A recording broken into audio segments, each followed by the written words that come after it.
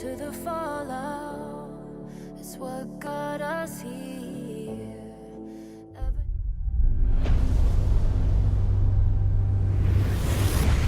Become a pro player? I have 3 million now. How hard is that to take another path? Can you walk this path? Je me suis déjà posé la même question. Posso percorrere questa strada? Il l'appelle. Le chemin et le champ de bataille vers le plus grand honneur. Posso arrivare? Je ne suis encore personne. Posso lasciare il mio nome? Inizia a salire su questo palco. But the moment I tapped my first skill button, the moment I stepped onto the stage, I was no longer nobody. Our names began to shine. In facing the tension of adversities, in facing the frustration of defeat, in facing the uncertainty of the unknown, nothing can block the path I choose. With the light of victory, we pierce through the thorns. The path to honor is here. Beneath our feet. Light up.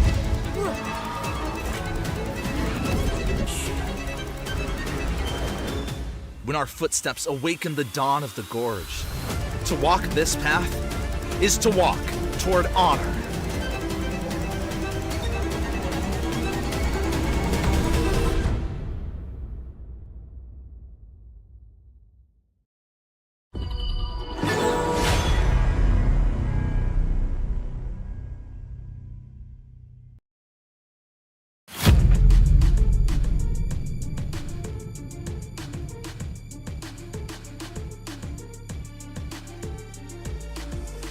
It's not just about adapting. It's about creating your own path. Siamo pronti a sconfiggere chiunque si metta sulla nostra strada. To work down this path, we need to do it together. Side by side, we walk the road that shapes our fate. Es hora de cumplir con nuestro papel. Siamo pronti a sconfiggere chiunque si metta sulla nostra strada. It's time to walk the path of honor.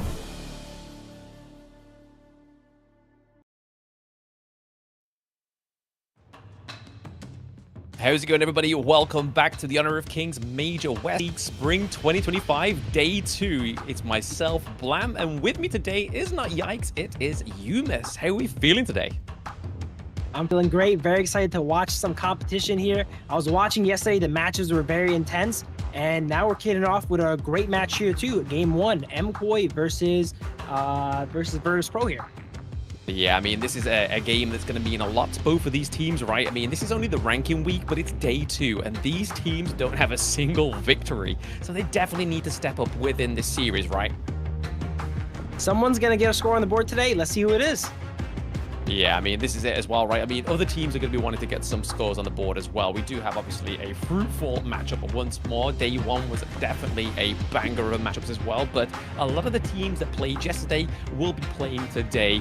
Obviously, we get the first match from the Turkish region team next RÜYA as well, so we do definitely get a little bit of new blood onto the Gorge today. Yeah, yesterday, I think OG has really cemented their place as one of the top teams. And let's see how they extend their lead today. Yeah, speaking of top teams, right? The top team who wins this competition gets that 10,000 USD prize pool. The total is 50,000. Second place gets 8.5. Third place gets 7K. 6.5 for fourth. And then if you range between 5th and 7th place, you still walk away with 6,000 USD. I mean, man, that's definitely a very tasty bit of prize pool, even if you get to last as well. Honor Kings definitely treats their players really well here. The difference between first and last is large, but you get a good amount just for playing. A good amount just for playing, and these are the teams that are participating. We have OG Esports, we have next RÜYA, we have 9Z Globant, we have AYLO Gaming, Twisted Minds, Movistar, and we have Virtus.pro as well. So we have plenty of different regions participating in the West League, all trying to prove themselves who can be the top dog of the West League. Today, the matches are going to start off with MKOI versus VP, as we mentioned. It's going to be followed up by 9ZG versus Twisted Minds. And then OG makes another return here versus NRX. And then finishing off with another MKOI match versus AYL today. Yeah, I mean, some really good matches coming up with today as well, right? Like, day 2 is definitely going to be kind of trying to outshine day 1, but all these games are going to be played on that global ban pick as well, which was pioneered by Honor of Kings in the KPL since 2018, and now it's officially introduced to Honor of Kings international tournament starting from Invitational Season 3, and definitely upset some of that power balance that we already saw from 2024, right? Like, it's normally Malaysia versus Malaysia, but man, Nongshim came through from the JPKR region, going up against Nova Esports, taking them all the way to the ultimate battle as well.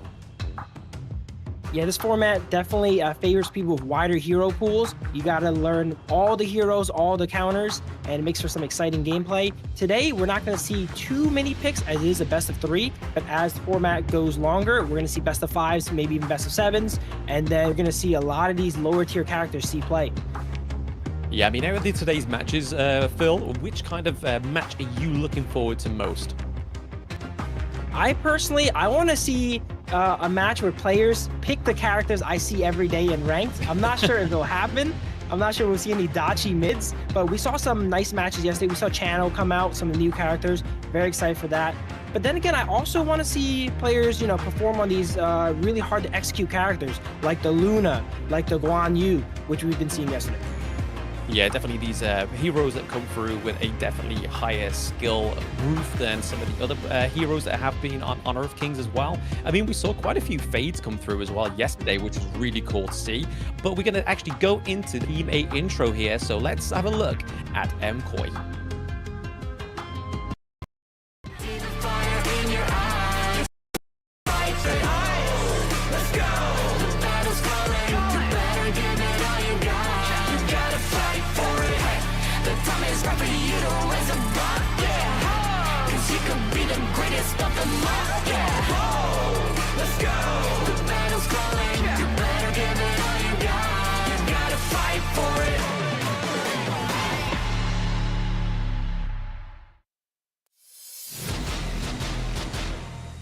And there we have it. This is Movistar Koi, the Rising Phoenix, coming through for day 2, game 1, and that represented by Waji. We have Demon Cat, we have Kento, we have Leo Lee, and Goose representing Movistar Koi from the NA region.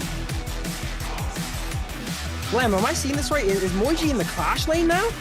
Yeah, Moji's made a little bit of a switch up here. So yes, we're going to be seeing Hento into the mid lane and Mwaji into the Clash lane. So a little bit of a shake up here for MKOI, which could be very interesting. Maybe this is what they need, Phil, to actually get onto the winning side of this bracket. I think that's definitely a very interesting strategy. They were really quick about it. They played yesterday. It didn't end up working out. So instant adjustment. Maybe this is going to work out today. Yes, I mean, these are the kind of adjustments you need to make, right? Like, as long as it's within the bounds of the rules, which it is. So, hey, you may as well take those shots because, again, obviously, MKOI lost the game against NZ Globant, which, again, that team really surprised us yesterday. None of us was expecting that they were going to be going through to this, but we're going to have to take a look at Team B. Let's go! The battle's calling. You better give it all you got. The time is right for you to rise above, yeah. Cause you can be the greatest of them all, yeah. Oh, let's go. The battle's calling. You better give it all you got. You gotta fight for it.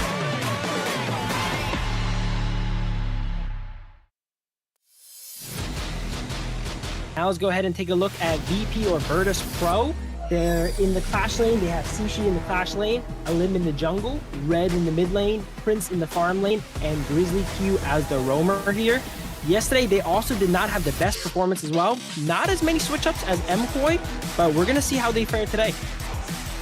Yeah, I don't think we have any switch-ups here on this team, right? They're going to stick to what they know from day 1 and just hope that it kind of clearly gives them the result that they need today, which is definitely the the victory that they're waiting for, right? They're currently down 4 games, right? Not a single win in these 2 series that Virtus.pro has played against. But honestly, when we start to look at the teams that they played against both of the teams from the EU region, right? They played OG Esports and Twisted Minds, which yesterday, from their performance, looked very strong.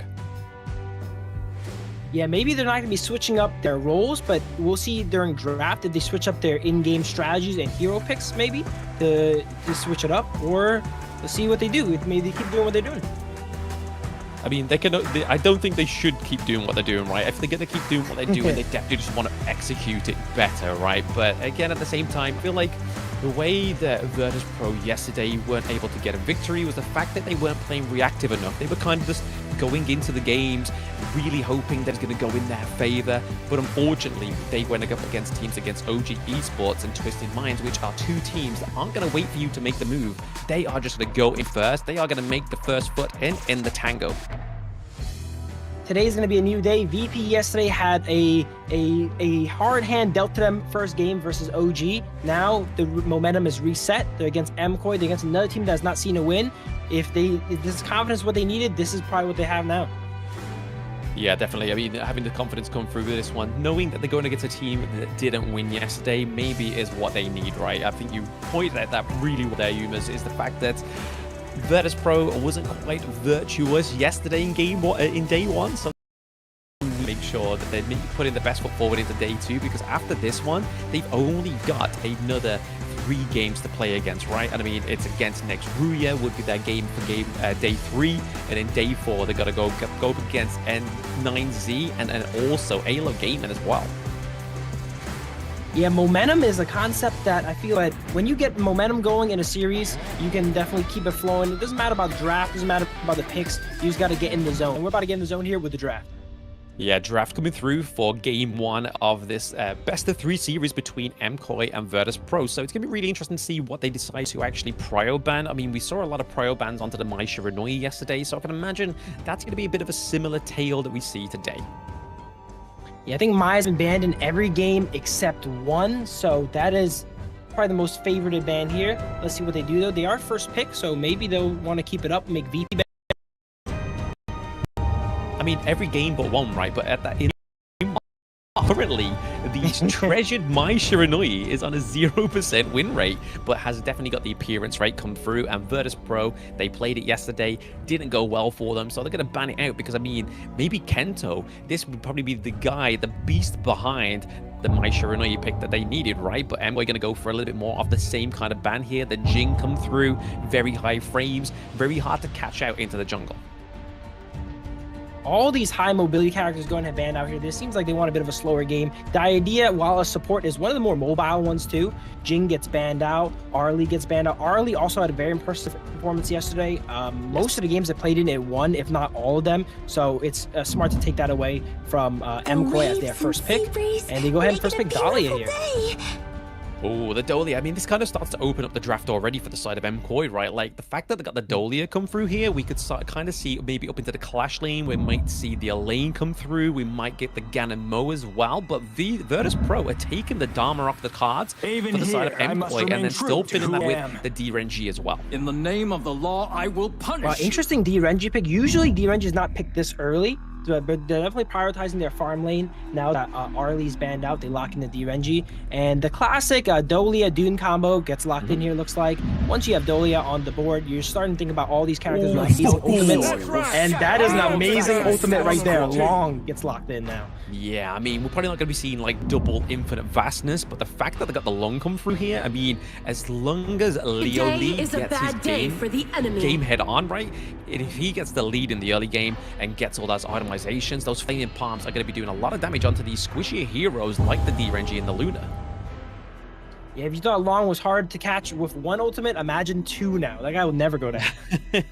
Never go down. He's like the pure escape artist of Honor of Kings. Right, we see Luna gets locked in from VP. See, these are the heroes I want to see pros play. Luna, these high mechanical heroes that are extremely hard to pull off, but when you pull them off, they are so satisfying.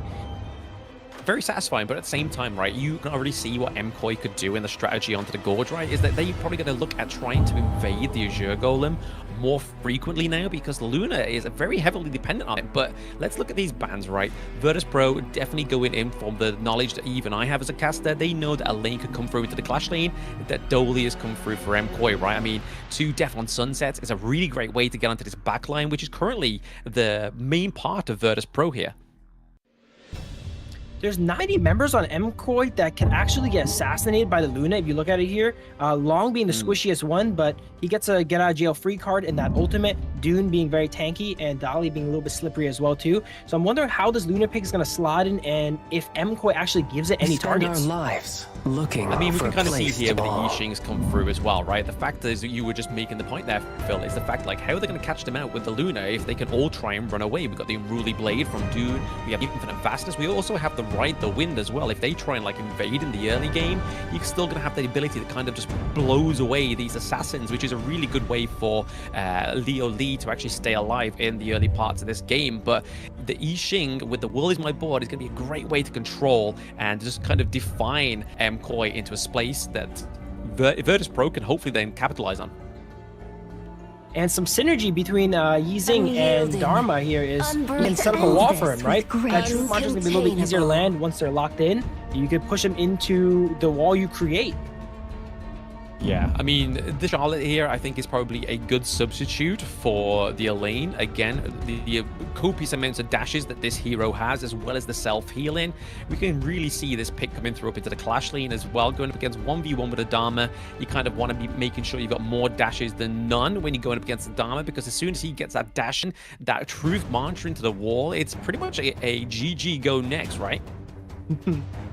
That's definitely true. You land a good Truth Mantra, those will end games. Charlotte here, interestingly enough, I don't think is the strongest team fighter here, and MKOI has drafted a pretty solid team fighting comp, so maybe they want to put more power into that side laning that Charlotte is able to do.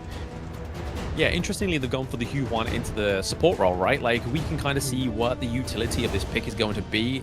The Huan Grizzly Q here is going to have the main priority of trying to kind of just bait out those Unruly Blades. So if we see the Unruly Blades come through from Demon Cat here and try and set up a really good, solid team fight, they're going to be able to use the Unending Sorrow to become untargetable and just kind of exhaust it, but then also give over those healings as well. Outside of Luna, VP's team is pretty straightforward, so it seems like they want to add another pick with a little bit of flexibility here. You do Yuan being able to do a lot of things at once, and being able to go untangible makes it hard for the enemies to just react to their plays. Yeah, I mean, it just gives a little bit more sustain to the team fight, right, as well, because, like, they don't really have a solid front line. The Huan's going to be kind of, like, trying to act as that front line to bait out those skills, as I previously said, but at the same time, she can offer the heals, and she can offer the CC as well. Like, quite a huge range within that circle as well. Maybe they're adding as more of a contingency plan. Early game, she's not going to be that tanky, but as we get later into the game, she does actually round out with more of a tanky build, and that'll make up for Dharma, which is not the tankiest Clash laner as well. So out of these two drafts here, Phil, which one do you reckon you're kind of leaning more towards? What's the favorites for yourself? I personally really think I like MKOI's lineup. The first 3 picks they have are so solid, and since this is a shorter best of 3, being able to just get 1 win off the board with all your power picks I think is very valuable. The Dune, Dolia, and Long, such a solid 3 pick here. Oh yeah, absolutely, like T0 picks, right? Like the fact that Dolia, I think Dolia actually came through quite frequently yesterday as well in terms of the pick rate. So in terms of her presence, I believe she was definitely one of the more chosen of the heroes yesterday as well. Actually, no, only picked once, banned once as well. So again, not quite given the frequency that she needs to, but she definitely does have that impact onto the Gorge, right? With the Wave Breaker, with the Ode as well, definitely has everything that you need, especially with those dual ultimates. I think Dolia is really good in draft because it opens up picks for you that are not quite tier 0, and Dolia can make them tier 0. Like the Shangwan, for example, is an amazing Dolia combo if the players can play that. It turns a pick that's not very contested and makes it really, really strong. Yeah, absolutely. But we are going to be getting into game 1 very soon, and we kind of take a little bit of a screenshot coming through. Yeah. As we're going into game starting up now. Let's see how they do their early wave. All forces, move out!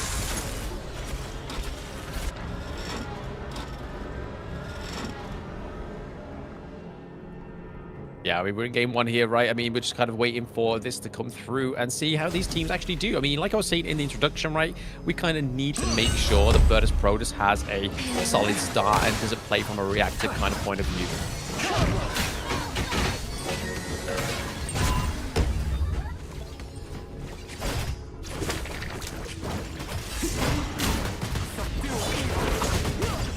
As you can see here already, there's no real action going on for the actual game as such right now. We can kind of see that the teams are just trying to take off some of the jungle camps as expected.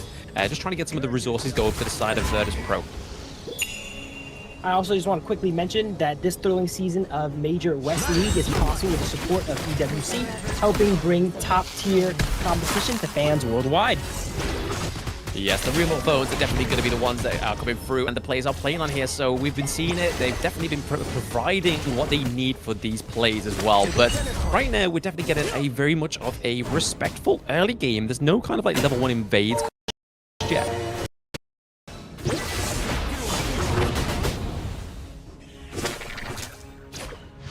But so far, yeah, no action going on to the Gorge just as of yet, it seems. So far, these teams are just trying to just farm up in the early game. Oh, very close. I mean, Grizzly Q looking pretty low there.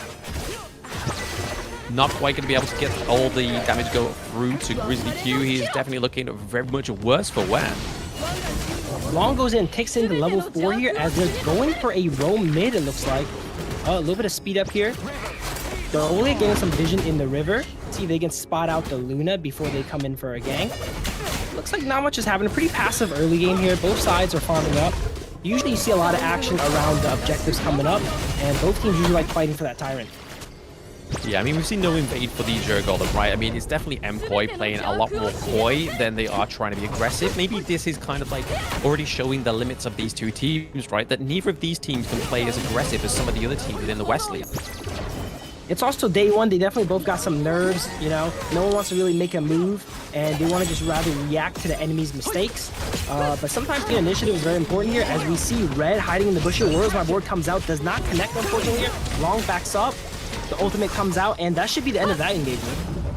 Yeah, I mean, the Taking Liberties came through as well. Obviously, like you said there, Phil, like, nobody was caught in the board, so a little bit of a wasted ultimate already for the side of Virtus.pro. Okay, the Wind Slash is getting connected here. We do get a kill come through. It is going to be Shishu that takes down in the first blood, yeah.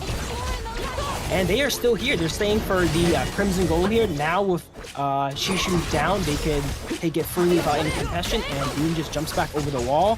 That mobility from Dune is able to join fights, exit fights. That cannot be understated. Yeah, can't be understated, right? I mean, this is definitely what MKOI needed, right? They just needed a little bit of security, not catching the world as more board for the second time. That's 2 ultimates not actually landing right now for Virtus.pro. Definitely need to work on the Yixing is red. Speaking of mobility, we just saw Luna steal the camp and jump all the way across the stream back to their side in safety in like 1 second here. So a lot of mobility on both sides of the game for sure. Yeah, and we can kind of see that the fact that they got the first blood there is definitely showing in the gold difference, right? Like, we're on 1.4k to about 10.7, so just flickering in between that 1k gold lead for now. But we are getting to those neutral objectives, so we should be seeing a little bit of a team fight maybe get set up here. We are seeing that Elim is going in onto Demon Cap, but actually not committing to it.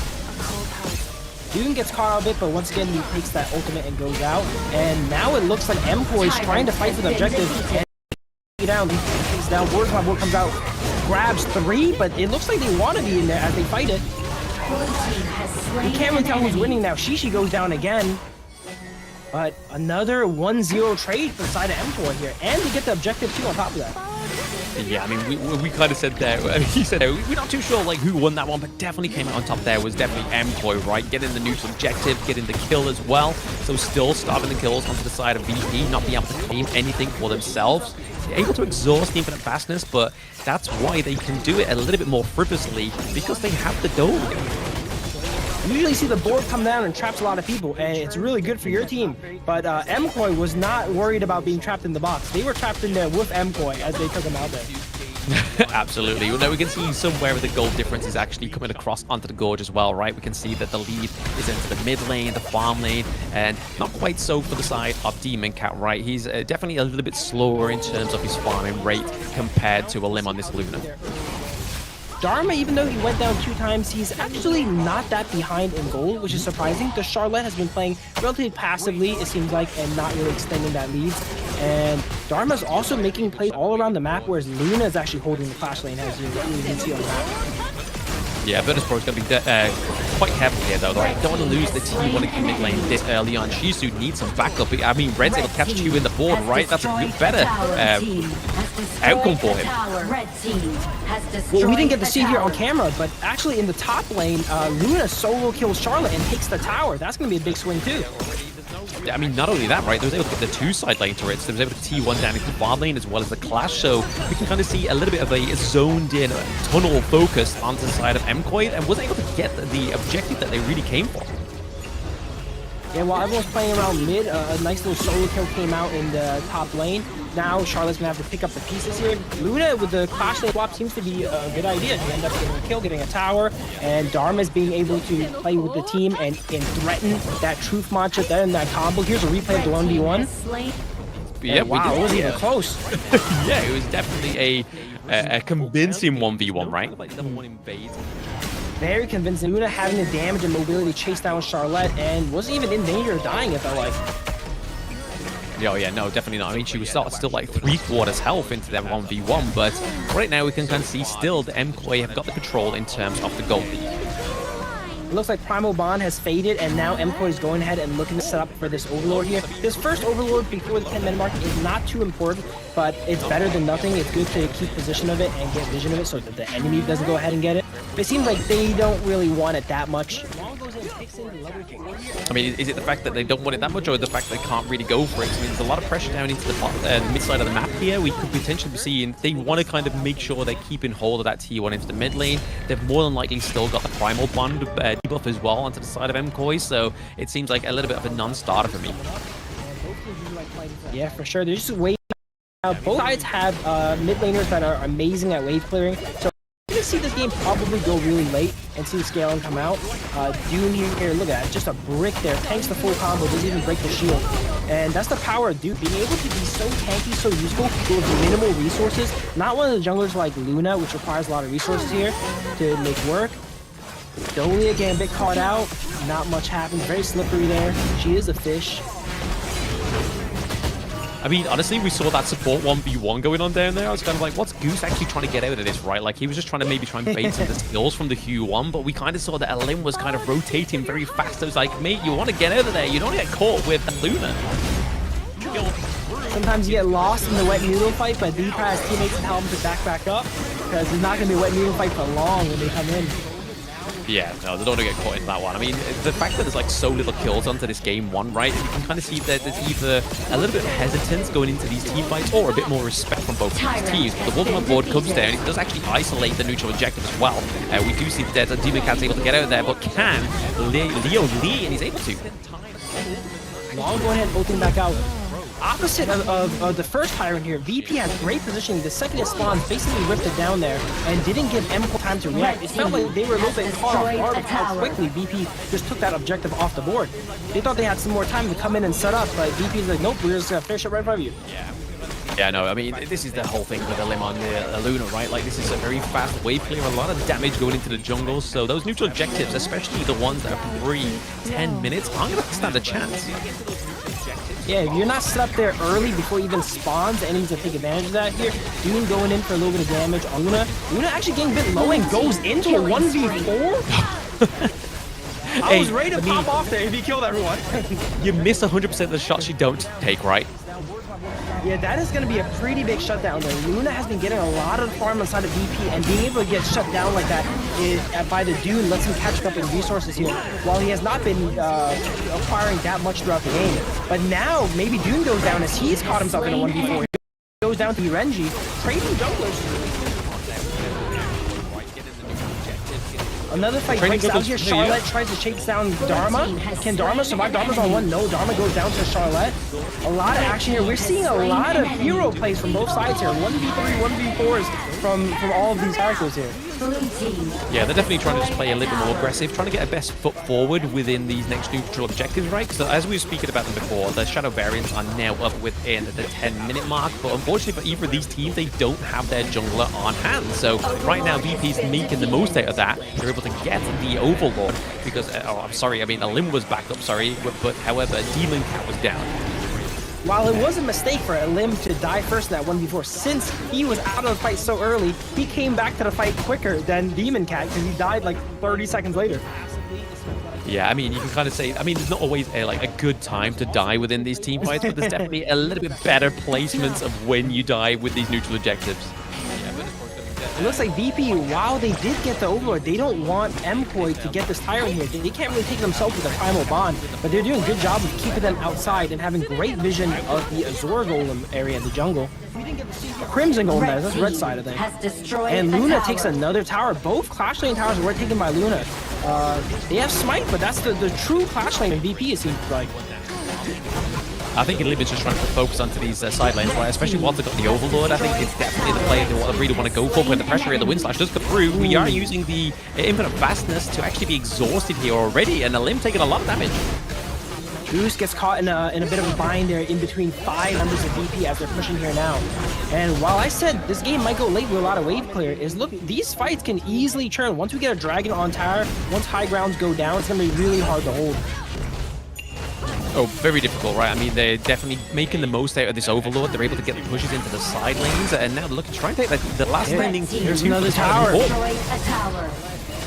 There's another Lady Gen trying to hold it best they can with the ultimate, but when there's 5 members hitting from range, there's not much you can do. And now with Primal debuff down, they go ahead and take the Tyrant. VP not starting out as strong, but it looks like in the mid game here, they really came back. They got all these objectives. I think they got the last 3 objectives in a row now, and they got the tempo on their side. Well, we can kind of the crack started to show, right? I mean, it was very obvious when we started to lose the 2 side lanes onto the side of MKOI. That's when we really started to see MKOI kind of be like, oh no, they've kind of already got us like back towards the wall, rather than trying to sort of like take the team fights or at least trying to pick them off 1v1. There was none of that from MKOI. They was just played still passively, which was the problem that VP had yesterday. The side lanes are the silent killer here. You take your eyes off them for too long, minion wave push up, someone needs to go and respond, and during that time, what do? They group up as 5, push, take an objective, catch you off in a rotation, like Goose was caught rotating bot there, trying to clear the wave, help out, get some vision, and then you get caught in the enemy jungle. Once you have the side waves pushing, you know where the enemy is gonna be. They have to go clear, right? So you can set up an ambush and wait for them. Yeah, I mean, it's not only ambush that becomes available when you have those side lane turrets being taken down, right? Like, they've now allowed the Alim's kind of like, you know what? My Azure Golem's not going to be contested because I've kind of pushed you all the way back to your base. So Alim's like, hey, I can have a free roam to your Azure Golem. I can get 2 for 1, buddy. Board coming out here catches 2, but not much could be done from it here as they're behind their high ground tower. Important thing to note is, Dune goes in onto the Yuan, but Pop's ultimate gets out.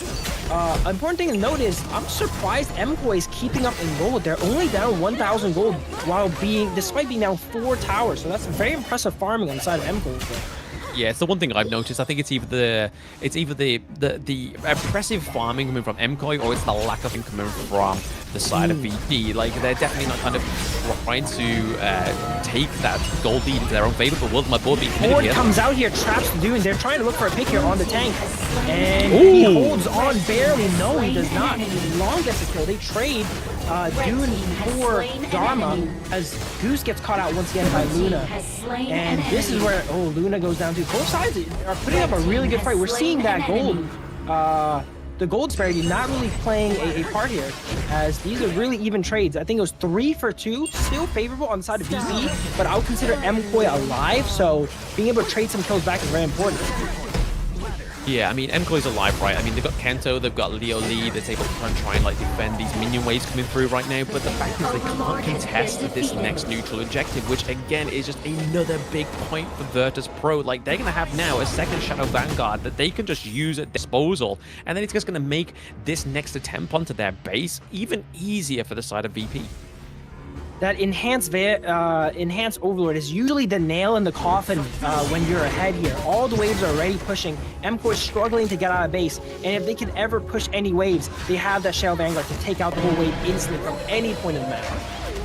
Yeah, I mean, we can kind of see the little bit of itemizations come through here from MKOI. They've got the Starbreaker coming through, so in terms of like the tankier damage, they can try and like put that down onto the Huan. But honestly, there's definitely a little bit more squishiness rather than the tankiness onto the side of VP. So maybe even the Active Torment probably would have been a better build into this one. But as Demon Cat as well, he's got the Blood Rage. He's got a little bit of a more second wind coming through with that additional shield.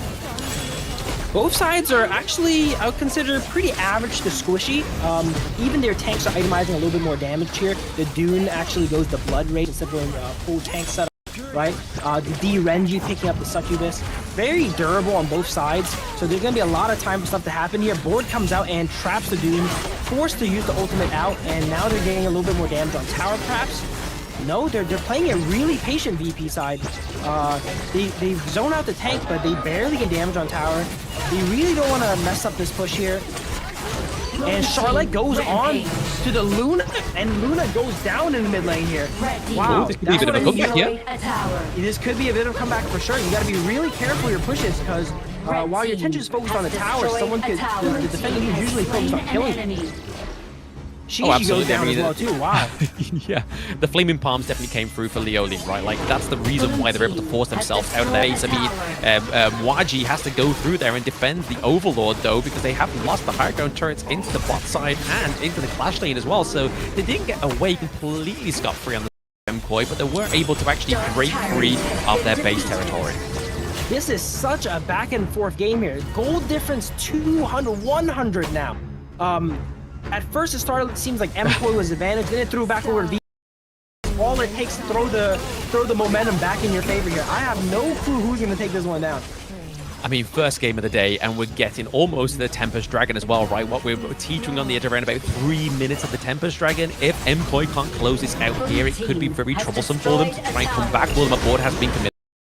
MKOI has completely shifted momentum here. Now they're taking the fight to VP side, and it looks like they're Board did come out, trapped the Dune, made him lose a lot of health here. A lot of untargetability from both sides here. Long using his to dodge some damage as well.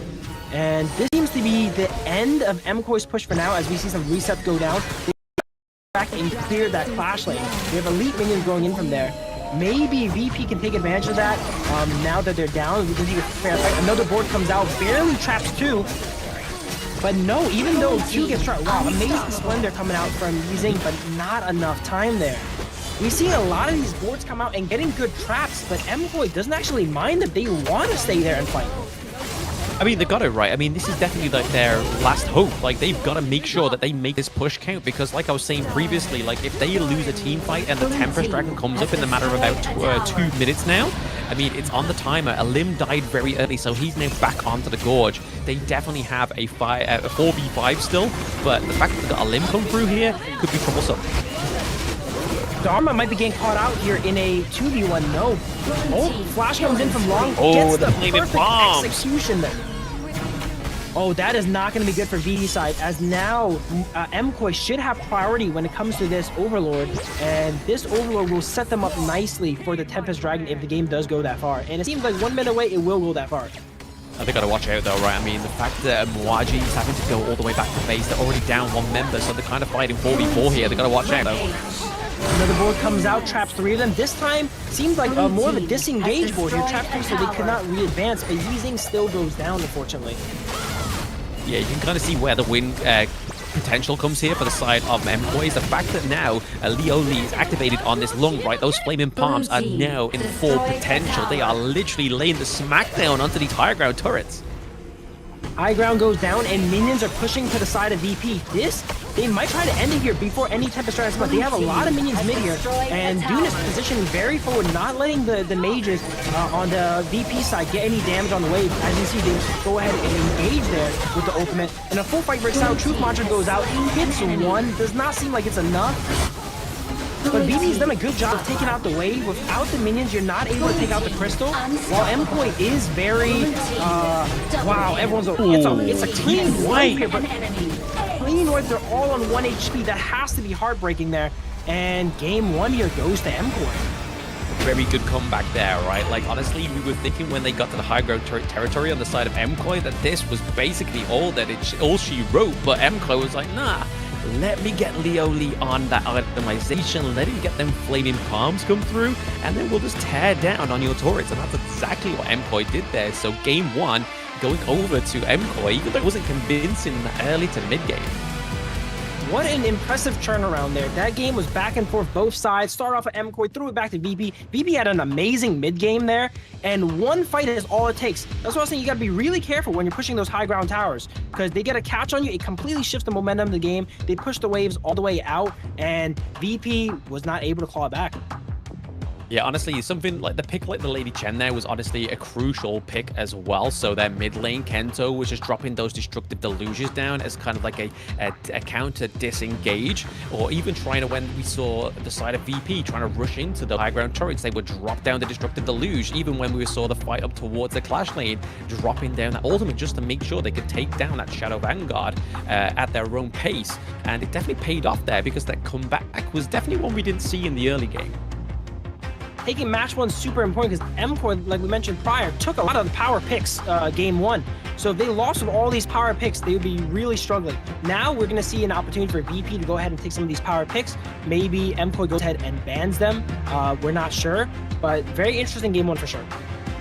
Yeah, exactly. I mean, some of the picks aren't worth banning, right? Like, we've seen some Doom bans being banned yesterday, but the fact that they probably wouldn't want to let something like the Lung come through, especially how we've seen MKOI play frequently, is the fact that you have to make sure that you get the Lung activated. Like, it's one of those ticking time bombs. So again, I feel like that's a little bit more fruitful than the Dune, depending on how early they can finish these games.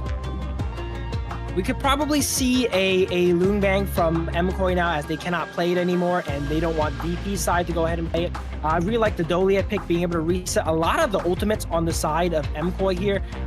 Sometimes people draft compositions that they have a really strong focus. Dolia needs to reset that one person, and that person goes down, and it all kind of falls apart. But when you draft the composition where everyone kind of wants their ultimate reset, it makes the game really easy for Dolia to play, and being able to get value all throughout the game, any part of the map. You can reset the Clash laner, the mid laner, the Long, obviously, if they need to.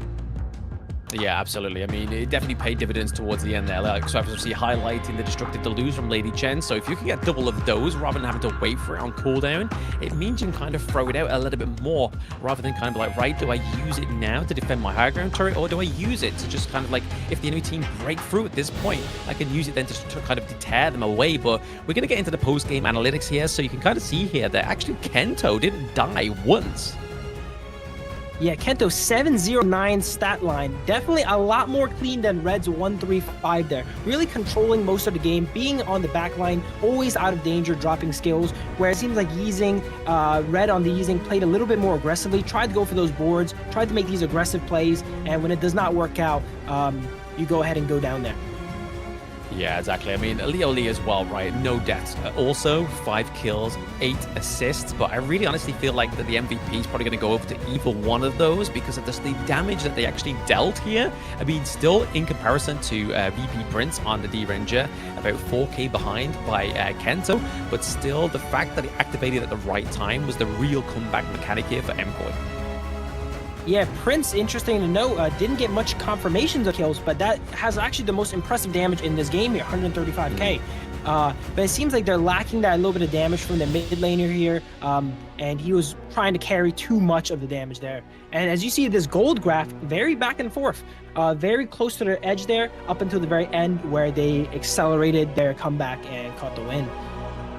Yeah, it's very representative of that game, right? Like, just an absolute roller coaster, just kind of like, it was teetering on the edge a lot of the time, especially within the early game, as you can see there, but then it goes over to the side of blue, and then even when it was kind of trying to focus and the favor of it, the goal being into MKOI, but the game still wasn't going in their favor, but they were still holding on to it, which really was the point where you can kind of see why the late game happened, right? Is the fact that they weren't able to let that gold lead go completely out of control in the early to mid game. They were able to kind of stabilize it, and then it weren't too bad into the late game to the point that they could not come back from it.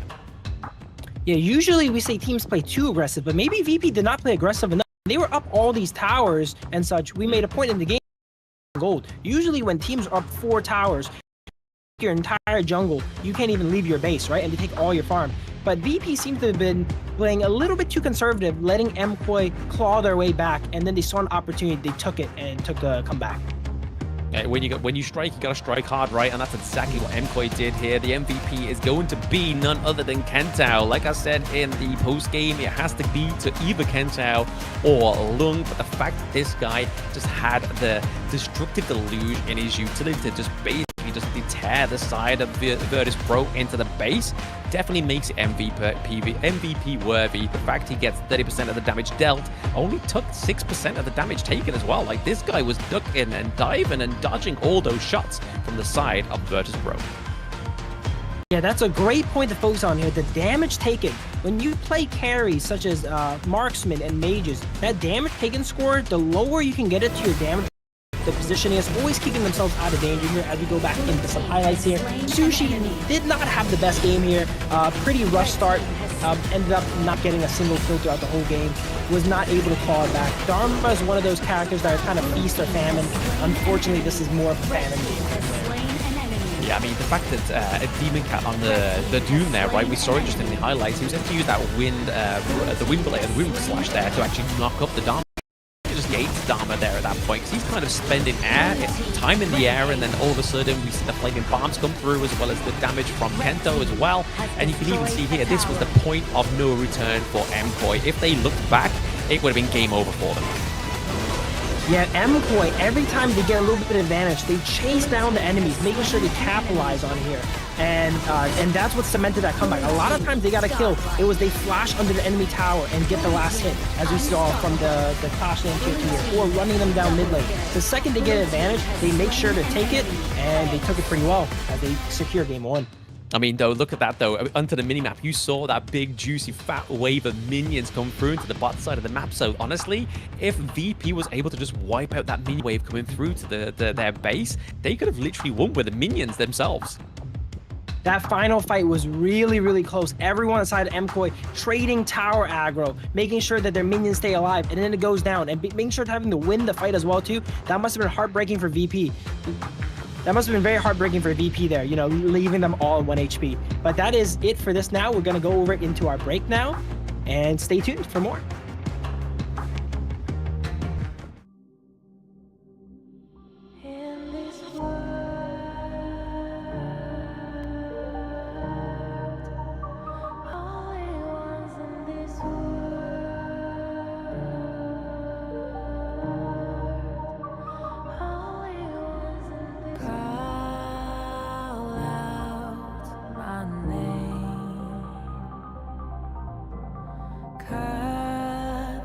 Sound of the rain.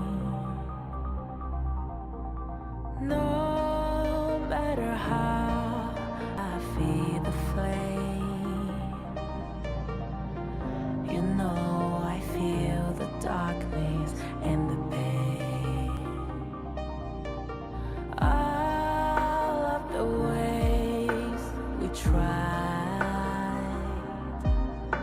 to break free from the night, you know we made it out, we found the light. I fly so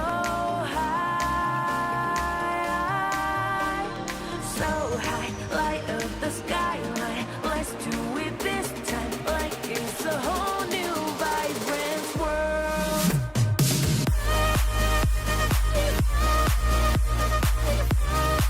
Like we're the only ones in this world. Like we're the only ones in this world.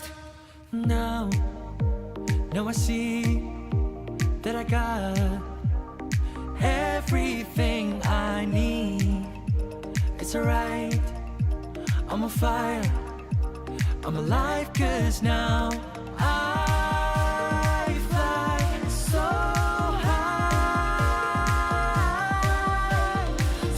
high, light up the sky. Let's do it this time,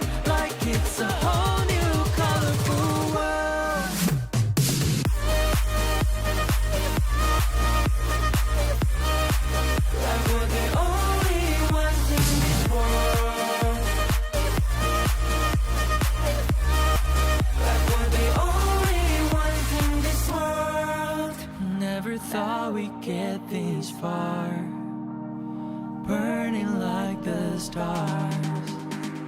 How we get this far, like we're the only ones in this world.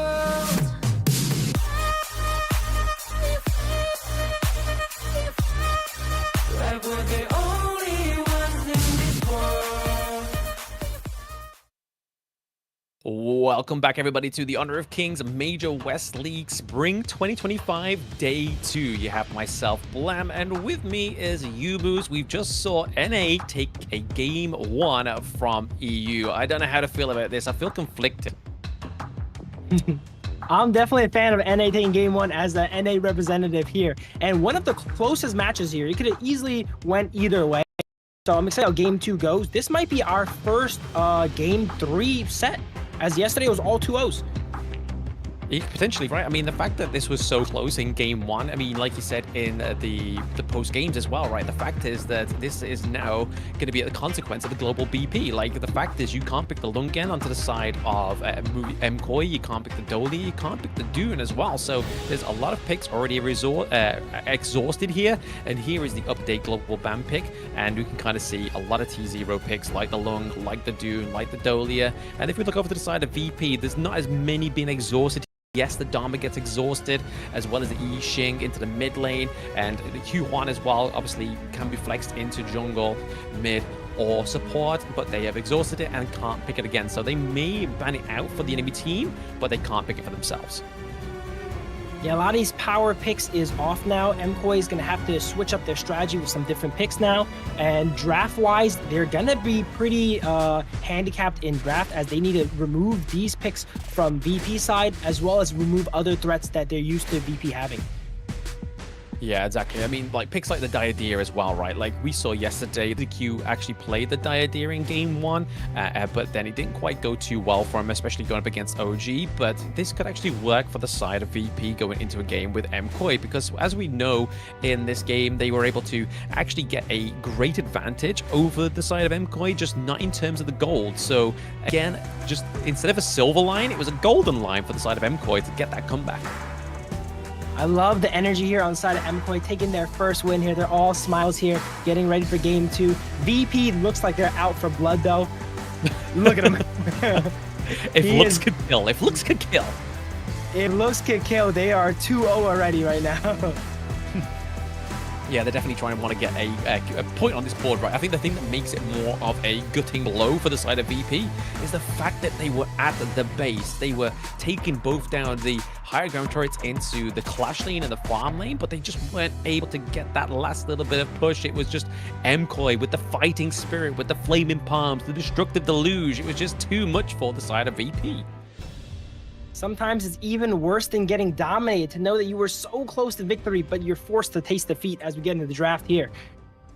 Yes, Game 2 draft coming through here. We do see that VP is going over to the side of blue, so now they do get prior blue, so we could be seeing something like, depending on what gets banned out here in the first part of the banning phase, we could be seeing something like the Diadeer come through. Maybe red will get the Mai Shirinoye, maybe play a little bit better for him, but it looks like MKOI is like, nope, not anymore. Now we cutting that one straight out the gate. VP, having exhausted the Dharma, does not want MKOI to go ahead and take it here too, as we see it get banned out. MKOI, for the second ban, has a lot of options, actually. I'm curious what they ban. A lot of power picks are still available. Luna also banned from VP here, as that's another pick they've expended already. And we see Diadeer end up getting banned. So a lot of power picks for VP are available here. MKOI cannot contest, as they've played it already. The Ali coming through, I mean, this was one of the picks we were talking about in the part of the stream, right? Like, Ali was one of these picks that came through a lot of the times, picked 4 times, banned times, but has 100% win rate. So honestly, if they can keep that win rate going here for VP, we could be onto a bit of a banger. But over to the side of MKOI, they do have another tasty T0 pick, which is the Organ. I really like the Argon being picked with someone like Princess Frost, which is a less economy-focused character, and help out their teammates and feed all that juicy mid-wave farm into the Agron, and hopefully have him go ahead and run the game as one of the strongest picks here. Yeah, I feel like if MKOI here has a little bit of a know-how, I feel like they might lock in something like the Lady Sun here, because like you were saying there, the Princess Frost is not a utility, like a resource-heavy mage, right? You know for a fact she's probably going to go down to the bot side of the map to freeze the wave, whilst Lady Sun goes into the middle of the lane to pick up not only one minion wave, but then go all the way down to farm lane, pick up another, get some of those jungle camps in between as well. I feel like that might be the good call here for MKOI to go for. But instead, they go for the Byron. Mayeen we've seen pretty often, but she, not much picked. But I think she is actually a very, very solid pick here. Not many players seem to value it as much, and it gets picked up here in the mid lane for red. Byron does get locked in as we go into the second phase of bans here. Byron as well, too, a character that we've seen picked a lot in the past, but now is not as priority. I mean, we've seen Byron quite a lot, I think, yesterday as well. He did definitely come through quite frequently. He can be a great front line, as well as kind of like trying to be like hide in the brushes and pick off your back lines as well. He does have to sustain from his force field as well, his ultimate. But the shot makes sense, right? The shot into the mid lane is a control mage. So again, one of the biggest counters for the Ogryn is just being able to get a lot of control onto it. And the fact that MKOI took the Princess Frost from the side of VP, which would have been the go-to pick against the Ogryn, they kind of fell a bit short here, even though I feel like maybe the Lady Chen could have been a bit better as well. The Dolia ends up getting banned out here by MKOI as they took it game one. So once again, denying that roam pick for VP. VP is only missing their roam and jungler now. So we're going to see double roam bans being banned out by MKOI. We see Liang banned from VP, targeting the roam on the side of MKOI as well too, here in the second phase of the drafts. And then the DRNG gets banned out there. So still available is the Lady Sun, right? Again, a late game hero, which we've already seen that Leo Lee, we know he can navigate that well. They lock in the Zhang Fei instead because they know that VP kind of have their marksman, so they can kind of leave the marksman pick right till the end onto the side of MKOI. But taking the Zhang Fei, I think, is a really good thing. You know Grizzly Q loves this pick. Zhang Fei super durable here, able to frontline and disrupt the Mayeen, and doesn't really mind getting grabbed by Shi too often. Definitely not going to get taken out by Arlie. And Arlie, being one of the more lower range characters here, could actually get caught out by Zhang Fei's combination here. Jing comes out for VP though. Now that is a spicy pick. And Guan Yu, wow. Taking a leaf out OG Esports book, it seems. Oh, no. Basics. They're gonna go to the Liempo. They're like, hey guys, we're not gonna be too pizzazzy here. We're gonna go to the Liempo. I mean, it wouldn't make sense into the draft, right? Having a Guan Yu as a support would have been a little bit difficult for them because they don't really have a designated front line, but now they have the Liempo, which is one of the biggest counters for Ogryn. Obviously, they could have gone for the Masashi. They didn't go for the Masashi, they went for the Jing, which is one of a limb. And Chano gets locked in. The newest character here in Honor of Kings gets locked in here. We saw a little bit of Chano yesterday, and now we're seeing a bit more. I was so excited by the picks that I almost didn't notice it was a Guan Yu support that was about to be locked in. Sometimes we get carried away. I mean, it's so impactful. It's so excited. The BPs are now, thanks to the global ban pick as well. So you don't know what's actually going to come through.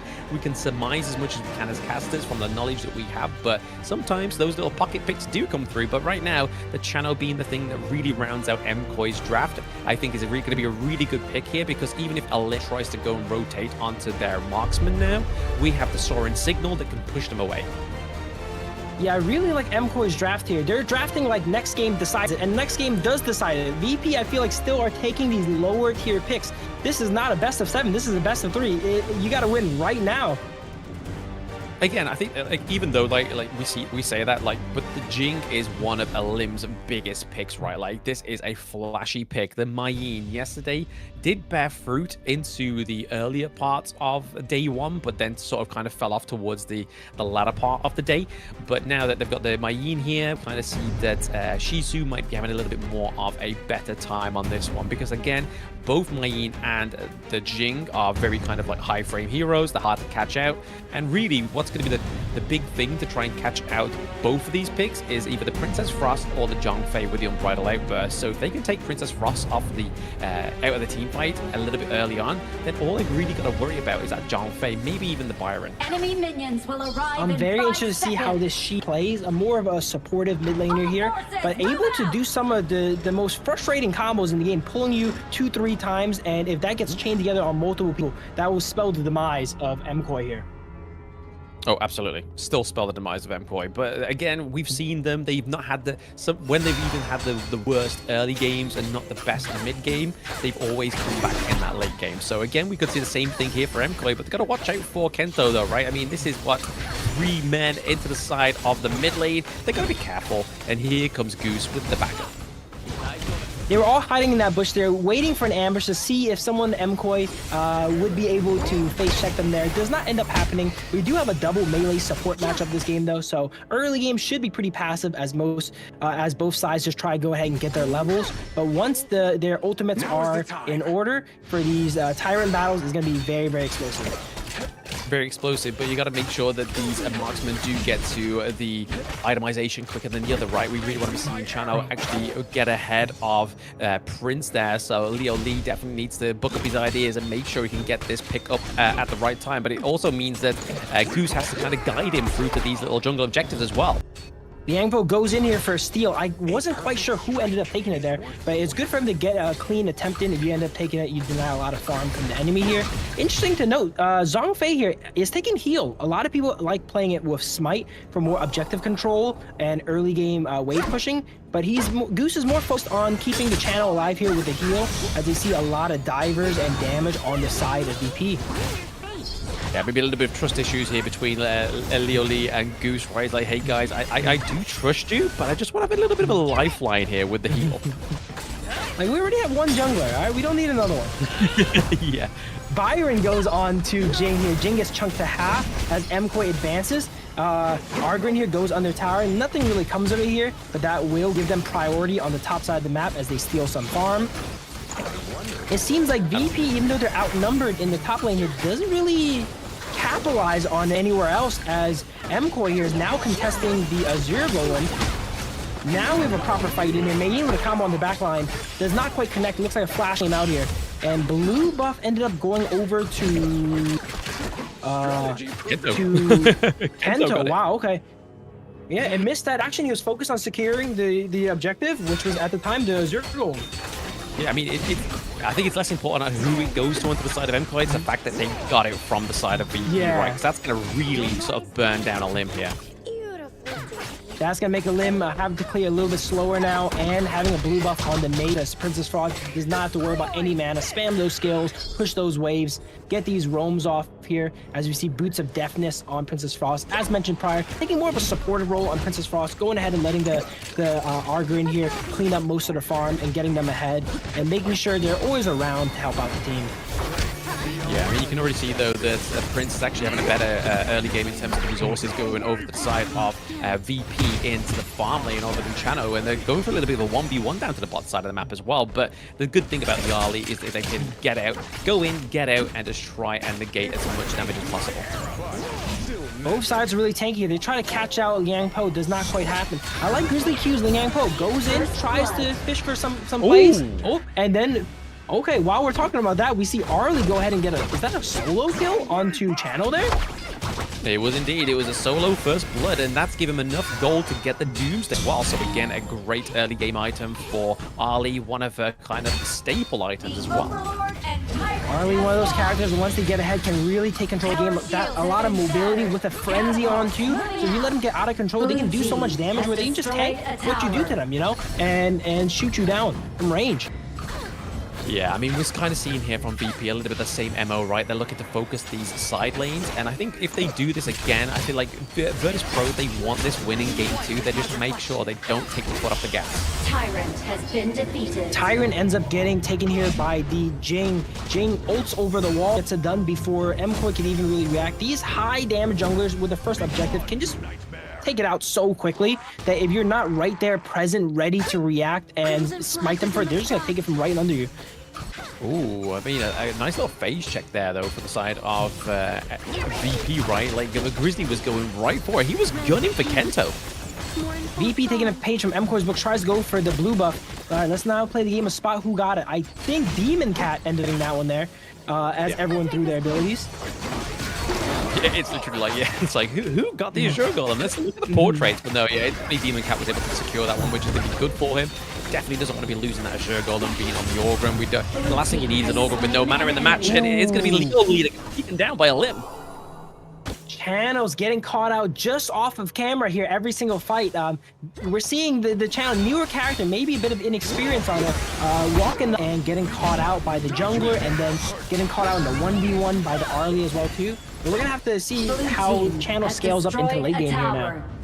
Again, I feel like this really relying on Leo Lee to get to that late game point, but right now VP are definitely trying best. You won't let them get to the late game this time around because they've got their T1s both into the side lanes being pushed here as well. And to be honest, Virtus.pro are doing a much better job at gaining the resources in terms of the gold lead. Channel, if we could see him get into the late game here, those wolves, there's not that much AoE on the side of VP other than She to handle the wolves. So in a fight, you're going to see him do a lot of damage on the side. Yanko goes in for a 4-man ult here, but he's the only one there. Look at those wolves hunting him down. He goes in and gets over the wall. We see is that Byron there barely getting away with 1 HP there under the tower of MKOI's side.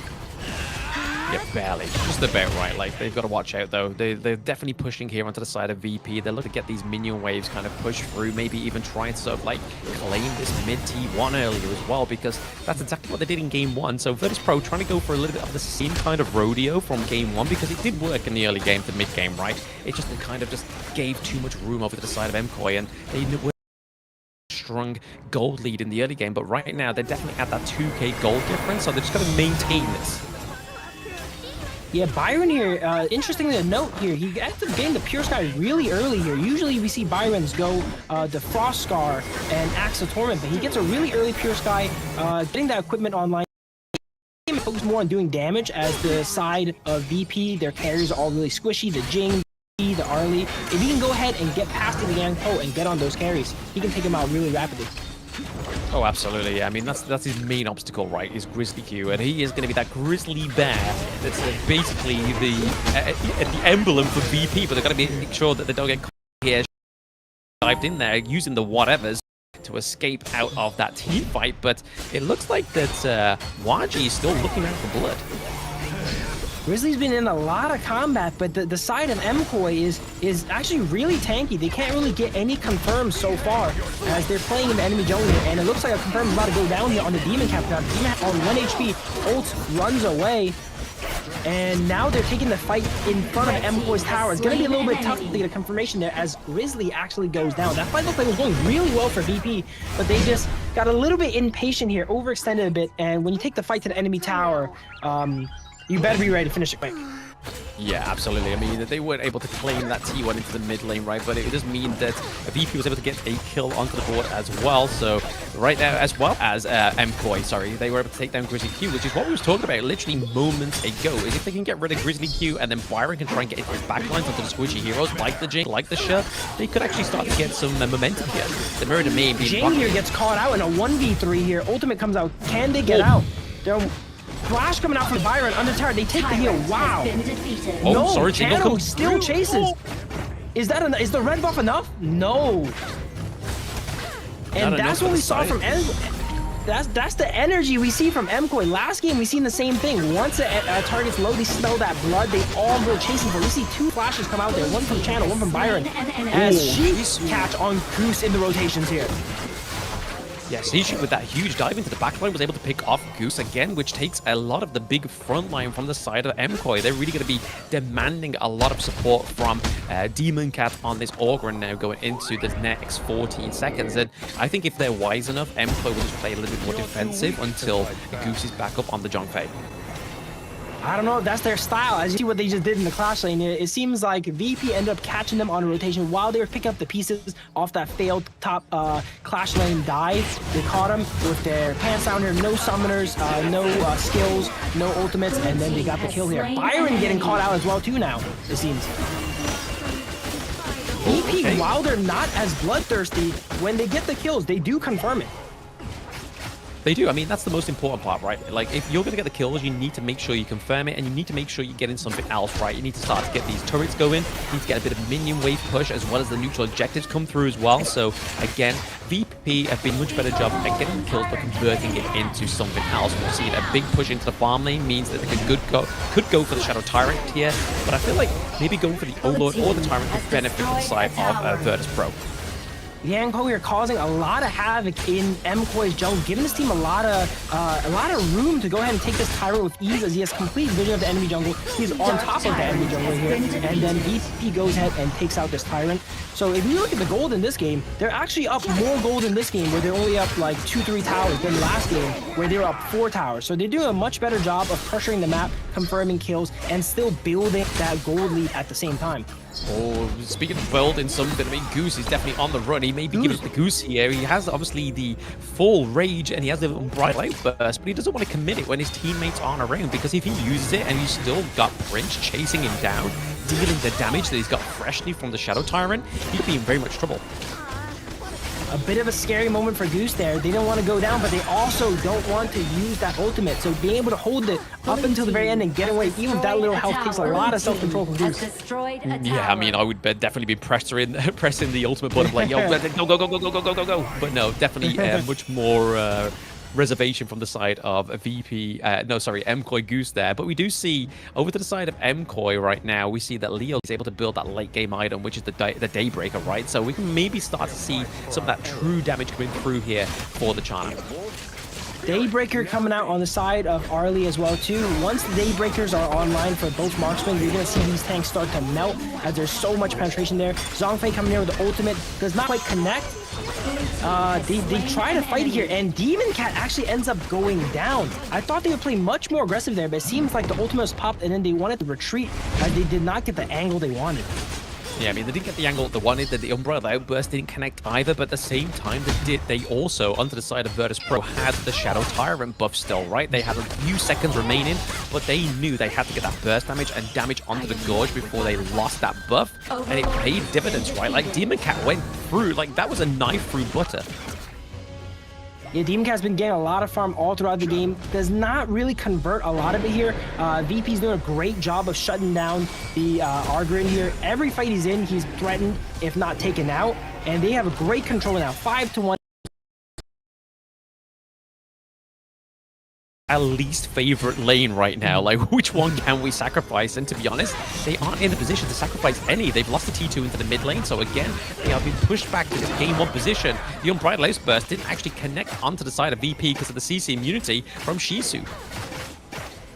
And we see the gold difference from Prince and Lilu here is about 2,000. That's giving Prince the opportunity to build more defensively now and not being taken out. They already have all their damage done now. They don't need to do more damage. They just need to stay alive. And all the damage dealers on MKOI side, as the fight breaks under the tower here, Grizzly goes in, goes down. Everyone's 1 HP. It looks like MKOI actually is winning this fight as 3 people go down inside VP as I'm talking about it. And while Prince is harder to take out with the defensive items here, he is not invincible as they get taken out. A nice little comeback on the side of MKOI.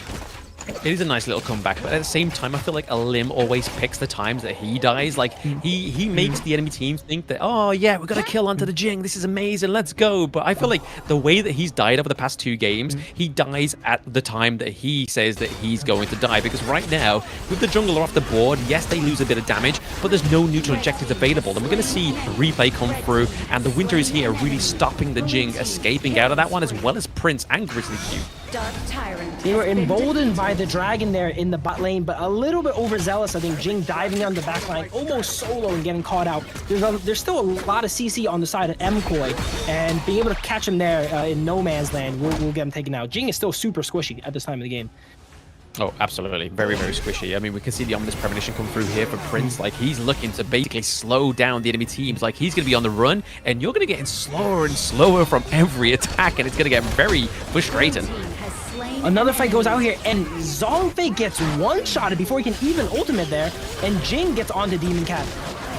Demon Cat is able to maybe get away. No, he's on 1 HP. They do not seem to want to trade, as Shishi here backs up on the Mayin. But wow, Zhongfei died so quickly that he didn't even notice, it looked like. He still has the heal and equipment ready, and the ultimate ready too. Yeah, he just forgot what buttons to press, right? He was just in as much shock as you were and I were, but this is what I mean with the ominous premonition, right? Like, Waji's just been slowed down to a T here, and it's all thanks to Prince. Having a higher damage jungler inside of VP, once you start face-checking the entire team, tank or not, you will get melted.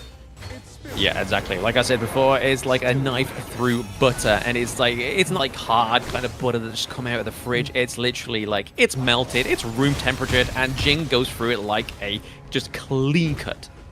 In a very warm knife. Let's see how they end up coming back from that. It looks like VP doesn't convert much off of that pick here, as they now set up. There's no objectives really up, and then MKOI cleans house here, cleans up all their waves, gets all their waves pushing back in a good position here. But we see they should have priority on the Overlord, but they're not actually positioning for it. They rather clear out the mid waves and have mid position. Now they're going ahead and rotate over to Overlord and setting up now. I mean, it just gives them a little bit more pressure onto their side. It gives them a bit more of a bargaining chip onto the side of VP, right? As we see Jing go in here, take out the Argrin. Can't really get online. Demon Cat's usually one of the first in, and that means you're one of the first out as well, too. Not really getting those executes. And that mid push, as you mentioned, allowed them to apply that pressure while having the MKOI, forcing MKOI to choose. Do I want to go ahead and clear mid wave? Do I want to fight for the Overlord here? And they got some impressive tower damage from the mid wave. They actually end up going down. Wow. Okay. Exactly. It's those moments of hesitation at this late point in the game, at that 7 minutes. It's like, you're not going to take a fight unless those minion waves are pushed. And now you can kind of see the knock-on effect happening here. They have the Vanguards, they have the T3 and the T3 into both the Clash and the mid lane, and now even the farm lane, so they are collecting them like cards. While MKOI is definitely very capable of a comeback, this is going to be a tough one with all three high ground towers. Elite minions are spawning in every wave. It's just going to be a struggle just to leave your base at this point. VP has a way better gold lead than last game now, 5,000 gold lead, but we're going to see it extend way more as MKOI is going to be forced to just turn them in the base until something happens here. MKOI, Byron goes, yeah. Okay, that fight ended up not going as well as VP may have wanted, actually. With all the minions pushing into base, they still end up taking a 2-for-1 not in their favor. Like I said, MKOI always has the opportunity to come back, and they're using this momentum shift here to go ahead and get the Tyrant. This is going to definitely help them clear these waves that are going to be permanently going into their base. Yeah, I feel like the pressure's a little bit too much for the side of MKOI though, right? Like, they've got the Tyrant, they've done this before, right? They weren't able to convert it into any turrets, and right now, that's exactly where they want to be, right? They want to be pushing these turrets and getting some turret gains. They really need to start opening this mid lane if they want to sort of create pressure onto the side of VP. Yeah, someone's always going to be stuck in base for MKOI doing housekeeping, as they have 3 waves of elite minions going in at them. What I always like to say is towers are forever. Once you go ahead and take out those towers, it's going to be permanently spawning these elite minions, and someone has to deal with it. Those minions will end the game alone if no one deals with it. Yeah, literally, if you leave unchecked, they'll be like, yo, let's bash your crystal down, and you're not even going to notice it within a moment's notice it goes down, right? But we can kind of see here that MKOI are definitely trying to get pushed here into the mid lane, able to get the T1 as well, but we don't want to see Goose get down. Ooh. Zhongfei with the ultimate now, still really low. She pulls him into the team here, and VP might take the closing fight here as 3 go down, 4 go down now, and that's probably all she wrote. Like I said, Byron is stuck in housekeeping, couldn't even join the fight. Princess Frost looking to cut the wave here in the middle. Very smart play. Cutting the wave is going to ensure that they don't get those minions in there. They have some minions bottom, and all you need is 1 minion to make that crystal vulnerable here, and VP takes game 2. There we go. They did come back a little bit fighting there in that game too, right? But the thing is, what we point out in the early game is the fact that they had a much better gold lead going through from the mid, the early to the mid game to the late game. Like, it was just too much of a gap for the side of MKOI to try and even make heads or tails of, to the point that they couldn't even get Leo Lee activated. And it was just like you were saying, there was just too much housekeeping for Moaji to do at the end of that game. Yeah, VP had a similar style mid-game where they'd done really well, but this game, they pressured the map while obtaining gold, and building that gold lead allowed them to close out the game a lot easier. Even when MKOI won some of the fights back, as we see, they took a 1-for-2, right? They still were down 5,000 gold. They couldn't do much. At the end, they caught back up a bit, but like I said, towers are forever. Gold lead or not, you can't buy your tower back. No, unfortunately not. And they didn't have a high no, so they couldn't even use the Fate Rewind to actually get that turret back up to scratch. But unfortunately for the side of MKOI, they did lose that game too. But it is going to be VP taking a point from the NA team, MKOI. So, hey, I might be feeling just a little bit proud here, saying, oh, look, you haven't beat us at 2-0. We are coming back here. It's also interesting, like I mentioned, this game could go to game 3. This set could go to game 3, and we are going to game 3 here. Both the games are really, really close. Usually leads get tossed back and forth, but VP showing a lot more force this game here. They got the lead, and they actually held it. There was some complications in the team fights, but they did a great job of taking towers when they could have, and their pushes, while there were some overzealous ones, since they had that gold, they had that cushion, they never really gave MKOI the chance to come back. Yeah, no chance at all, right? I mean, this definitely means the difference of getting those neutral objectives as well, right? The fact that they took the team fights when they got the Shadow Tyrant that's basically where the tipping point really kind of extended to the side of VP. It was just like, hey guys, we've got the ultimate dash, we're gonna go in, commit, we're gonna literally just take out like pretty much everybody on the team and then get those high ground turrets. That's where it started to crumble for the side of MKOI. And like we were saying there, the early gold lead advantage that VP was able to attain this time around definitely played dividends this time. Yeah, they forced a lot of fights, and when there's 3 towers down, one of them are bound to stick and ends the game, you know? Exactly. That's it. That's all they need to do, right? They need to just make sure they get the damage onto the board, get that pressure into those lanes. But it was exactly the same kind of MO from game 1, right? Like VP just went straight for those 2 side lane turrets, and then they did it again in game 2, but they were just able to also get the farm, get the gold up, and keep the pressure onto the likes of the Chano as well. Like there was quite a few times in that early game where Chano actually died a little bit prematurely, and that was definitely the result of the late game as well. Like Chano just didn't actually shine at all.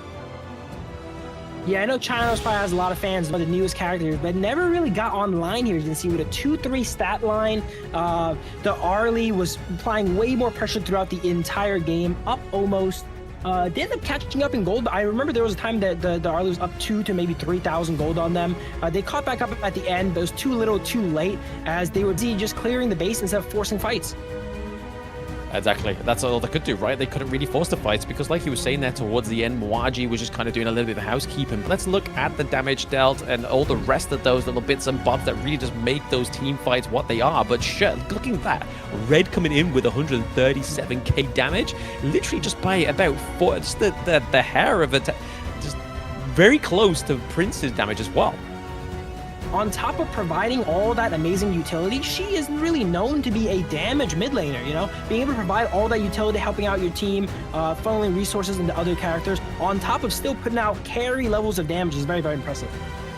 Yeah, completely different gold graph this time around, right, as well. Like, it was no longer that kind of, like, ups and downs, turns about. It was literally just like, yes, we saw a little bit of gold difference go over to the side of MKOI in the early game, but then mid to late game, it was like a tsunami, just kind of just taking MKOI off their feet. Yeah, you can really see how that aggression there really matters. It built that cushion. Near the end of the game, they actually dipped a good amount. In the first game, when that dipped over, it went actually over on MKOI's favor. But since they have that buffer there, they're up 5,000 gold, they can afford to be down 2,000 and still be monstrously ahead. Exactly, yeah, they could take the hit, right? They definitely have the capital, they could take the hit, and that's exactly what VP did at certain points, right? We saw, I think, at one point where Grizzly Q, Prince, and Alim all went down, but they were still able to come out on top. And Red here on the shut pick, able to get an MVP, not losing a single death. This guy was on a no-death run, doing 29% of the damage, and actually taking only 11% of the damage taken as well, so still a very small margin of how much damage was actually taken onto this mid lane. Both mid laners now have a game under their belt where they go undefeated, basically, with 0 deaths. Game 3, I doubt they're both going to be able to do that again. Hey, never say never, right? Never say never. These are 2 picks that have come through very thick for both of their teams when they needed to shine, and we're going to be seeing it in the highlight reel, right? The fact that the amount of crowd control that Shut actually brings to a team comp is crazy. Being able to do so much work with Shut, and it's not the most cryoed pick as well, too. Leaves VP a lot of powerhouses for the final game here, whereas MKOI has actually exhausted a lot of these T0 picks, as I mentioned. Yeah, exactly. It's now going to get even harder going into this game 3, right? We kind of see that some of these power picks have come through, especially like Alim onto the Jing. We see that Prince has definitely got the the privilege of playing the early and maintaining that 100% win rate as well. So now it's going to be over to the side of MKOI and their draft. They've lost the Augur and they've lost the Zhang Fei, as well as even the Princess Frost here.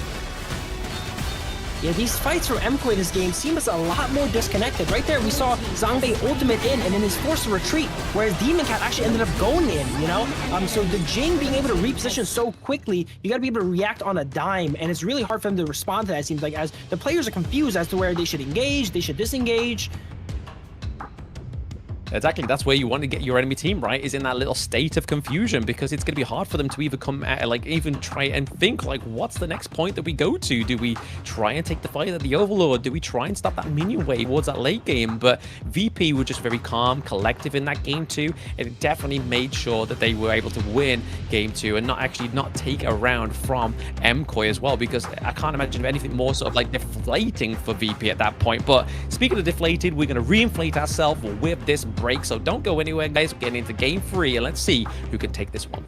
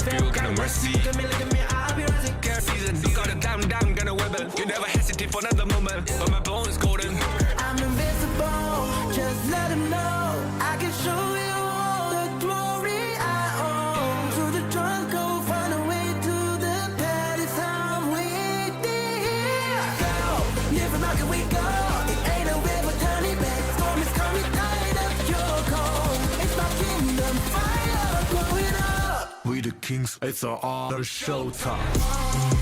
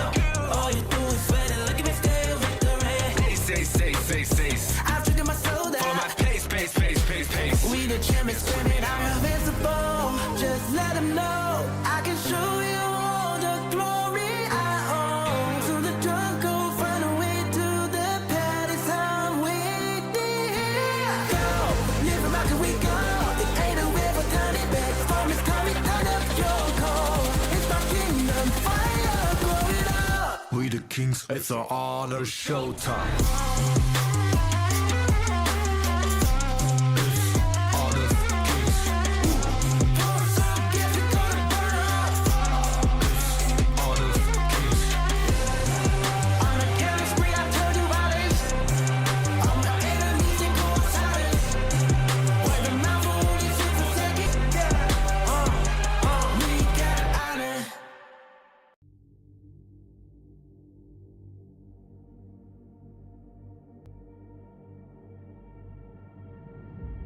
I feel it deep flowing through my blood, rising up to become someone. Welcome back, everybody, to the Honor of Kings Major West League Spring 2025 Day 2. It's myself, Blem, and with me is Phil and Mr. Yumus as he goes online. We are going to get into Game 3, our first best of 3, already in Day 2. Yeah, Game 1 of Day 2, and it is already very intense here. Both sides are fighting tooth and nail. Every game is back and forth. Last game, a little bit less so, but M still has a lot of fight left in them, and they're going to need to use it here as we go to match point. They're going to need a hero, right? They're going to need a good pick, a very comfortable hero going into this game 3 for both of these teams, because like we were saying in the introduction of the stream today, is that neither of these teams definitely don't want to lose this overall best of 3 because they want some points on the board, even though they can have a few like different like game differentials going into the actual overall score of the ranking week. But both of these teams don't have a single series under their belt, and right now it's neck and neck. If I was MKOI, I would be a little bit worried right now. Last game, it seems like they were a little bit desynced here, and they have a lot of these power picks off the board. Whereas if I was a VP fan, I would say final game, you still have all these strong picks. You can still get the Long, you can still get the Dolia here, right? Agron wasn't even played yet. So there's a lot of picks on the side of VP that I would like to see them bust out. Yeah, I feel like over the side of VP, though, Lim definitely doesn't like these tankier picks, especially historically and statistically. We've been seeing Lim not just only in this competition, but previous Honor of Kings competitions. He likes to go for these very high frame assassin junglers. So we could probably suspect maybe even Alarm coming through here in this game 3. Yeah, we saw a lot of flashy plays from Lam versus Luna, or maybe Lam versus Jing in game 1 here, and maybe we'll see it again. Yeah, it's 2 assassins so far. I could definitely see a 3rd one. Oh, absolutely. I mean, why not? He's lost a game with 1. He's won a game with 1. All they need to do is kind of get that right assassin again for himself, something like the Lam maybe, or even the Fade, right? We saw Fade yesterday being played by OG Esports as well as Twisted Minds as well, but building it into more of a tanky build, which is definitely going to give it a lot more sustainability. We could see him on the Fade. We could see him on the Lam. We're going to be seeing what gets happening into this draft, but MKOI taking the blue side here, so they're definitely going to want to be locking in something good for the side of MKOI. Maybe they'll try and take the early this time around, or because VP know they can try and take the early, they're going to just ban that out because they know they can't go for long, and there we go. That is exactly what they're doing. There's the early banned out. Here we go. We got Diadea banned out as well too. If I was VP here, I would go ahead and try to fix and get all those priority picks now. There's no other game after this. So we see Argrin actually get banned out by MKOI. As you mentioned, VP doesn't really play it, but the MKOI just has to double check just in case. Oh, absolutely. I mean, we saw Diadem get played by Grizzly Q yesterday, but I feel like VP is probably going to go for the Zhongfei now that they got the red side, but MKOI does actually get the Mai Shiranui, so Kento here going for definitely a different approach into the mid lane. We were so worried about all these other picks. We almost forgot about Mai, the most banned character. It doesn't show up in the game, so you forget about it. And it seems like VP has forgotten about it here as it gets first picked away by Moji here. Oh, but look at that counter though, right? We got the Sakia coming through here. So again, we can see what Grizzly Q's job is going to be in this game 3 is the fact that Mulberry Power is going to be coming through to try and lock down that Mai Shiranui. Guan Yu might get locked in this time, and not for roaming. Guan Yu, Lady Sun being hovered by the side of MKOI. MKOI has to work with a little bit more lower tier characters here, but they've spotted a few diamonds in the rough here with the Guan Yu and Lady Sun that I've actually not seen play this match yet. Not seen play this match yet, but again, I feel like the Lady Sun probably should have come through in the last draft. I feel like it fitted very nicely into that last game, and they just didn't go for it. They went for the Chano, and the Chano just didn't quite activate. So now VP's taken the Chano, and now they've got the Agudo. So they've not only got the Spirits of Wolves, they've got the little critters that are coming through as well. So there's going to be a lot of kind of like little micro mobs coming through onto the side of Virtus.pro. A lot of minions on the side of VP here. They're going to try their best to mop him up with the Guan Yu. Lady Sun is an interesting pick. Some teams really prioritize it. They first pick it and first ban it. But it seems like MKOI and VP don't really mind it as much. We didn't see it banned. We didn't see it picked. It's a little bit under the radar for these two teams in particular.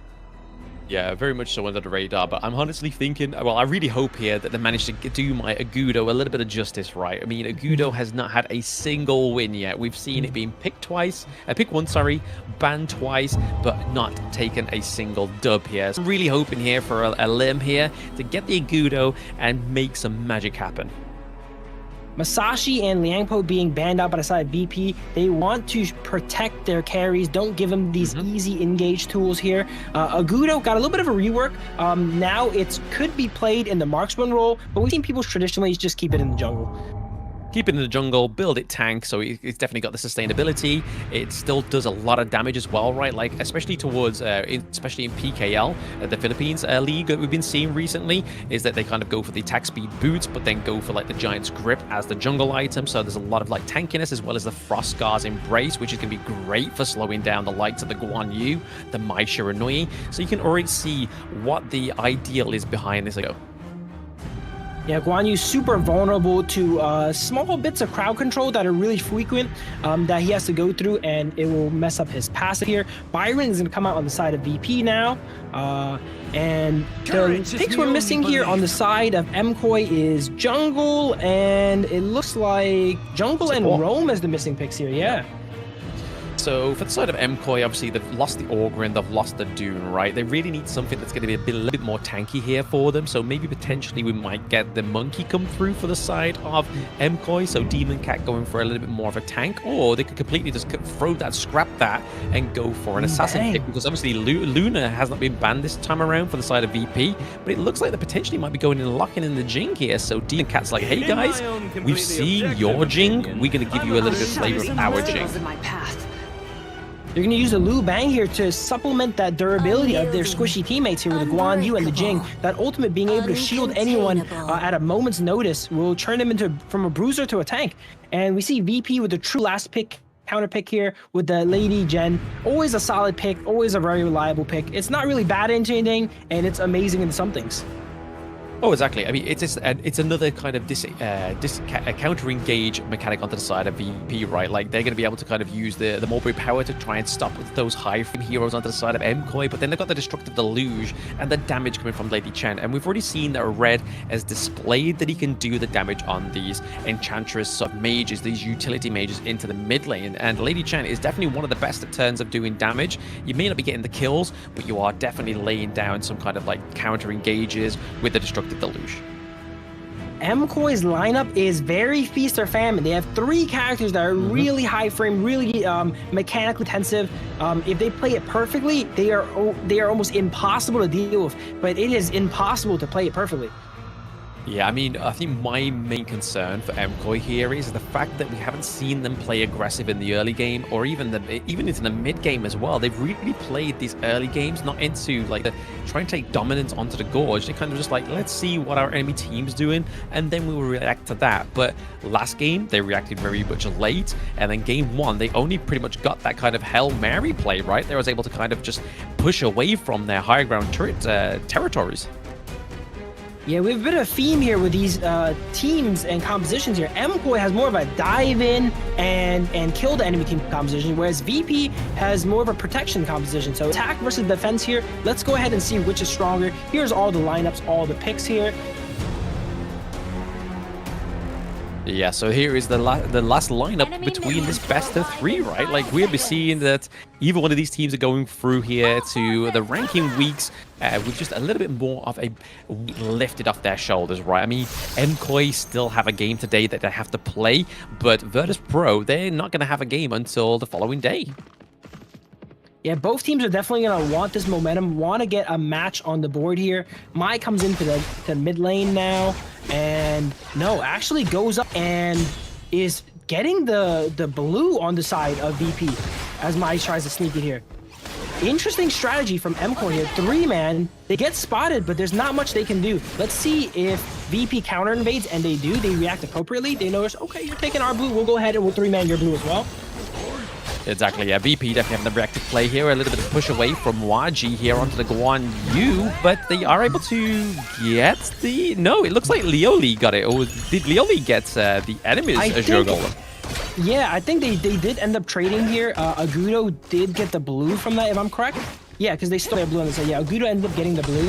So ends up being a trade, 2 buffs on each side. Both teams, you know, you can't fault them for testing here. Channel struggling here in the early game, it seems like, as the Lady Sun being able to out trade the Channel. I mean, with the rolling raid in the early game, especially with Grenade as well, definitely Lady Sun does a lot more damage than the Chano in the early game. He's really relying that Lioli is going onto these traps and activating them. Mai in for a bit of damage here. Not much comes there. Early game, Mai doesn't have the damage to really secure these kills. They're jumping around. Oh, here's a fight coming out. And wow. Huge. Took so much damage so quickly there. We see the furball come out. The skill 2 from Lady Jen here. And just like that, got deleted.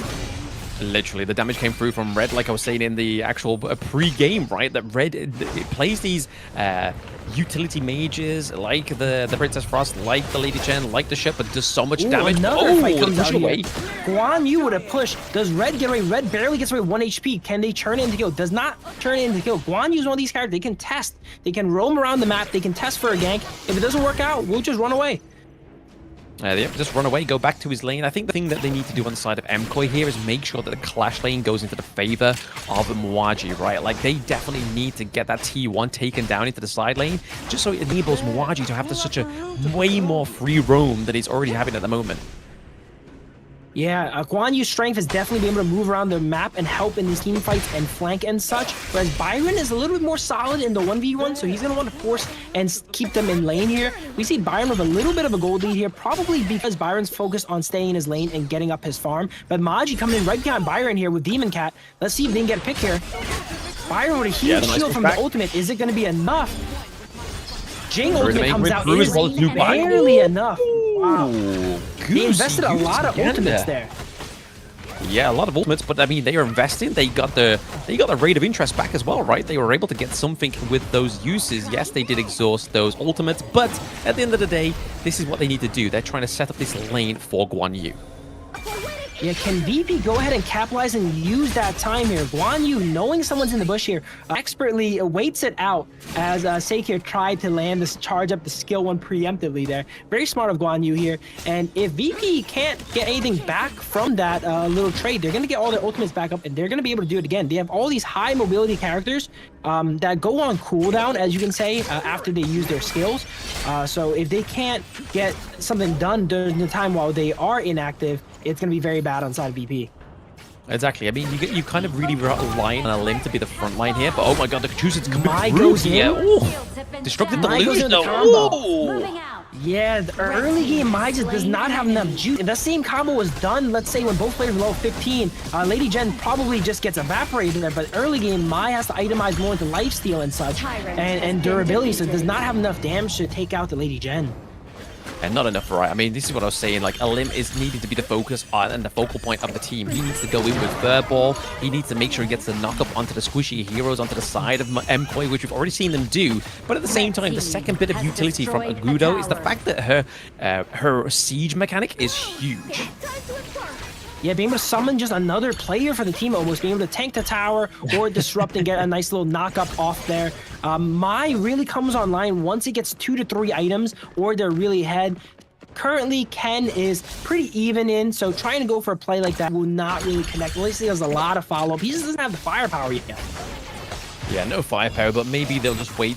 But right now, we're kind of already seeing the same kind of MO from VP, right? Already taking one side lane turret. I mean, Guan Yu again goes and pushes as well as the Byron. main. Pushes the Byron all the way under his tower. Yeah, he's like, hey, buddy. I mean, do you like the comfort of your own turret? Try ours. Yeah, they're definitely investing a lot of resources in the Guan Yu's lane, trying to open it up so he can move around the map. Byron is not having fun in the top lane, getting constantly 2v1, 3v1. No, the other time it was a 3v1 as well, too. Hey, if it works once, why not try it again? Yeah, Shishi's going to be a little bit more timid coming into the lane now, probably not going to be pushing up that far, knowing at a moment's notice, Guan Yu's going to call in for backup and take him out there. Yeah, exactly. You're always going to be like looking over your now. The Chisu's been taken out twice with a 3v1 gank. But looking at this, though, we can already see that the gold disparity is going over to the side of the jungle, onto the side of MKOI. But at the same time, we're seeing that Lady Sun is having that great game. So Leo Lee having that lead in the early game with the gold. Just need to maintain that. The Destructive Deluge actually just get placed down here to try and stop the T1 getting taken down into the mid lane. Grizzly Q's got to be careful. Lady Jen, one of those characters that are not flashing, always do their job. Red getting a steady gold lead, now anti-heal being hard. Just a consistent mid laner, able to clear waves here, apply anti-heal now, and disrupt in these team fights. Not as flashy as the Mai, but it gets the job done. Guan Yu here with a 1v5 engage? Holy, with a 3-man push here. I thought he was going to get erased instantly. He ends up going down, but he does a lot of damage to the side of VP. And that did not go too well for the side of MKOI. He had a great engagement. His team was not quite in range to follow up. Hits a 5-man ultimate there almost.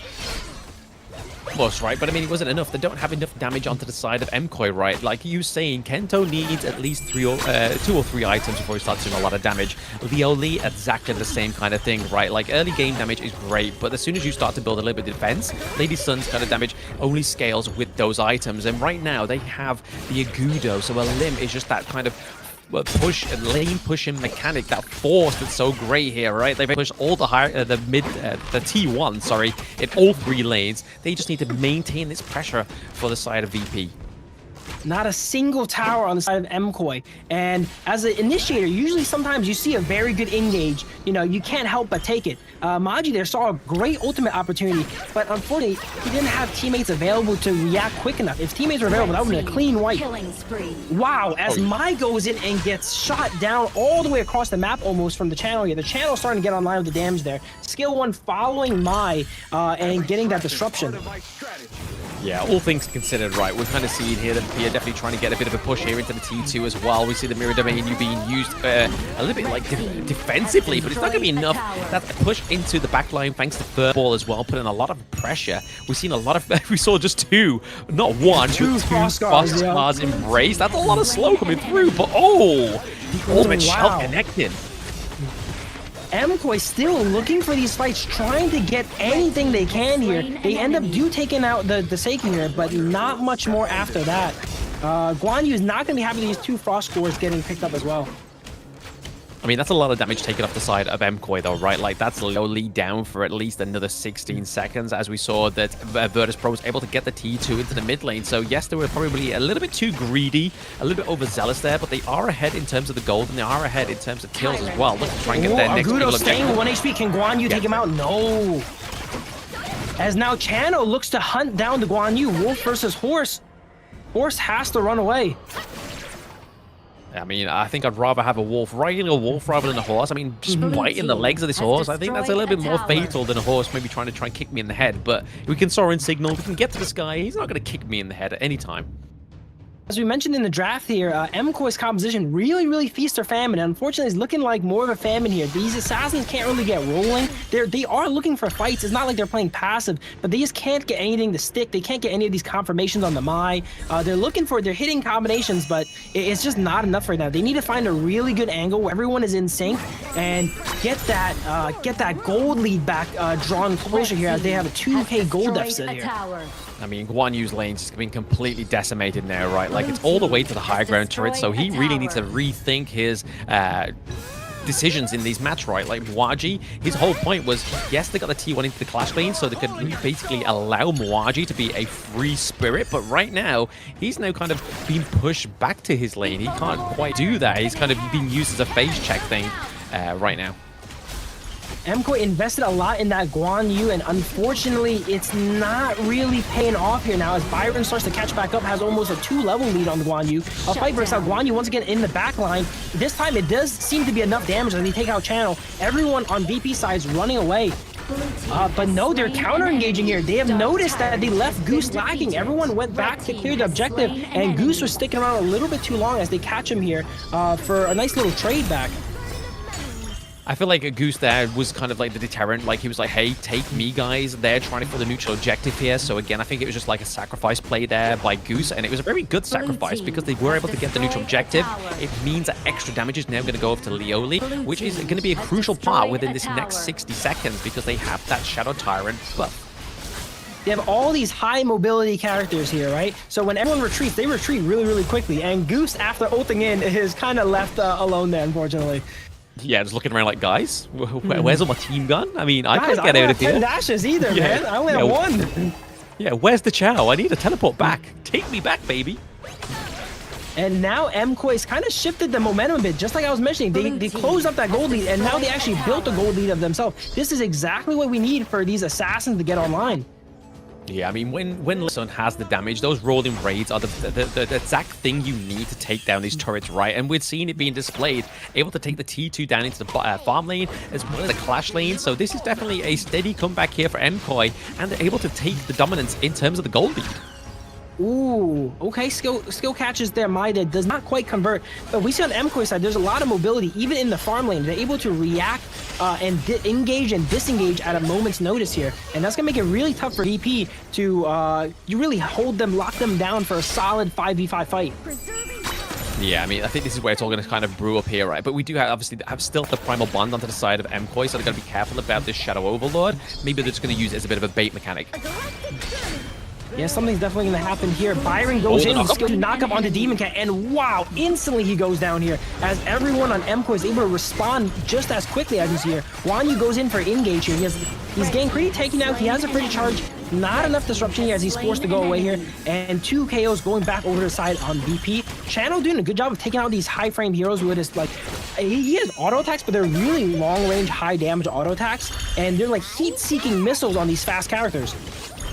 Yeah, I think Mwaji was just a little too fast with that engage there, right? Like, the rest of his team was just poorly situated around that, and this could really cost them this fight here because they're trying to approach his high ground turret. We've seen that Kento is only there to defend it, as well as Goose, but we can see that Demon Cat is trying to get the bigger picture, going for the Overlord, to be able to wipe down this minion lane.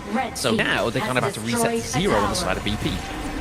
That was a bit of a risk here, but Jing, being one of the fastest heroes to clear it, clears it really fast, summons it mid, and clears it. If they're not able to clear fast enough, they could have easily lost off that push. Oh, absolutely, yeah. I mean, they had 3 men into the mid lane, right? And Demon Cat was nowhere to be seen. He would have had to recall, and at that point, they probably would have lost 1 or 2 members of their team. I feel like I'm saying this a lot in this set, but once again, it's anyone's game. The gold is dead even here. 40,500, 40,500. The next play will likely decide it as the games are getting later, the death timers are getting longer. Both sides are getting a bit nervous. As you can see, they're trying to set up more ambushes instead of more proactive plays. The Guanyu, as you mentioned earlier, tries to go for these engages kind of without the team sometimes. They are good engages, but they're a little bit more in sync. And once they're in sync, it's going to be really bad for side of VP. Oh yeah, they definitely just need to get that timing correct. But at the same time, Chano, Prince here is definitely having a much better game on Chano than Leoli did in the last game. But Leoli is still lacking that Daybreaker. Like, they definitely, obviously, almost full itemization, which could be troublesome for the side of VP. But at the same time, Chano is almost there as well. Sunpool being picked up, really long-range auto attacks are going to help Channel go ahead and damage these assassins before he gets into a lethal range of them too, which is nice. The ultimate coming out from Channel for a little bit of vision, it looks like, as the wolves walk around and see everyone here on MKOI's side. They take out the wolves, and they are not bothered, though, as they go ahead and take the Tyrant now. It seems like VP sees that the waves are not in a good spot here. They need to clear these waves before they want to fight for anything here now. Yeah, I mean, MKOI is just kind of trying to do the same thing what VP did in the last game, right? Just make sure that they've got too much housekeeping so they can take these neutral objectives with absolute ease and very much low contesting. We saw that Mwaji was trying to take the Crimson Golem this time around, but it just wasn't quite hitting at the right time. He was having to try and compete with a smite. But right now, like you said earlier, Phil, is the fact that this last team fight could be, I mean, this next team fight could be the last team fight between these two teams. We gotta keep our eye on the Guanyu. He's very proactive with the engages, sometimes almost too proactive. So this next fight is gonna really dictate how it goes down. If it's a perfect engage with everyone around, it can seal the game up. But if he once again goes in a little bit prematurely before people follow up, that could also spell their demise. Seen the Void Staff come through here for Kento as well, so again, much more damage, great magic penetration coming through as well. We can see that the, hey, I mean, here we go, Mwaji into the back line. Back here. And here we go, but once again, people are not there to follow up. Goose tries to follow up with that ultimate there to help him out, but they're the only two in there. As you see, a little bit premature. They're not really ready to follow up. The Mai's not ready. The Lady Sun's not in position to drop the combo. I think it's not only down to the MKOI though, right? Like, you can see how VP actually navigate around these team fights. They know when Mwaji's coming into the back line, so they always put a Gudo towards the back where their squishier heroes are. So it almost kind of deters away Kento and Leoli because they've got to now try and take down this tank. That is a Gudo. So a Lim playing very well around his teammates, and Prince having the Sage's Sanctuary makes them having to second guess these team fights. Yeah, just as much props on VP here. They are positioning in a way that they are not caught out in a position where the enemy can capitalize on here. Guan Yu, once again, alone here in a 4v1. He's really quick, but I don't know if he can go ahead and get out of this. Maybe. They're expending everything for the Guan Yu. Guan Yu even gets leave angle with it here. But he ends up getting out, but that invests another crucial ultimate move there. Yeah, I mean, that was a good investment there for the side of Mwaji, right? Like, he was able to actually expend a lot of those ultimates from the side of Virtus.pro, but they do still have that high ground turret lacking down there, for the side of Virtus.pro, so they always have to have Shishu into the base, trying to do some housekeeping here. It looks like they're going to try and take the Overlord, and they do. Lim gets it. That went ahead and gave the tempo over to VP side as they take the Overlord, and now they're the ones looking for fights here. And it seems like they are a lot more coordinated when you. Channel rides in, pops the Sanctuary, takes out 2, 3, and that might be all she wrote here. Mai coming in with a nice assassination at the end. Okay, takes out the Lady Jen. Okay, if Mai can go ahead and disrupt them enough, they might be able to save this push here. But no, Guan Yu gets taken out. They have minions pushing into the Crystal of Mkoi. This is really bad here. Mai fighting for her life for 1 HP. But Grizzly doing a great job of stalling. Mkoi was already pushing the literally at the end of the game. Yeah, unfortunately. I mean, we saw that Lioli just wasn't activating right. Like 1 kill, 4 deaths, 6 assists. There just wasn't quite the need for Lioli there. Like, he wasn't just living up to what he needed to do. He needed to get that late game, needed to activate, needed to do the damage, which we saw towards like those 2 T2s into the side lanes. Able to pick those off, but other than that, we didn't really see much come to fruition from the side of Mkoi, and now Virtus.pro takes their first series in the Major West League. I was a little bit worried for VP there. I was seeing that game was kind of similar to game 1, where they had the lead, and then there's a time where Mkoi caught up, and they have all these assassins, they caught back up. But no, they were not allowed to have twice. They ended up getting the lead back and sealing up the game. Like I said though, like we were mentioning that Mwaji was going in a little bit too early with the Guan Yu, but I have to pay respects to Lim there. Like the way that he kind of just navigated and shifted around his team to make sure that there wasn't going to be like a secondary gank from Kento or Lioli to put pressure onto those squishy heroes. He was there just kind of like, guys, stick around me. I'll use Wild Growth. I'll just heal you up at the same time. So again, I felt like the Gudo was definitely a great pick into this draft, and finally my main gets a dub. Thank you, Lim. The Gudo was actually an amazing pick that game. As you mentioned, he was a great anchor for the team, always watching out for the flank, watching out for the Guan Yu. Made sure that none of these like 4 to 5 man engaged Guan Yu really converted to much. Either he's cutting off the enemies with the furball or going ahead and CCing the diver himself there. That was a really good Gudo pick. And itemization wise, as you mentioned, the Frost Scars are amazing against Guan Yu, and that's a character that's one of their best items. Yeah, one of the best items, and we saw it not only on the Agudo, right? We saw it on Byron, so Shisu was definitely going to be there to try and just slow down the Guan Yu, which is pretty much their role, right? Both Lim and Shisu were just keeping the squish heroes onto the side of VP alive, and Grizzly Q was there just to kind of like heal them up if they were to take any damage. They got double the healing, not only from the Agudo, but also the Sakir as well. Yeah, the Security did a great job of when their team did get engaged on. Go ahead and try and cut off the angle in which their team could respond, setting up that skill 1 in the bush, making sure that, hey, if you do follow up on this, I will get a great knockup on you guys, and buying their team that time to disengage and deal with the Guan Yu while it's like 4v1, 5v1 in the back line. Yeah, exactly. I mean, I'd be very interested to see where this damage does definitely come through onto the side of VP. I feel like Red definitely did a lot of damage as well. Like I said, the fact that they were able to pick up the Lady Chen was also a great counter engage for the side of VP that really kind of set the pace for them into these team fights. But let's look at this right now. So VP Prince having a phenomenal performance on the Chano as well, right? Like 8, 1, and 6, 14k gold respectively. Though I do have to give it up to Lioli. He was only down by about a K, but a K into the late game is pretty much like do or die at that point. I think a lot of Lady Zen's impact was helping out the team, converting gold to them, setting up that CC and all that. Mai is more of a selfish pick. You pick it to assassinate these targets. That's really where you get the value. And the Lady Jen, all throughout the map, being able to wave clear up, provide all this utility while still doing a good amount of damage. I always think the mid laners, the mages, are always the unsung heroes. They're not flashy, but you really need them to hold it down. Yeah, you definitely need to hold it down. And there we go again. Red was the second most amount of damage onto the side of VP. Prince actually getting 103k, which we saw towards the end there. He had the full itemization. But look at this gold graph, man. This is a completely different gold graph compared to game 1 and game 2. It was going heavily in the favor of MKOI at around about the 8 to 10 minute mark. And then all of a sudden, VP had some great team fights and was able to get the Shadow Overlord as well towards the edge. Readers enabled him to get that great push. That's why it's very important to be conscious of every fight. One fight is all it takes. You know, one slip up is all it takes for that gold graph to go completely upside down. Exactly. It just looked like a really precarious coast. I feel like I would probably puke at the end of that gold graph if I ever got to the end of it. But VP getting their first series in this league is definitely going to be a big confidence boost for them going forward, because they lost towards OG Esports as well as Twisted Minds, which is one of the two powerhouses. But speaking of powerhouses, is the MVP for game 3, and honestly, it had to go to Prince. Prince on the channel, 816 KDA here. Their only death was near the beginning, if I was correct here. As the game started going through, you see him riding forward, and even though they're the marksman, they actually led charge in a lot of fights. They have that skill 1 ready to push off assassins anytime they need it, and at the very final fight, he was in the front of his team taking out their assassins.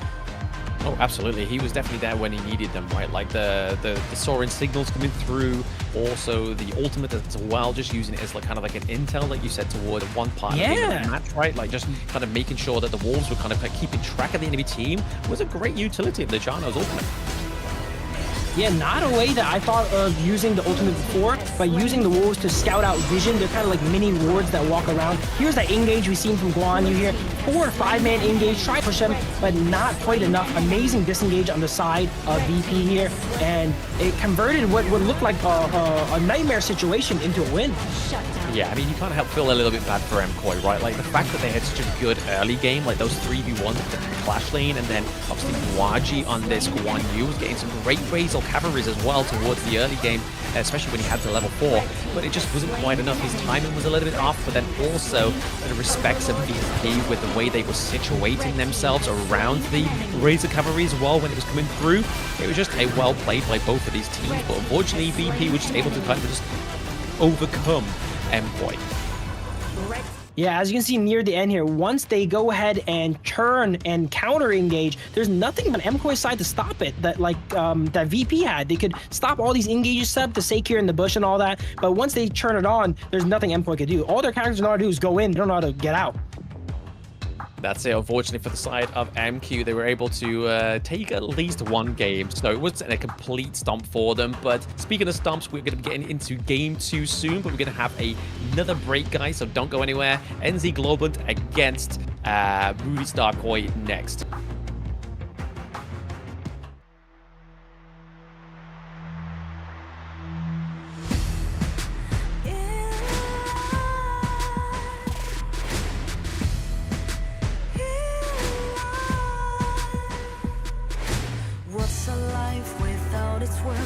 Compromising with what hurts inside.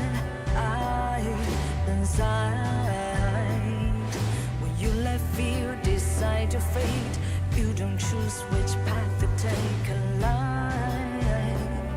In life, I'm finally letting go of everything that still holds me. I'm against the odds, but I won't give up, 'cause it's my time to shine. Standing in the spotlight, can no one back me down. Destiny is calling high. I'm not afraid to fight for everything I love. Victory's on my side.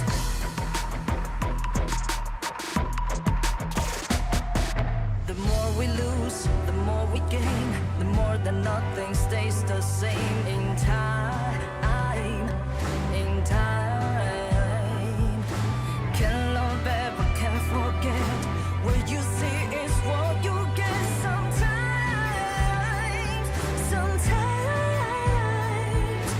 gonna show the world tonight.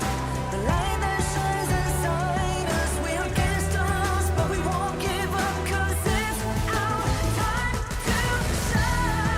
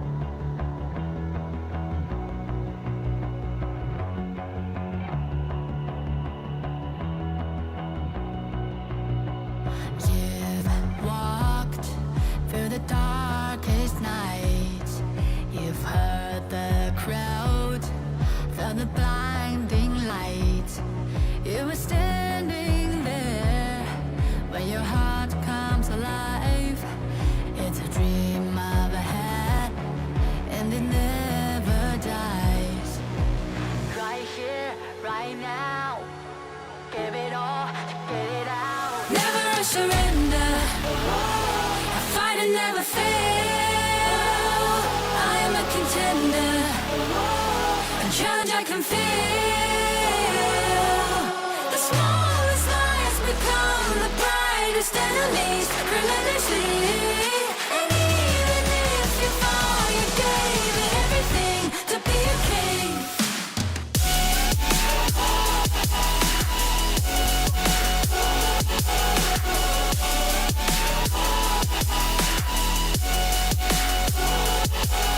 The smallest lies become the brightest enemies. Relentlessly. And even if you fall, you gave it everything to be a king.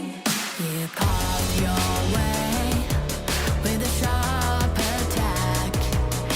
You watched it all burn, and you never looked back. There will come a day when your fears will rise. You protect your crown, so it never dies. Never surrender. I fight and never fail.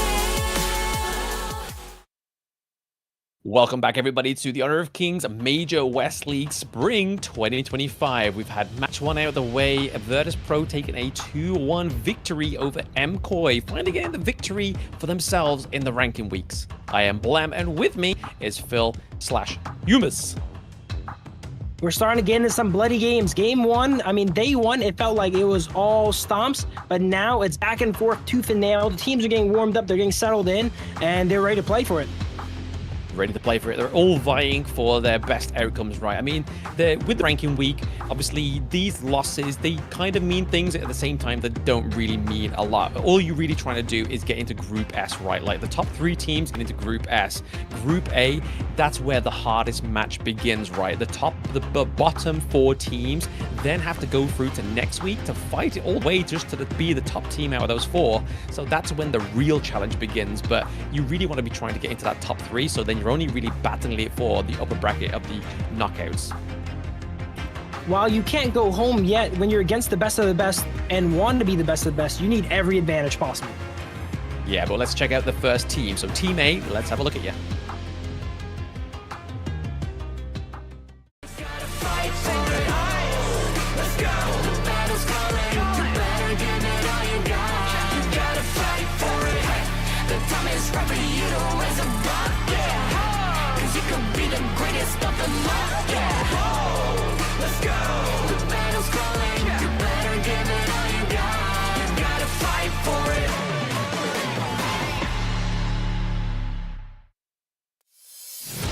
So this is NZ Globant, the team that got 2 victories yesterday, and this is who represents them. You got Angra1 into the Clash lane, you got Sick, who has been a sick jungler, you've got Moon in the middle, Destro into the farm lane, and Kaposipa as their roam support. This team definitely surprised me yesterday.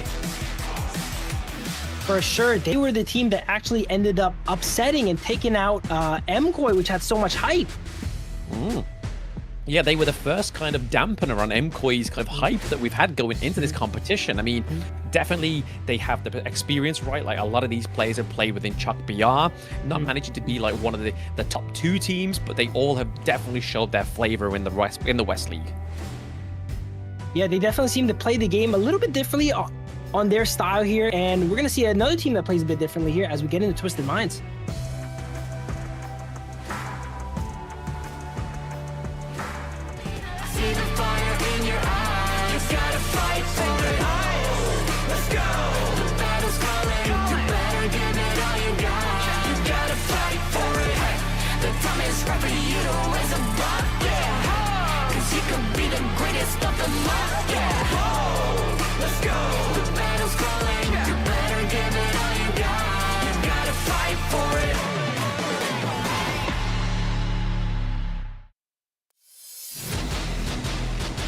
All right, going into Team 2 here, we have Twisted Minds. As you can see, they have 6 players. They have their sub on there too. And if you guys have been watching some Honor of Kings, you guys know that a lot of these players used to be on Team Vitality, a very, very seasoned team.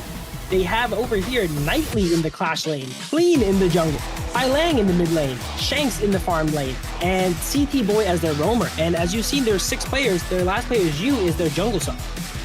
Yeah, I mean, they coined themselves as the masterminds. And honestly, with a player like Hylang, we've seen him in previous tournaments, and he's definitely kind of like one of the coaches on the team, right? Like, he was always kind of discussing with the coaches, what do we pick, what do we do? And he is definitely a very passionate player, very highly driven. And then they also have Shanks and City Boy. These are two players that have been in Honor of Kings since KIC 2022. So a lot of experience on Twisted Minds, and yesterday really showed their experience on the Gorge. If you look at the Twisted Minds logo, it kind of looks like a brain, so maybe that's why they call themselves the Masterminds. I think that's the whole point. The fact it's Twisted Minds and it looks like a brain, but yeah, it definitely, it's on point, let's say. But I do really love their jerseys. Their jerseys are so sick. I don't know what it is about it. It's just so vibrant. Colors are on point. I wouldn't mind a 9ZG Global as well. One. I'm just taking any freebies I can get at this point. I'm liking the colors on 9Z as well too. Purple and green. Nice contrasting colors here. And then even a little bit of green in the hair, it looks like here too. On brand, baby. You got to be on brand. You got to be committed at this point. You're in the West League.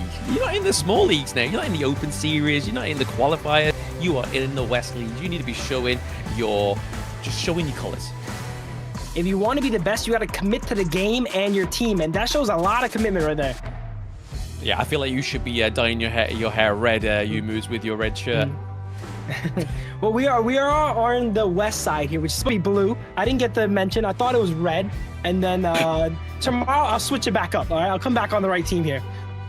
You just want to be associated with the East. You're just a little betrayer, aren't you? You're going to go and speak to Hauler after this, aren't you? You keep saying West, East is the best, East is the best, but it is exactly West is the best, Hauler. We have Twisted Minds. We have OG Esports. Bring it on, baby. Might have planted a little bit of a bug in my head here, but these games are not to be understated here. Always going the distance, always having a chance. Day two, it seems like everyone's ready. It's important about these tournaments here. You know, day one, maybe teams are not as ready. They're not as settled in now, right? But now they know what's going on. They've seen some of their opponents play, right? They can study. The coaches really come into play here. What drafts work, what drafts don't work. On this patch, some characters are not as good as the prior tournament, right?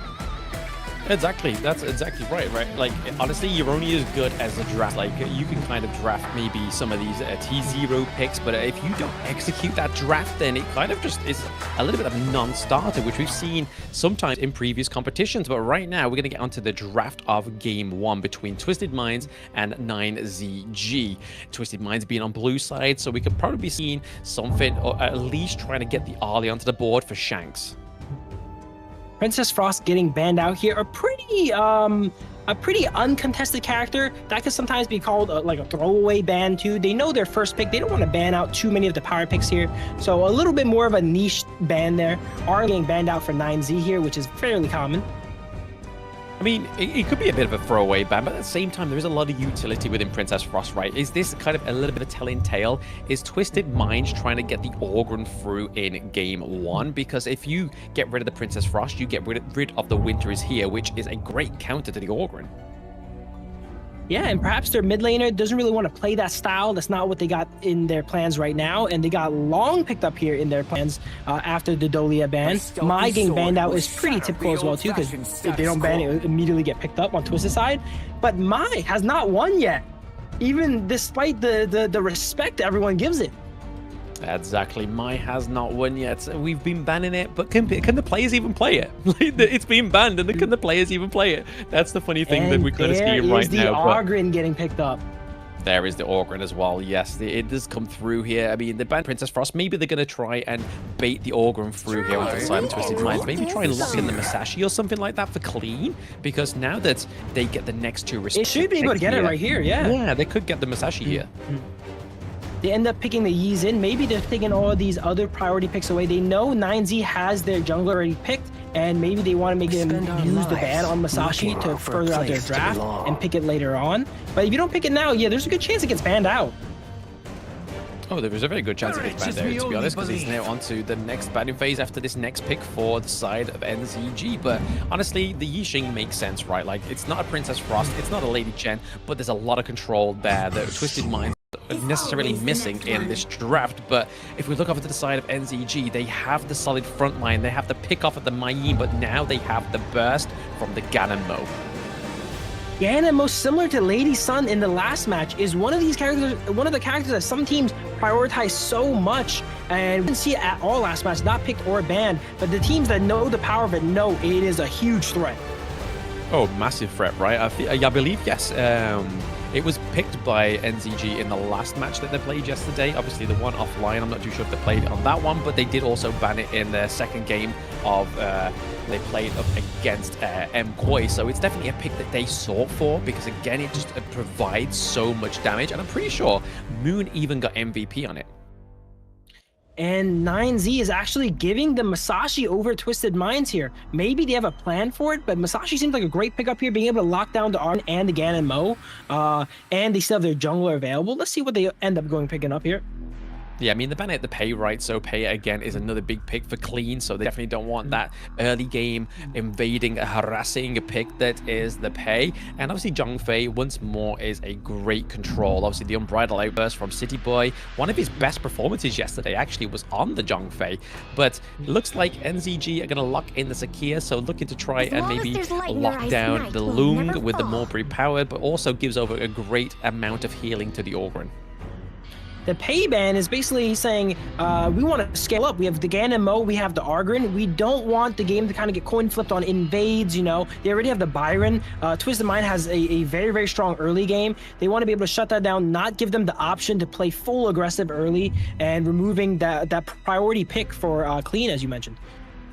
Oh, potential Diadea and Jing being hovered over here could be very fruitful for the side of Twisted Minds, because again, what they're missing on the side of Twisted Minds is some great healing. So if they decide to take a team fight right now without the Diadea on there, they're not going to have any sustain. So that coming through with the Destiny counter as well as the bit of Farewell could have been huge for them. But the Lian Po is a great counter for the Ogryn as well, right? So the Tremor Smash coming through on top of the Conductor of Souls could be a great deterrent for the side of Twisted Minds.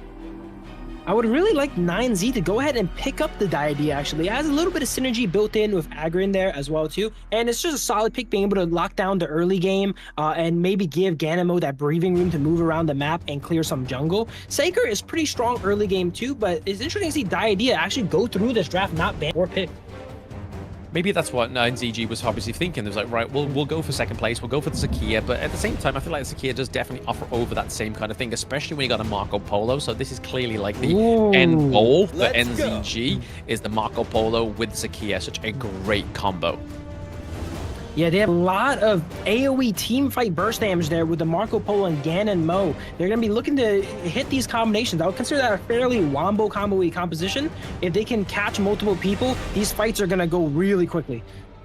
Oh, super quick, right? I mean, using his, procting his passive and using that true damage onto the Marco Polo is going to be a problem for the Lian Po. But again, like you said, there's got to make sure they keep the Marco Polo safe within this one. But they have a lot of range and a lot of burst damage onto the side of NZG. They have to be careful on how they execute these team cut fights on the side of Twisted Minds.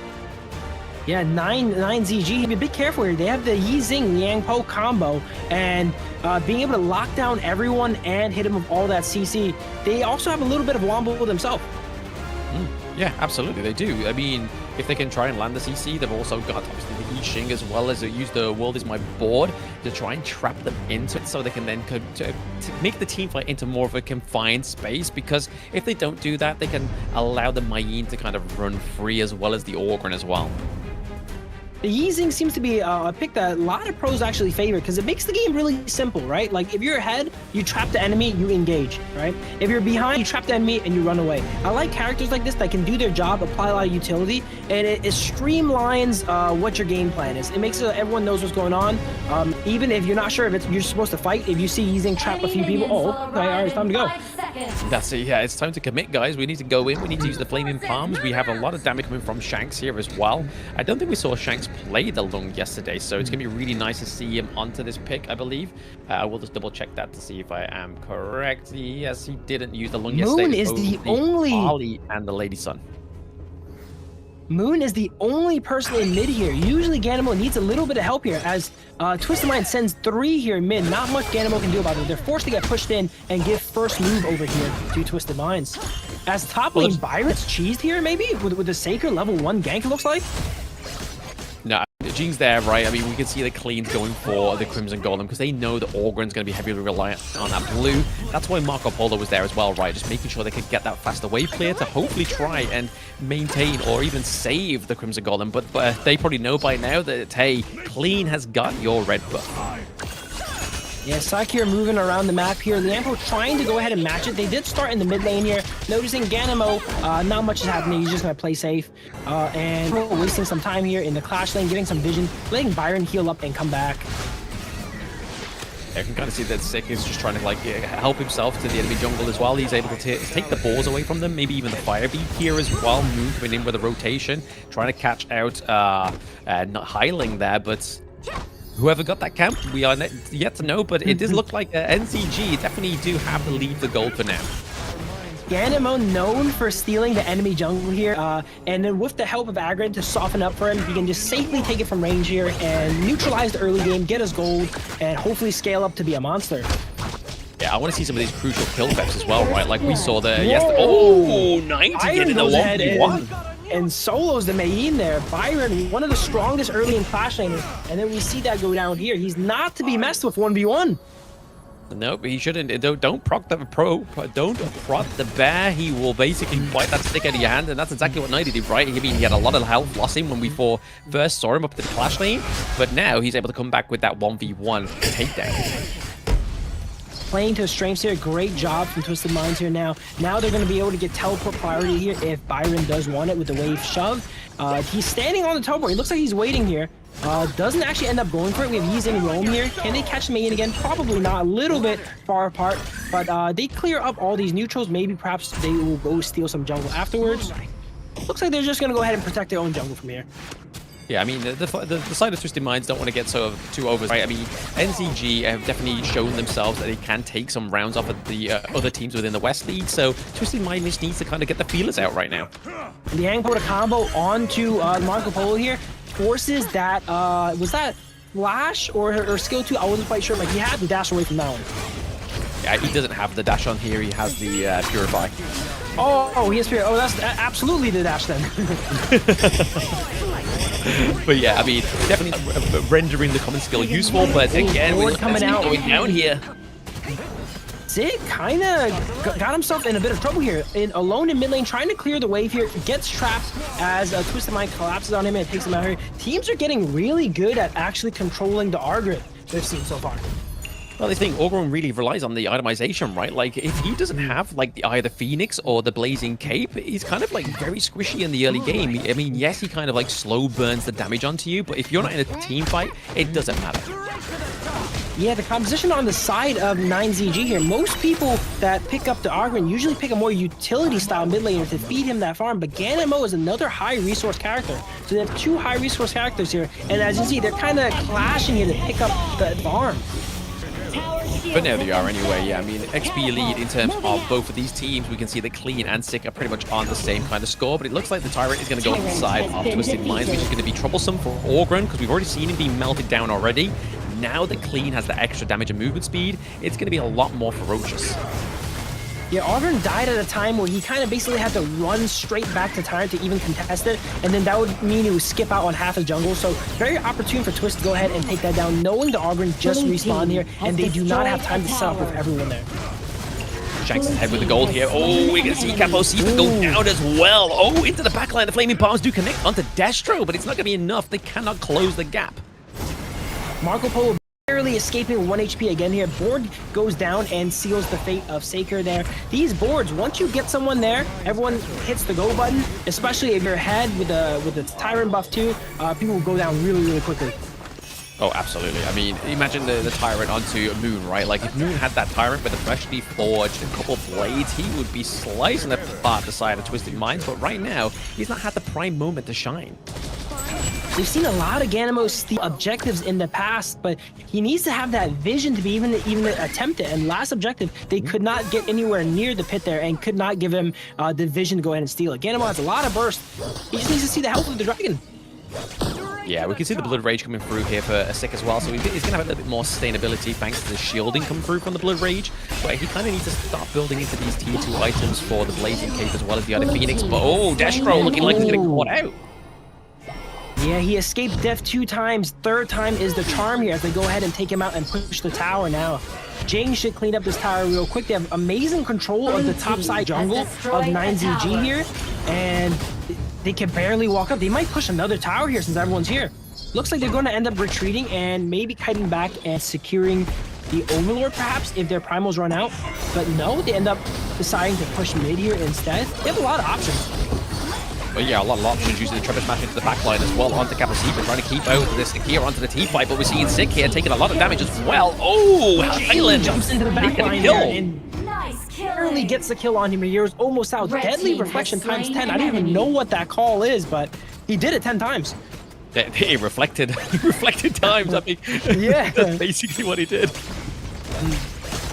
Okay, so there's some hero-specific feats there, and clean was real clean apparently because he achieved it. Clean. I mean, it's like it says it on the tin, but at the same time, we're seeing here that Twisted Minds are 21k over the 17k on the side of NZG, so definitely where they need to be to try and take a very good game, a clean game from the side of NZG, and it's definitely looking like a very different NZG today. Destro's been had a lot of resources invested against him. Every time I see him on the screen, he's running away 1 HP. He's constantly to go back to base and not have time to farm. So we should see that Shanks has a good amount of gold lead on him here, and Long only gets stronger from there. Oh, absolutely. I mean, the Flaming Platinum's got that. Oh my god. Wow, look at that. Health. Almost one-shotting Moon there. I thought it was Moon's job to one-shot people. He's getting one-shot now. This is the problem when you don't have that early game lead, when you don't able to sort of like establish yourself in the game this early on, the Ganemo starts to struggle. Yeah, Ganemo scaling off of kills and such as well. And they only have 1 kill. Board coming out, goes in and traps the Argon. One again, Argon gets trapped. Sekir goes down here. Argon goes down. Double kill, triple kill for Jing there. Maybe triple kill coming out. And then they barely get out. No, they don't. Clean is you can tell the bloodthirstiness. I mean, he got the triple who he wanted to go in for more. Speaking of bloodthirsty, Shanks dives the tier 2 tower and takes out Destro there, I think, at the high ground tower. Destro goes down, the T2 into the farm lane goes down, the minions are going to do the T1 themselves. It's like, Twisted Mind's like, hey, you're the 6th player on our team. Wait. This is disastrous on the side of 9Z here. Complete tempo shift of the game. They were pretty even a while ago, but once Twisted got a foothold on the game, they are running with it now here, and they're taking out the whole jungle here, cleaning up the monkeys, the red buffs, everything. They're going to try and fight for it, and Twisted Mind actually opting to, you know, say, okay, we got enough, guys. Let's go ahead and back up. Let's not throw here. Let's not give up our lead. Yeah, I mean, they're just trying to kind of shift the focus for 9Z into the position where they want them to. By trying to contest all these jungle camps, it kind of forces them into Twisted Mind, like, hey, look over here, as they're trying to kind of like fate like a punch somewhere else. But you can see that they're trying to into the lane as well, taking the T2. If we go ahead and look at the score that was up here a second ago, Ganemo is actually up gold on Yizing, even though he's 2 kills versus Yizing's 3 kills and 6 assists. So very diligent farming from Ganemo here. He's trying to get to that Ganemo late game. They just need to hold off, not lose too many towers, not hemorrhage enough for him to get there. I mean, it's already getting to that point, though. It's very shaky for the side of NZ, because they're already down a high ground turret as well. I mean, the path of passing here is getting committed onto the 90 here, but he's just trying to just force them away. Ooh, engage coming out here from Mayhin, and wow, one shot for Long before I don't know if he had ultimate available. He goes down before he could do it, though. And they trade back Mayhin there. The tower is maybe going to go down soon here. No, as they clear the minion wave and miss that fight. 9ZG is trying to find what they can here. Good catch there. Usually when teams are ahead, the carriers are not really too cautious in their positioning, as you see here, as Byron gets run down by 3 maybe. No, does not quite get him there. Looks like he would end up flashing away at the end there, can you tell? Yeah, he just used his dash, didn't he? He just used his dash to get out of there, but at the same time, it's a good trade for the side of NZ, but they've got to try and convert it into something more. Yep, once again, they are contesting that Crimson Golem here, and it looks like GZ's forced to run away. Board comes out and traps the Argon here. Jing ultimate, getting some reflections down, does not quite kill this time, but they got what they want. They got the red buff, and they're slowly choking out 9Z and taking all their resources away.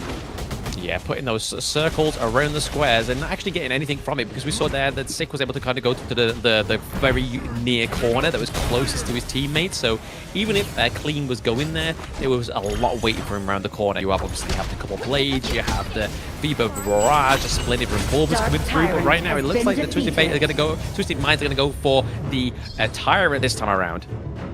Yeah, since 9Z's so behind, as you see, they don't really have the tanks to go ahead and face check and get vision. Gan and Mo almost face check the whole enemy team. They're trying to get vision, trying for a desperate steal here, and it seems like vision is a big problem for 9Z this game. A very big problem. I mean, they've been forced to their high ground turrets already. It means very early on. I mean, it was pre-10 minutes that they took that high ground turret down into the farm lane, so they've got to be careful, and they can't really overextend because they don't know who's waiting for them in the brush. Yeah, now we see Twisted go ahead and get another high ground tower. There's 2 there, and those are permanent. Let's see if they go ahead and push mid here. They did a good job of clearing the mid wave, but that's at what cost? At the cost of the wave going in top. Yes, I mean, another high ground turret going down is going to be crucial for the side of NZG for now. But right, we're seeing here they even have the primal bond. They have the waves push, but they don't care. They're going to go for the overlord here. Like, you can see that there's a clear domination here for Twisted Minds in this game 1, and NZG just need to kind of try and formulate some kind of offensive play. When you have 4 or 5 people on it, doesn't matter if you do 60% less damage. You're going to rip it down just as quick, and they have all the time in the world as 9ZG is trapped in their base here, and they get to roam throughout the map, farming whatever they want. You see that gold lead extending here, 5,000 gold lead, 8 towers to 0. Very impressive on the side of Twisted Mind here to control all the objective leaders. 8 towers, 3 objectives to 0-0 on the side of 9ZG. Yeah, definitely a different 9ZG here, looking like a fish out of water in this game 1, but they could definitely come back in game 2, but they have definitely needed to defend the base here, or they could lose game 1 as it is. They have not lost yet here, but it's looking grim. They're going to need a miracle play here. And they have the characters to do it. They just need to have that fight in sync. But Twisted it's also up to Twisted. Does Twisted give them that opportunity? They're always staggered. They're not giving them a chance to catch them all. Long goes in, ults out on 1 HP. That high ground tower is hanging on by a sliver here. And once that goes down, all 3 waves are going to be spawning double elite minions. And that's usually the mark of death.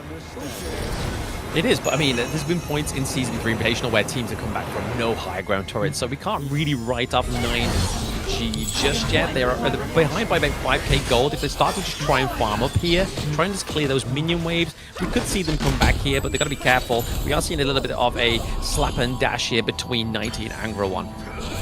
Board goes wide there and does not connect on anyone. We're at the time in the game where any board that catches 1 or 2 people could be the end of the game. They're gonna go ahead and convert that into a team fight, into a tower, into a win here. So the next fight here is crucial as 9GG goes ahead and tries to get a catch on Byron. Byron actually goes in a 1v2 and threatens them back. Wow, look at that Byron. He sees that he's 1v2, but he's like, no, hey, I'm not scared. I'll go back in, makes the Ganimo back off, and actually rethink his decision there. I mean, he's got the level advantage, right? Like, he's level 15. I mean, 90's probably going to have some great itemization. We haven't seen it for a while, but here comes in the beautiful flash ultimate on 3 here. Isn't enough? Board goes in and traps 3. They're under their crystal here. And we're at the point where you can just hit the crystal and win, but are they going for kills? They're going for kills. They don't want the win yet. They want the numbers. As they take them all out here. Oh, man. There was a time that Long could have just hit the crystal and won, but he was like, no, I want to get these numbers. I want to bump a KD. Quadra kill for Long. He wants the penta. He wants the penta here too, as Liangelo goes ahead and dives the base. Oh, just not enough. Not enough. They were like, you know what, guys? Brutal beat down, being put down by Twisted Minds there. That's it. Let's not drag out game 1 any further just for a pentakill. I mean, it was close. Maybe in game 2 you will get your pentakill shanks. But no, that was a clean win there from Twisted Minds. They didn't lose a single turret, and they barely lost any lives as well onto their side. Yeah, very dominating game on the side of Twisted. Definitely sets up their momentum well. There was a time in that final fight there where I saw Long hitting the crystal, right? It was getting low, and he still had minions, but he's like, wait a second. Hold on a sec here. Let me go ahead and pick up this kill, juice up the KDA, try to get that MVP at the end. We've all done it before in ranked, all right? And now they're doing it on the big stages. I mean, it's definitely the confidence, right? I mean, they definitely wanted to get that pentakill on the board. Just be the first person, like, we got the first penta in the Major West League. No biggie, no biggie. But unfortunately, they got a quadra. I mean, you can't frown at a quadra kill and getting that game 1 win so convincingly. 9ZJ needs to basically make a definite comeback in this game too.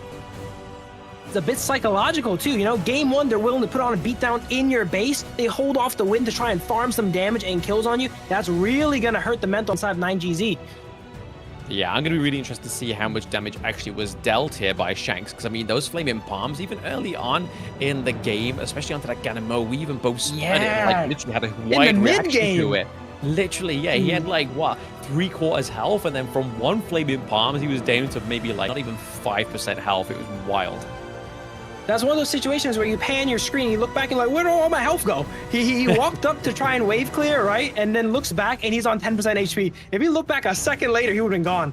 He literally would have been gone. If he just like kind of hesitated, Shanks could have flashed in there and kind of just finished off with a basic attack at that point, because they just would hit so hard. But we're going to be going into the post-game stats very, very soon. But honestly, I have to give it over to Clean as well. The Jing play here for Clean was super duper just aggressive. I mean, we saw there that big ultimate with the 10 reflections, just able to get so many kills as well, was absolutely phenomenal for the side of Twisted Fate. Twisted Minds, sorry. I keep saying it, but it's Twisted Minds. Get silly blam. Right. 4-1 for Highling. We see 6-1 for Shanks, and then 4-3-7. Obviously not the cleanest for Clean, but definitely the way he played this time around was definitely to the T, on brand. His name's Clean.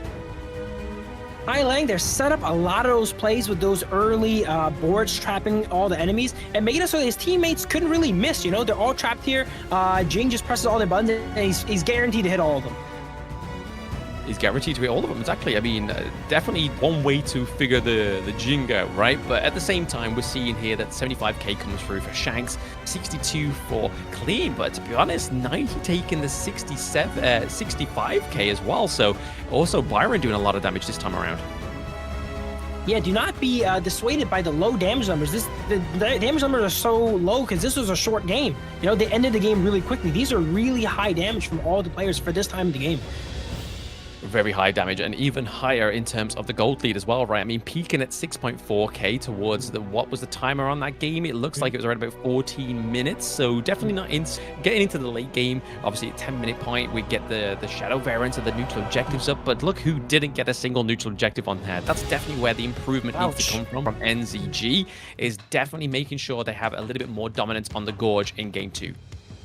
One thing I'm very impressed about is the discipline on side Twist. They were ahead, they were stealing jungle, but they knew when to back off. You know, they never wanted to give that lead to the enemy, and you showed in the numbers. The gold kept going up, the objectives all kept going up. They never got overzealous up until the very end here. Maybe they got a little bit overzealous, but they made sure to maintain that lead, never give any bounties away, and don't give the enemy a chance. I mean, they were at the point where they could basically sacrifice a few of those bounties, right? Like, they were pretty much at the crystal. They was like, you know what? Even if we do give you a few kills, you don't have any of our turrets. And the MVP going rightly to Shanks here. There we go. Definitely getting that quadra kill towards the end there. He just wanted to make sure that he was able to secure the MVP, right? For sure, 26% damage dealt, not much damage taken as well there too, 12%. They had a really tough time getting on him, and then Long, when you get on him, you don't really get on him anyway there. So great job by Shanks there, really loved the play. Yeah, great plays. I mean, only getting caught once, and that was probably just due to him being overzealous at one point within the game, taking only 12% of the damage as well, which is definitely showing dividends to the sneakiness and the slipperiness of this hero.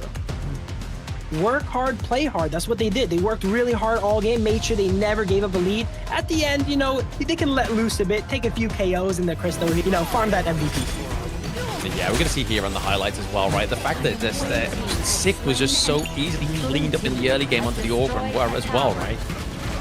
There might have been a bit of miscommunication with where the enemies are there, because he showed up to mid lane alone and all the enemies are waiting for him, trapped him on the board, and once you misposition a little bit against the Yi Zing, you're mispositioned forever basically as he trapped you in that board. Yeah, I mean, they're great efforts as well for City Boy going into the back lane, using the Tremor Smash. I mean, some of them didn't connect, and then others were actually just made everybody tremor onto the side of 9ZG. So they were definitely doing great AoEs here. The world of my board was connected more times out of 10 than it wasn't. So very well played for the majority of Twisted Minds this time around. A triple kill, a quadra kill. What more could you want in a clean game 1 for Twisted Minds? Look at that beautiful Lang pull ult there onto 3, giving Yizeng time to come up and set up the board on them and trap them outside of their fountain. Yeah, I mean, here we go. We saw that moment there where we could have been seeing Lung trying to get a pentakill rather than trying to close the game out. So Shanks is just like, you know what, I'm going to have a bit of fun here. But there we go. Game 1 already written onto the board for the side of Twisted Minds. So like I said there, 9ZG need to go back to the draft, look at the BP, and look at how they're going to decide to play this next game 2, because they need to make sure they bring their A game, which we saw in day 1, right? Like they were completely dominant on the Gorge, but they're gonna have a bit of a breather. So are we. Taking a break, guys. Don't go anywhere. Game 2 coming soon.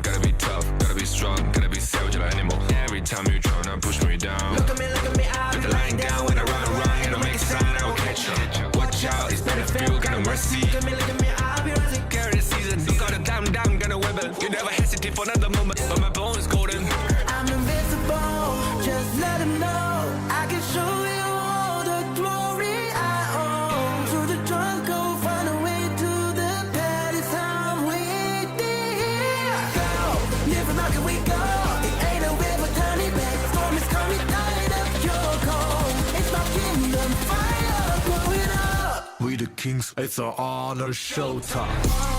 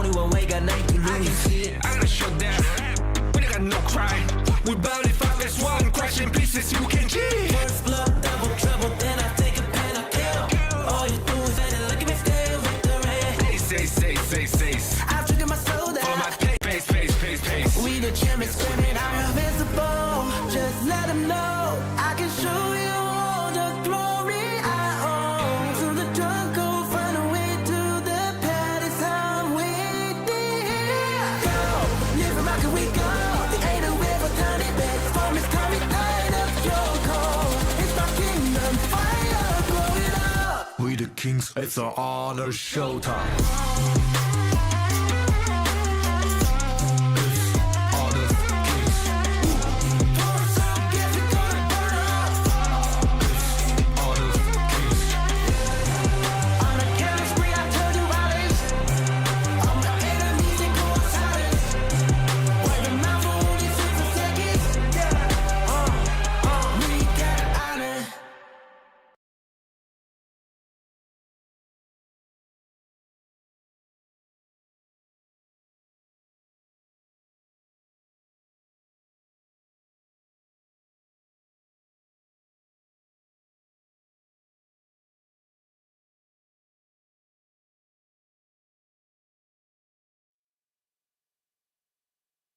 Welcome back, everybody, to the Honor of Kings Major West League Spring 2025 Day 2 of the Ranking Week. I am Blam, and with me is Jumas, and we just saw a very clean game from Twisted Minds. What do we feel like NZG needs to do in this game 2, Phil?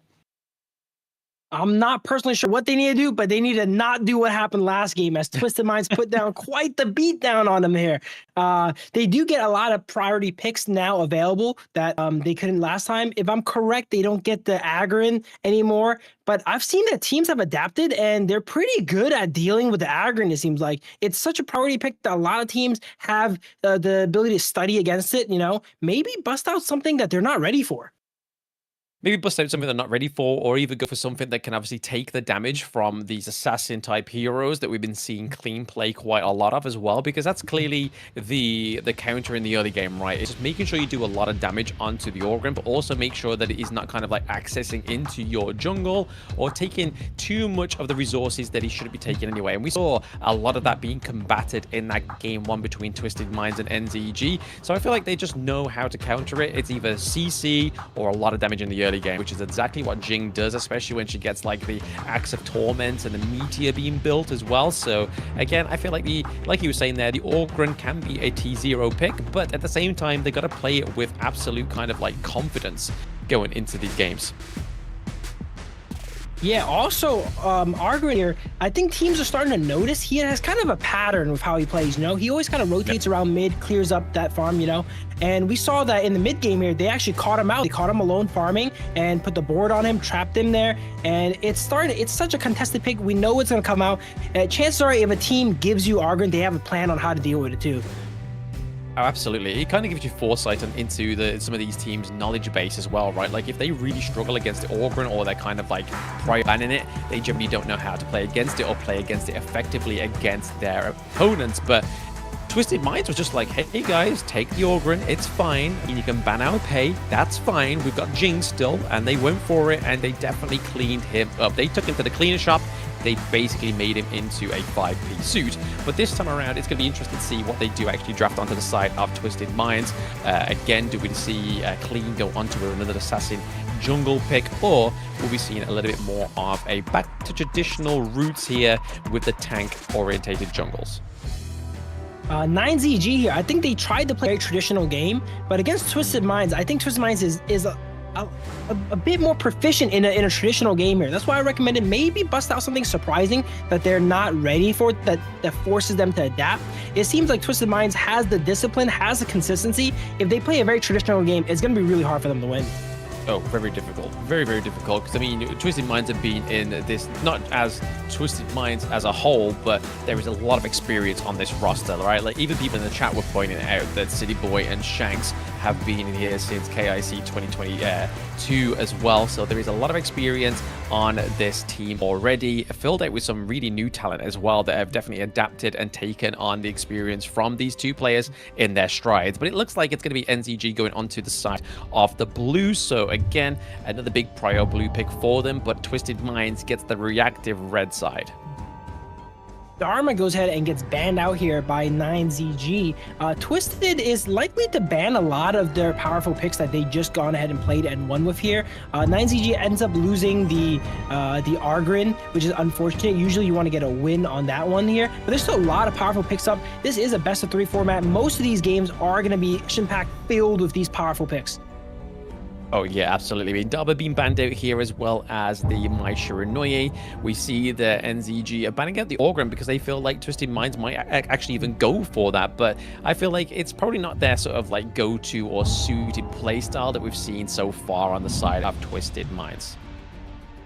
Yeah, usually when you're not sure what to ban, it's always safe to ban Argrin. That's why I tell my teammates in ranked here as they go ahead and pick up the Diadea first pick here. Now we're seeing Diadea prioritize a lot more as we're moving into the second game, third game of the set, where all the other picks are a little bit phased out. That's where the powerful roamers are going to be seeing a little bit more priority. Oh, absolutely. I mean, here we're seeing the Diadea come through, which is an interesting one here. So again, going to be great for picking off those kind of like high frame heroes if we do see it come through. But there we go. Twisted Minds winning with the Dolia and the Elaine. So this is something obviously we were kind of giving light to in the first series of the day. We saw a Dolia come through. We expected Elaine, didn't quite land. But now we are getting those double Death on Sunsets. That's the power of second pick. You get to pick two combo pieces together, so you make sure that they're never alone. They pick the Dolia and Elaine. Elaine's such a staple and competitive. I'm surprised we're not seeing it more, actually. We haven't seen it much yet, but when it is picked, it's usually with the Dolia, and it usually does a lot of work. Yeah, exactly. It's great access into the backline, right? Like, especially when you've now locked in the likes of a Yixing as well as the Lady Sun. Getting that Death on Sunset's going to be able to just basically take you further past all the obstacles that we can already see come through for 9ZG, especially completely like mitigating the Destiny counter as well as the bit of farewell. Yeah, those picks I'm a little bit questionable about, because as we mentioned, Clean likes playing more of these assassin-y type characters, and it looks like they just picked 2 prey characters for him here. Potentially. I mean, we could even see him revert to a Kaiser, right? Like, Kaiser with the Dolia combo is a big sort of like staple pick that we've been seeing for quite a while. Doesn't always come through in competitive, but it's still a very good matchup between these two.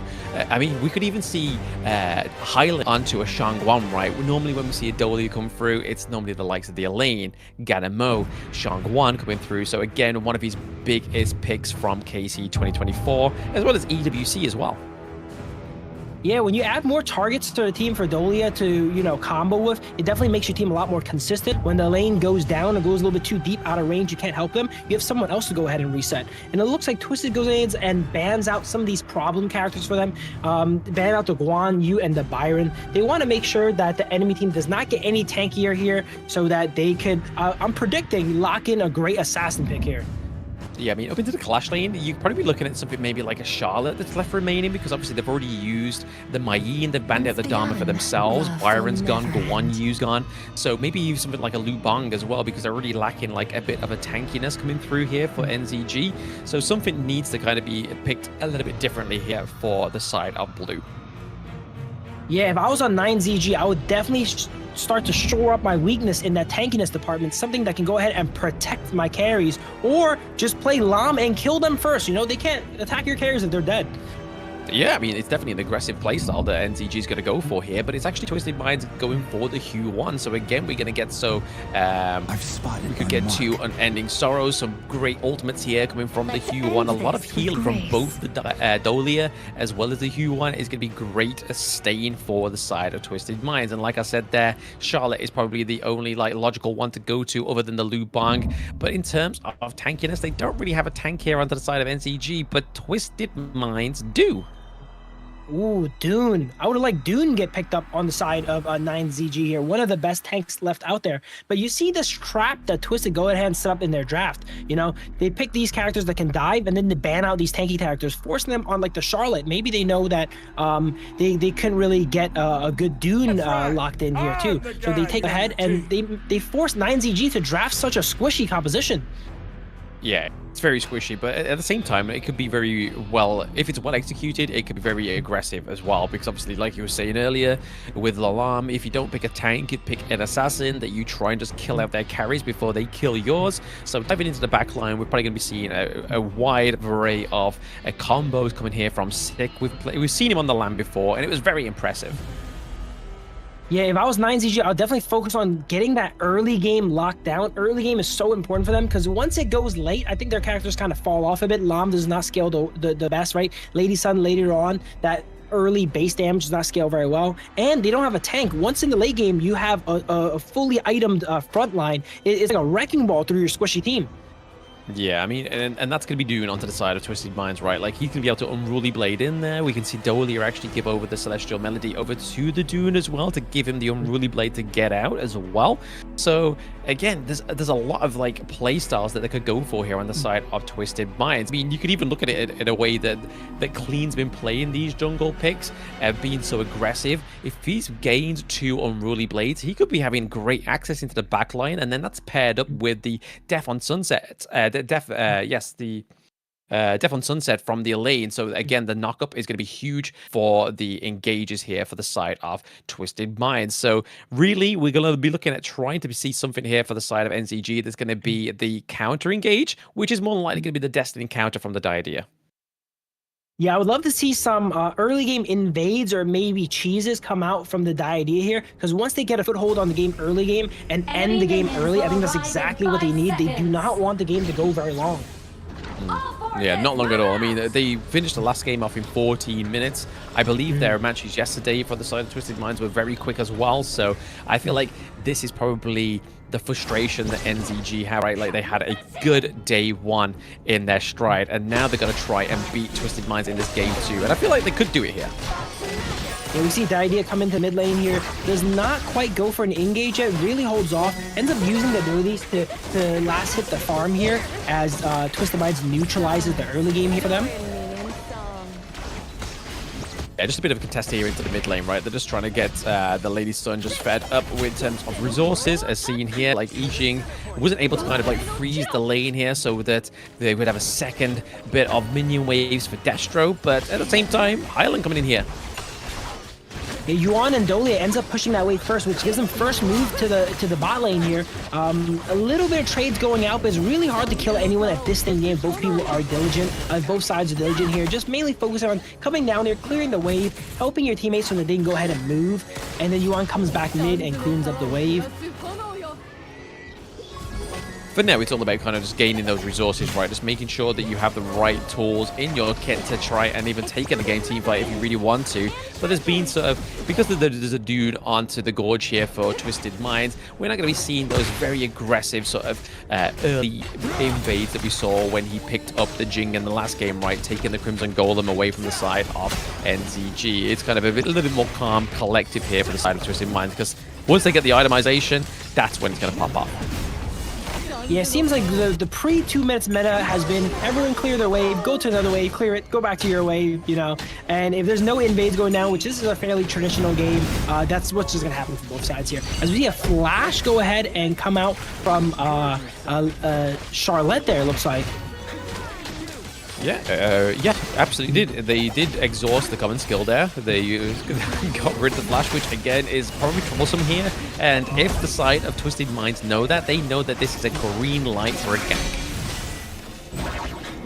As they go ahead and teleport into the bot lane here, are we going to see a lane gank here potentially? Maybe sneak into the bush? There's no minions here, so you could go ahead and sneak up. Nolan goes in, gets some poke, and that's going to get some vision and spot to Yuan here. Ford comes out, traps her right by her tower. Is there enough damage to come out here, though?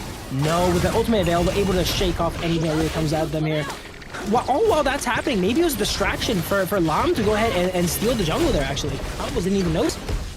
Exactly, he was able to take the boar, I believe it was, off the side of Twisted Minds, which again is just a little bit good, a bit more resources over to the side of him. Again, the gold resources here is definitely pretty much a fine line between both teams.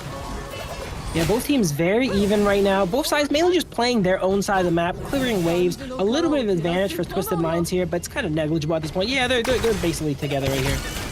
Yeah, it's basically night and it's not night and day. It's pretty much, is it 12 midday it's day. 1 p.m.? Is it 12 at midday or 1 p.m. at this point? Yeah, they're going to funneling a lot of farm here into Lamb here. And see, he takes the any jungle. His team leashes the jungle for him as well too here. So definitely one of those characters that needs a lot of gold, because either you get the kill or you don't, and there's no real way out. So I'm interested to see how Sick does in this first fight. Will he be able to get that damage down onto the carries he needs? The side of Twisted is a little bit bulky here, you know, with the D-Renji usually rushing armor boots first, the Yuan being able to go untangible here, dodging some of the combo. He needs to find a really good angle to go in and get these kills. Yeah, I mean, he's just keeping his passive stack, right? Shanks on the D-Ranger, he's just making sure that he gets that attack speed and movement speed, so he's a little bit more agile across the gorge. But I feel like this is going to be the point where we start to see the D-Ranger pop off, is now they've got the Tyrant here in the early game. There's a lot of damage going over to the side of Twisted Minds. That's another one of those more funneling, more selfish plays here. Lamb actually going at it, invading and cleaning the entire jungle, but we go ahead and get a board go down there, and Dolia gets trapped. D-Renji barely escapes the trap there, but has to watch as their support goes down. Yeah, he had to exhaust his flash. He literally had to run, dash out of there, and then that was it. He was out of the board. If he wasn't, I feel like it was probably going to be a Shanks and City Boy takedown there. But taking down the Dolia is a good thing here for the side of NZG. Definitely the start that they needed. Yeah, 9ZG, back to the point I was referencing before the fight broke out, is Lamb ended up cleaning up the entire top side of the jungle from Twisted. So while his play, you know, is for the team-wise a negative, for himself, he's probably getting himself a lot more ahead of the Dune here, getting a lot more resources himself. He eats a mid-wave here now, too. He has a lot of gold on him. Yeah, I mean, even gold as well as the EXP lead as well, right, onto the side of Sick. He's level 10, Clean's level 9 at the moment, so definitely clearing out that top side of the map for 19G was definitely the right move for Sick. He wasn't there to help his teammates, but they didn't need the help. They got the catch onto City Boy. Yeah, if you can get that investment up and running and it pays off, it's amazing. But he's gonna have to be really careful when you funnel all these resources in yourself. You gotta be careful in the fight because the enemies are looking out for you. Looking out is Yuan going in here with the ultimate stun onto 2, but not much follow up, and they actually end up getting themselves caught out a bit. But that ultimate able to refresh there. Wow. That was such a back and forth fight there. It looked like they were winning, they were losing here. The Yuan ultimate definitely be able to change the fight there with the untangibility. Yeah, we saw the teleport as well come through from 90, so he was just down into the mid side of the map, just trying to just clear out the minion wave as well, give himself a little bit more gold, but right now he needs to focus up there into the top side so he doesn't lose that T1 as well, because again, kind of like the Guan Yu, you want to make sure that you have a great lane priority for the lane. We see the Blade of Glory, I think that's called, the component coming out for Yuan. So that's going to signify going more of a bruiser build in the mid lane. A more supportive bruiser, applying those slows with the Frost Scar coming up. Not as much damage going out. Yeah, exactly. I mean, right now we're just looking for the sustainability for the side of Twisted Minds, right? I mean, they have the tankiness from the Dune, but right now they just need to make sure it kind of spreads across the rest of their teammates. But here we go, Sick Lamb going goes straight in here. Chunks the Renji to half, goes in, has to escape 1 HP. Ooh, and he goes down here. And like I was saying before, you have all this investment on the jungle, you funnel all that gold, and you go in and you go down, you give it all back to the enemy. Yeah, the death on Sunset there was definitely a cleanup for the side of 90. Just able to just dive straight on top of Sick. It just land back on top of him, deal the damage. But right now, is not done though. They go back in for more, it looks like here. As they push down this tower now, board comes out, traps too, but they might not mind. They will stay in the board and just take out the tower. Yeah, it was more of a defensive measure rather than an offensive. They were able to clean the T1 up into the clash lane as well, so they are trading across the gorge. That is the first turret though for 9ZG, so they have to try and just dominate more on that. But right now we're seeing Twisted Minds are just not giving up onto that farm lane. And then we see a little bit of a catch here on the D-Renji. D-Renji, I don't think has flash at the moment, but it's not enough. Lam goes in for another play here. Doesn't quite have enough firepower. The side of Twist is just so tanky that there's no one for Lam to really kill here, seems like, in these fights. Yeah, he needs to be sort of going onto a team fight that's already damaged. Like, that's the point of Sick at this point, because there's just so much sustain onto the side of Twisted Minds. And speaking of that, though, the gold lead is still pretty much, it's very close. Yeah, we'll have to say, 9ZG is doing a great job compared to the first game here in keeping it close. They are just a hair down to 100 gold maybe. So that is already miles better than the first game where it felt like they could not get a foothold at all in the game. Lam goes in once again, board does not connect, but D-Renji this time goes down. He cannot survive all those fights. And they take 1 kill and get away. There we go, we're getting on the board here. Taking Shanks off the board was a very good point here for the side of NZG. They are able to use the teleport mechanic. We're probably going to be seeing a Tyrant takedown here as well, because we see Destro rotating around to give over the help as well. So again, some great damage coming over to the side of 9ZG here. So this could be a little bit of a tipping point here into the mid game. 9ZG is doing a great job of splitting up these fights. They don't want the all-out 5v5, you know, where the Dolia can reset and get these big wombo combos off multiple times. They're splitting the fight. They're putting 2 people top, 2 people bottom, you know. If you guys pressure here, okay, we'll take a Tyrant, we'll take a tower. And that's how they're able to keep up that gold. And now they got ahead, actually. They're up 1,000 gold now. Up 1,000 gold. We see the Mask of Agony coming through for the I Ching there, so Moon's damage is now going to be a little bit more explosive and boosted here as well. But like you were saying there, Phil, the fact that sort of convert trades across the gorge as well is definitely what's the thing that's keeping 9ZG into this game too. Yeah, very intelligent macro here, making sure that they're always getting something. It might not be what you want, but it's better than getting nothing, right? Like, if the enemy team is going to push your bot side, go ahead and trade a tower top. It all adds up over time, and that's what we see here. And it adds up to the point where they get an opportunity to get ahead, and they go ahead and they get ahead. Yeah, I mean, we can kind of see some slowing items come through here onto the D-Ranger here. So Shank going for that item that's going to be sort of using the basic attacks, obviously inflict a slow, which is going to be great onto the likes of the Lamb, onto the Charlotte as well. Red team yeah, all the builds on the side of Twisted are just so bruisery, very reserved builds here, not going full damage. They don't want to give the enemy team a chance to catch them out and one-shot them. And it's really hard when all your characters are bruiser for Lamb to take anyone out. I really like their itemization here, and they also know we don't need that much damage. There's no tank on that side. We don't need a Shredder tank, right? We just need to use our base damage, stay alive, take out their carries, survive the onslaught from Lamb initially, and then after we survive it, we should be good. They're just going to sustain it, right? I mean, here they might get a contest onto the Overlord, but no, it's going to be Sick that claims it. The Death on Sunset come through as well. Twisted just got 2 objectives back to back, I think, as they go. No, they did not. 9ZG actually goes ahead and secures that one, actually. Yes, they did, yeah. It so looked like since they were running away that they gave it over, but they made sure to secure it before they went. But securing 3 kills gets secured out like before we even knew it here on the side of 9ZG. What just happened?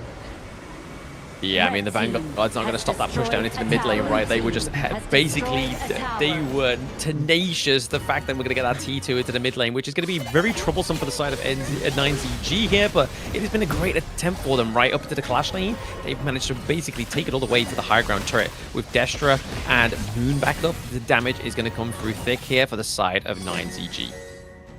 If Lamb did not secure that Overlord there, it was probably GG. 3 were down on the side of 9ZG, and he had a full minion wave pushing in. As we see another fight come out here, and Lamb, once again, not able to take out the enemies here. Board used defensively to try to stop the advance of Twisted, and it's a really, really tough game here for 9ZG now that the map's getting opened up. Oh yeah, very tough game. I mean, Sick was there trying to take the pick up onto Shanks there, but he kind of was just met by Highling. He was like, no, buddy, I'm going to be here. I'm going to take all those pushing and prodding away, and I'm going to sustain with my healing as well as my CC. But right here, we could potentially be seeing some high ground turrets be taken down into the side lanes. 9ZG, if they want to win the fight, they got to soften up the enemies, but it's not easy with Dolia and Yuan coming in. And Dune goes in and pushes behind the high ground tower. Blood Rage on 4-man crowd control there. And they just don't have the firepower, it seems. They need to get some poke off, but it's really hard when there's so much healing on side of Twisted. Lamb goes in here, takes out the DRNG here, but will go down for it. As it looks like Twisted might make a play for the win here as they rotate back mid. They still have a few minions. Lady Sum desperately trying to clear the minions. Minions go down, but now they have a clear bottom. All these towers are getting chunked out. We have 1 cannon here. Is it enough for them? They need to take out that cannon. They need to take out that cannon. Okay. If they did not take out the cannon, they could have just lost it if they all target the crystal. As they're now, once again, in the base of 9ZG. The game is about to get closed out, it seems like. Yeah, using the board defensively as well now. Red team rampage. Yeah, I don't think this is the place you want to trap them. You don't want to trap them in your crystal. They want to be here. And there it goes over the side of Twisted. Wow.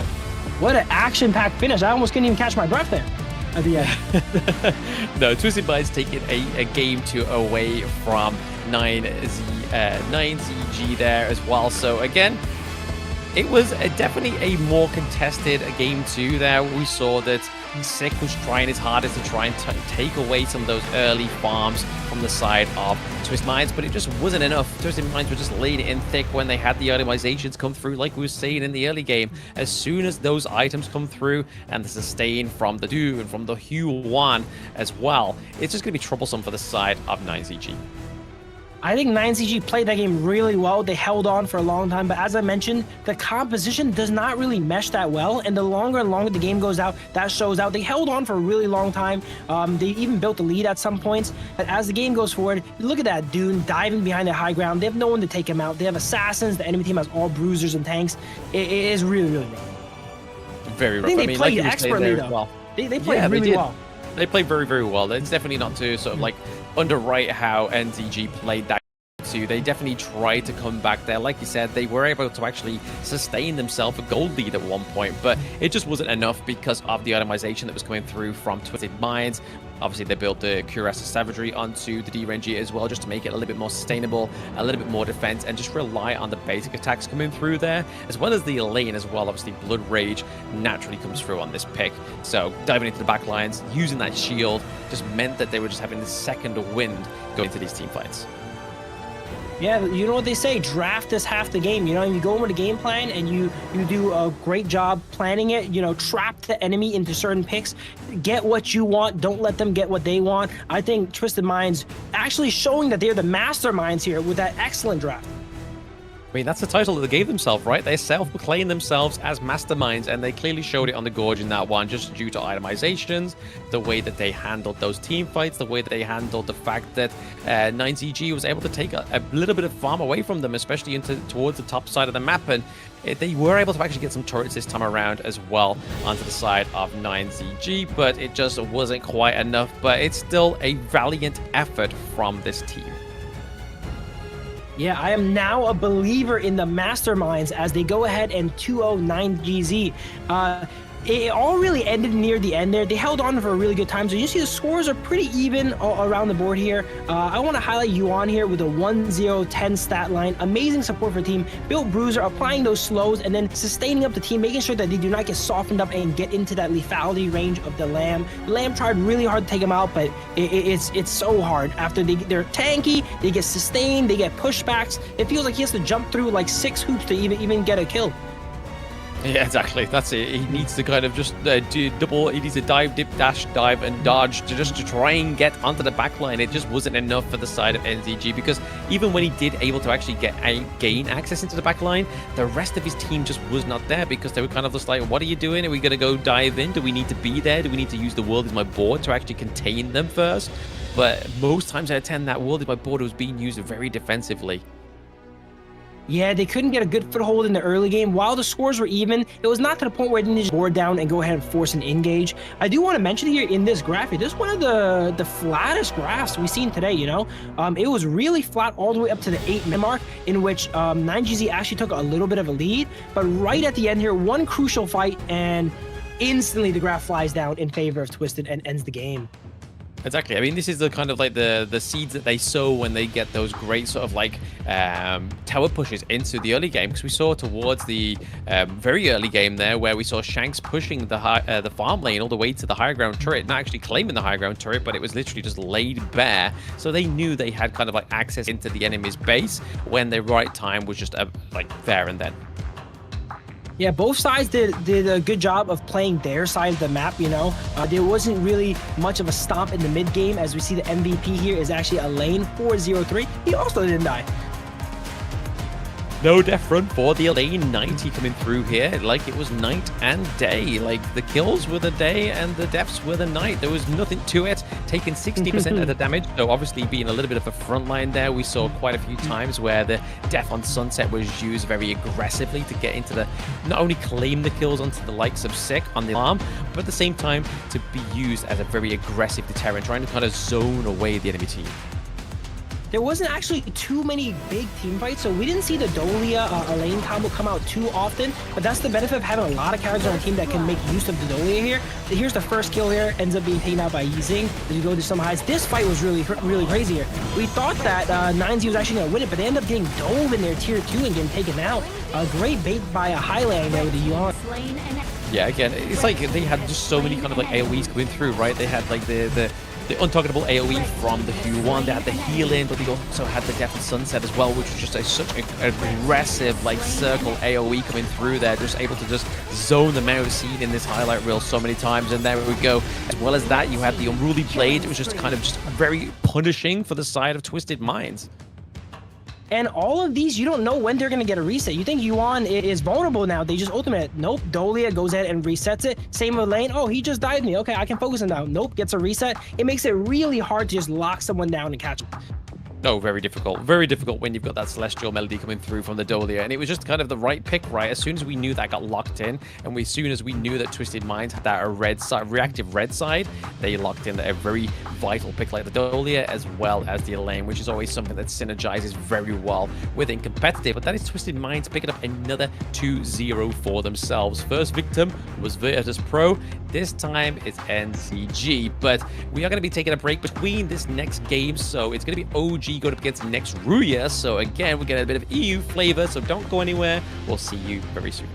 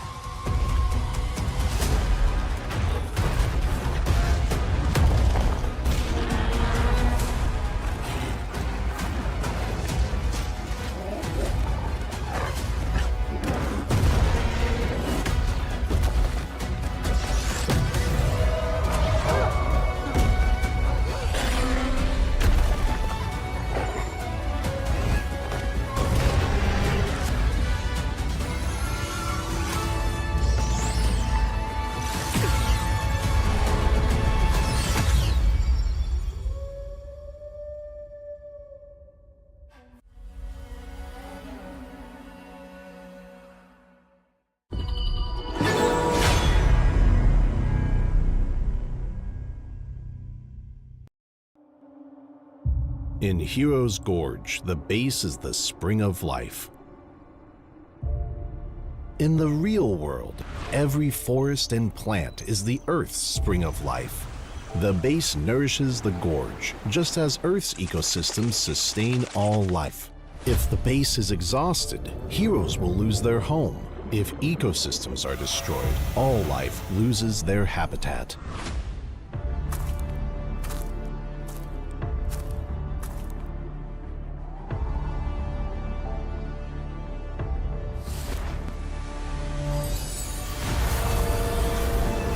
Honor of Kings is working with players worldwide to support real-world environmental causes and protect our planet's future. By participating in Protect Nature, Protect All Life, all efforts in the event will contribute to real-world causes and let us defend the honor of our planet together.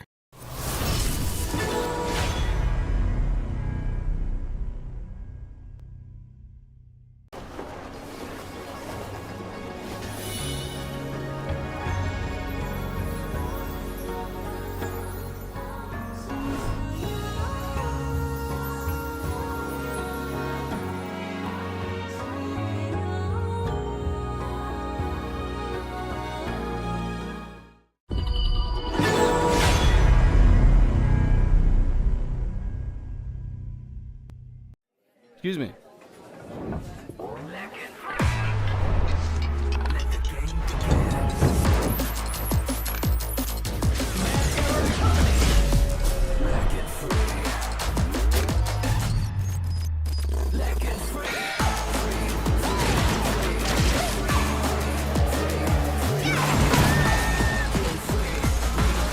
Hugging stings. Victory! Yes, yeah. Another round. Sure, but how about a smoother phone next time?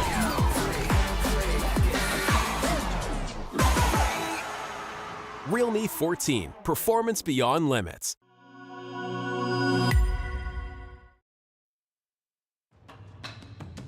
How's it going, everybody? Welcome back to the Honor of Kings Major West League Spring 2025, and we're already on Game 3, so halfway through the day, and it's going to be OG Esports going up against Next RÜYA. Next RÜYA, this is their first game of the West League, so again, very interesting to see what they can bring to the table, right, Phil? Yeah, and it's quite a game. They're against OG. Most people know them as the favorites in this tournament, but let's see if Next RÜYA can go ahead and knock them down a peg.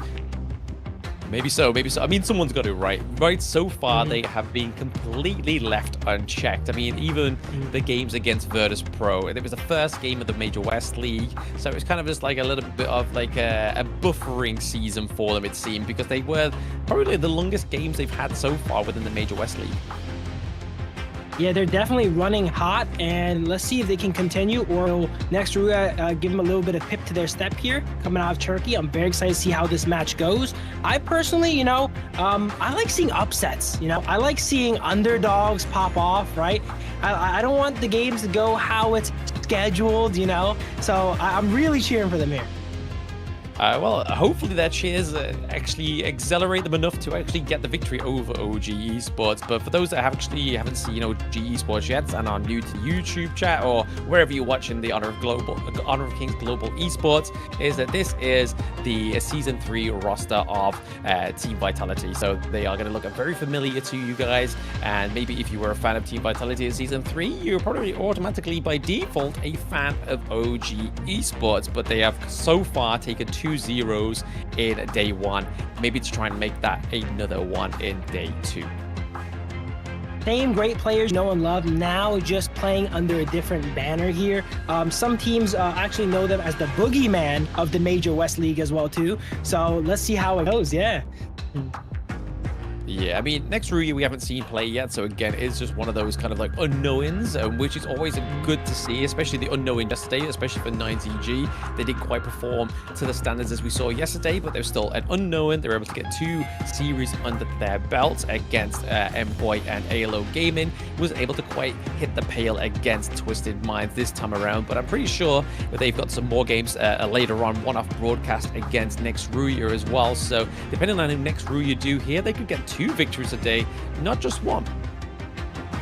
Yeah, very excited to see them play. They have not played yet, and that's a bit of an advantage. They got to see OG play twice already, right? If they were using their time properly, doing research, maybe they could devise a strategy to take down said boogeyman. Maybe they'll be the thing that need the kryptonite, right, for OG Esports. Maybe the case here for this team. And honestly, we haven't seen them play yet, so we're not quite too sure or familiar with the drafts, because even in like KC 2024, right, next RÜYA was not quite there. We are seeing Ryuga, who was on Foot Esports, that was in KC 2024, so there is a lot of experience within this team. Some of these players actually were a part of the Season 1 Invitational of NRX as well, so they definitely have within the global esports scene some experience. Yeah, very seasoned players, no doubt, and they're going against another seasoned team. We should see another really close game here, which I'm excited for. We got our first best of 3 today. Maybe it's our second best of 3 for the tournament? I don't know. Let's see. I think the next one's probably got more of a chance of being a best of 3 this time around, because it's obviously MKOI. They're definitely going to want to be proving something. They're yet to get a victory on the board as well, and obviously being one of only the NA representatives, they definitely want to try that. But we're going to go check out Team A, so let's have a look who they are.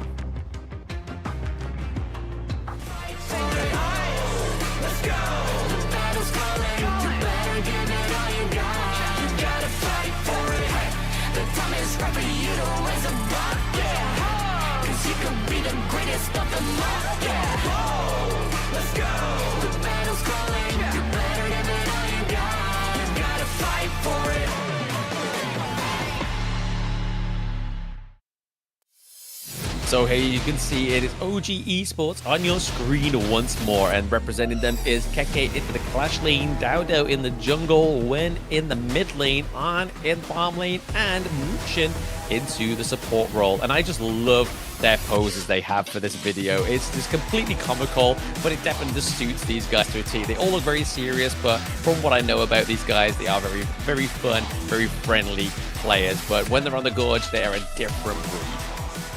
Those are the most dangerous players. You know, you think they're all fun and games, and then it's game time, and they really show up, and there's no more laughs. No more laughs at all. I think Dowdow's learned his lesson from yesterday. He was having a little bit of mess around with his chair and reclined a little bit too far back and almost fell off. So hopefully no concussions for him today like yesterday. But yeah, like you were saying there, these are some of the players that will probably be the most frightful, right? When they seem very friendly, very sociable. But then when it comes to the push comes to the shove, that's it. It's kind of like game over. They are here to basically do business. But we're going to go check out their vital enemies, which is next RÜYA.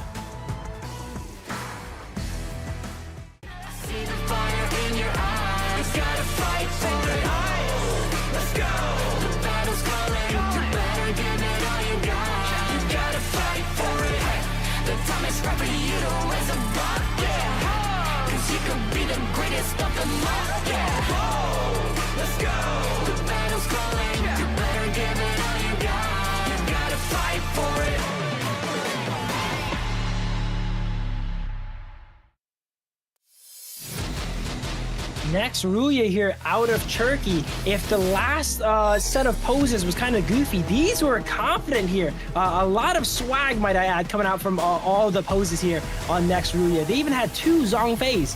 But on this team here, we're going to go ahead and see Knight in the Clash lane. We have Atrix in the jungle, RÜYA in the mid lane, Void in the farm lane, and we have Demon on Roamer, as well as Bobnet, another Roamer there for them here as a sub. Yeah, exactly. We saw a little bit of the Blues Brothers swag coming through here for Next RÜYA, it seems, with the dark shades. Definitely something that was quite up to the pale of OG Esports is quite comical poses as well. But a little backstory here as well. So RÜYA, their mid laner, was actually the support onto the side of Foot Esports in KC 2024. And the majority of last year when he played in Honor of Kings Esports, he was more of the support player. So he's actually now going up to the mid lane. So that's going to be super duper interesting to see how he's adapted here. Or was this his plan all along? He was kind of the mastermind waiting for his moment to shine in that mid lane. That's what Major West is all about, right? You gotta not just win, but you gotta win in style. I love the energy that both these teams go ahead and bring onto here, you know, inside and outside of the Gorge here, right? Yes, absolutely. They've got to bring a style. I mean, to be honest, they need to bring something into the Gorge to try and bring down OG Esports. I believe in them. I don't know what they're gonna bust out, but whatever it is, I believe in. Now, we'll find out here, right? This is where we start to find out what they do bust out, because this is the bans and picks for the first game between OG Esports and Next RÜYA Esports. So let's see what actually comes through here. We're going to be seeing some of those like typical blue side bans, which is like the Ali, the Diadea, the Mai Shiranui. I feel like those are going to be some of like the most prioritized bans here. But once more, we're going to get the KK Mind Games. It's going to be the Guan Yu. Wow.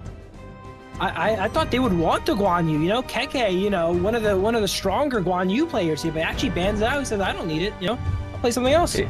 It's one of his mind games. He did this yesterday, and me and Yikes was just like, oh, he banned it in game 1, and then game 2 is kind of like, ha, Yikes, got ya. This is my time to play Guan Yu, and then came through. So, yeah, it seems to be a little bit of like an MO here for OG Esports, that they don't want to go up against the Guan Yu in the Clash lane first game. They ban out the Lady Sun as well, so again, a great farm lane pick coming out from the side of OG Esports.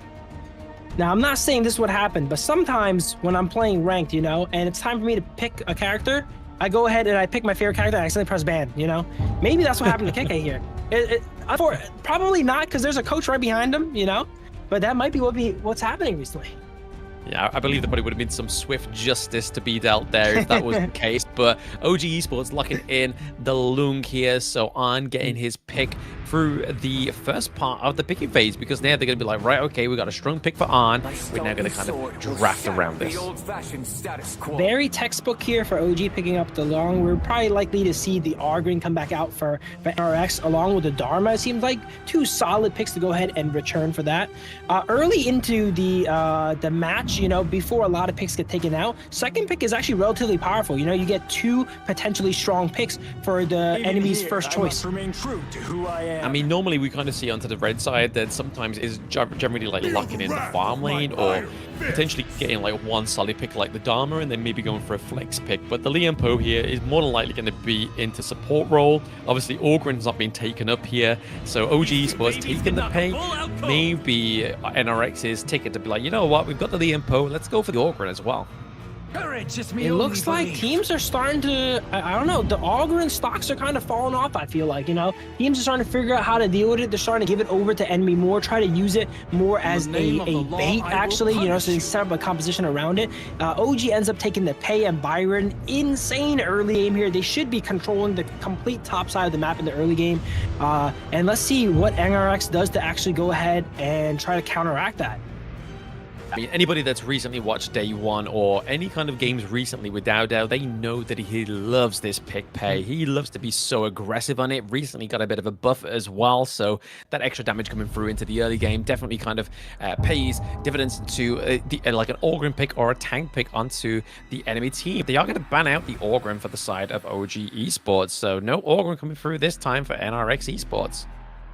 Yeah, OG's like, we gave you all a chance to take it. You don't want it? All right, you can't have it no more. They go ahead and ban that out. Diadea gets banned out for NRX, targeting the roam on the side of OG. And yeah, if Diadea or Saker, these kind of bruisery early game roamers come off with the pay invade, with the Byron roam, you know, it could make such a nasty early game combo.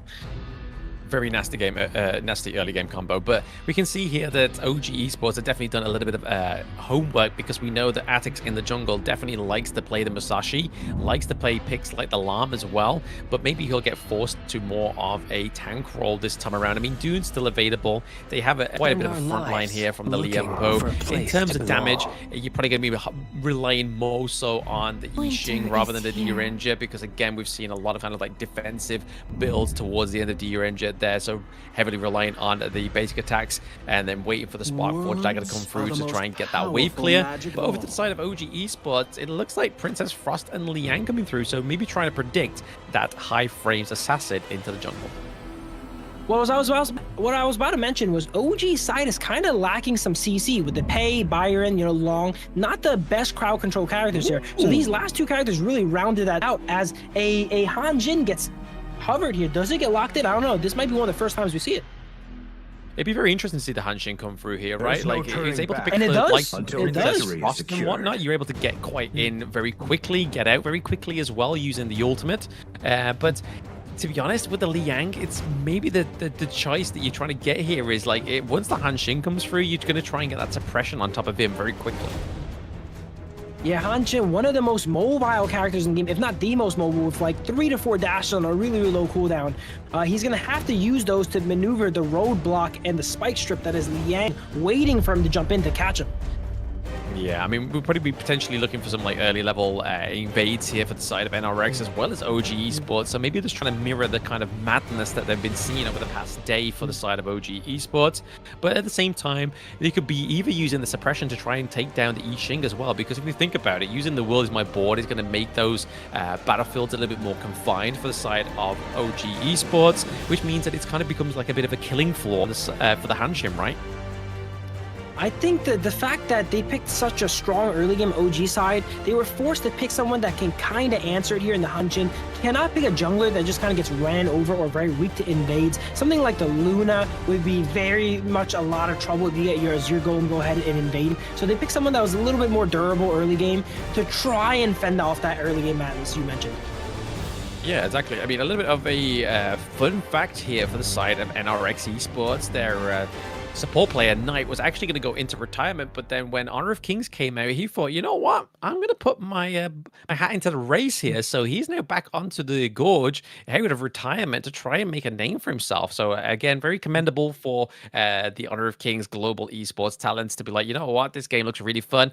I'm going to go and play it for myself. And he's actually in one of the West League teams. So there we go. Anybody can make it as long as you've got the right attitude. Pro players, it's not easy to retire, you know? You see your friends and fellow competitors on the stage competing, giving it their all, training every day, and you just, if you've had that life before, you know, you don't want to give it back up, right? So as a pro myself, I remember back when I played, a lot of people retired and then they come back, you know? Nothing quite beats that feeling. It's like a comeback tour, right? It's kind of like you're a famous band. You're like, you know what? We got a reunion tour coming through, lads. It's like, okay, let's go. But yeah, I can imagine it's never been a pro player, but I can imagine what it feels like. So there we go. A little bit of insight from one of the ex-pro players. I mean, we've been spoiled onto the West League. I mean, does the East League have any ex-pro players? I don't think so. So West equals the best. Thank you, Holler. I heard Hauler plays a mean Street Fighter, but I'm not sure about MOBAs though, all right? So we're gonna have to see going forward here. But yeah, these teams are readied up. They're getting started. 0-0 OG versus next RÜYA. I like that more interesting picks come out from NRX because, you know, a more traditionally strong team, they have a lot of research, a lot of practice against these more meta characters, right? While their team is still more meta, it has that flashiness with the Hanshin and the Darham to make these crazy plays to catch and try and break the lineup of OG. Exactly. I mean, that could definitely be the motive here for Atix, right? But we're going to have to wait to see if they can actually translate this onto the Gorge. Because again, even though it's one of the more flashier picks, most likely that when it becomes a flashier pick, it's harder for them to actually pull this off.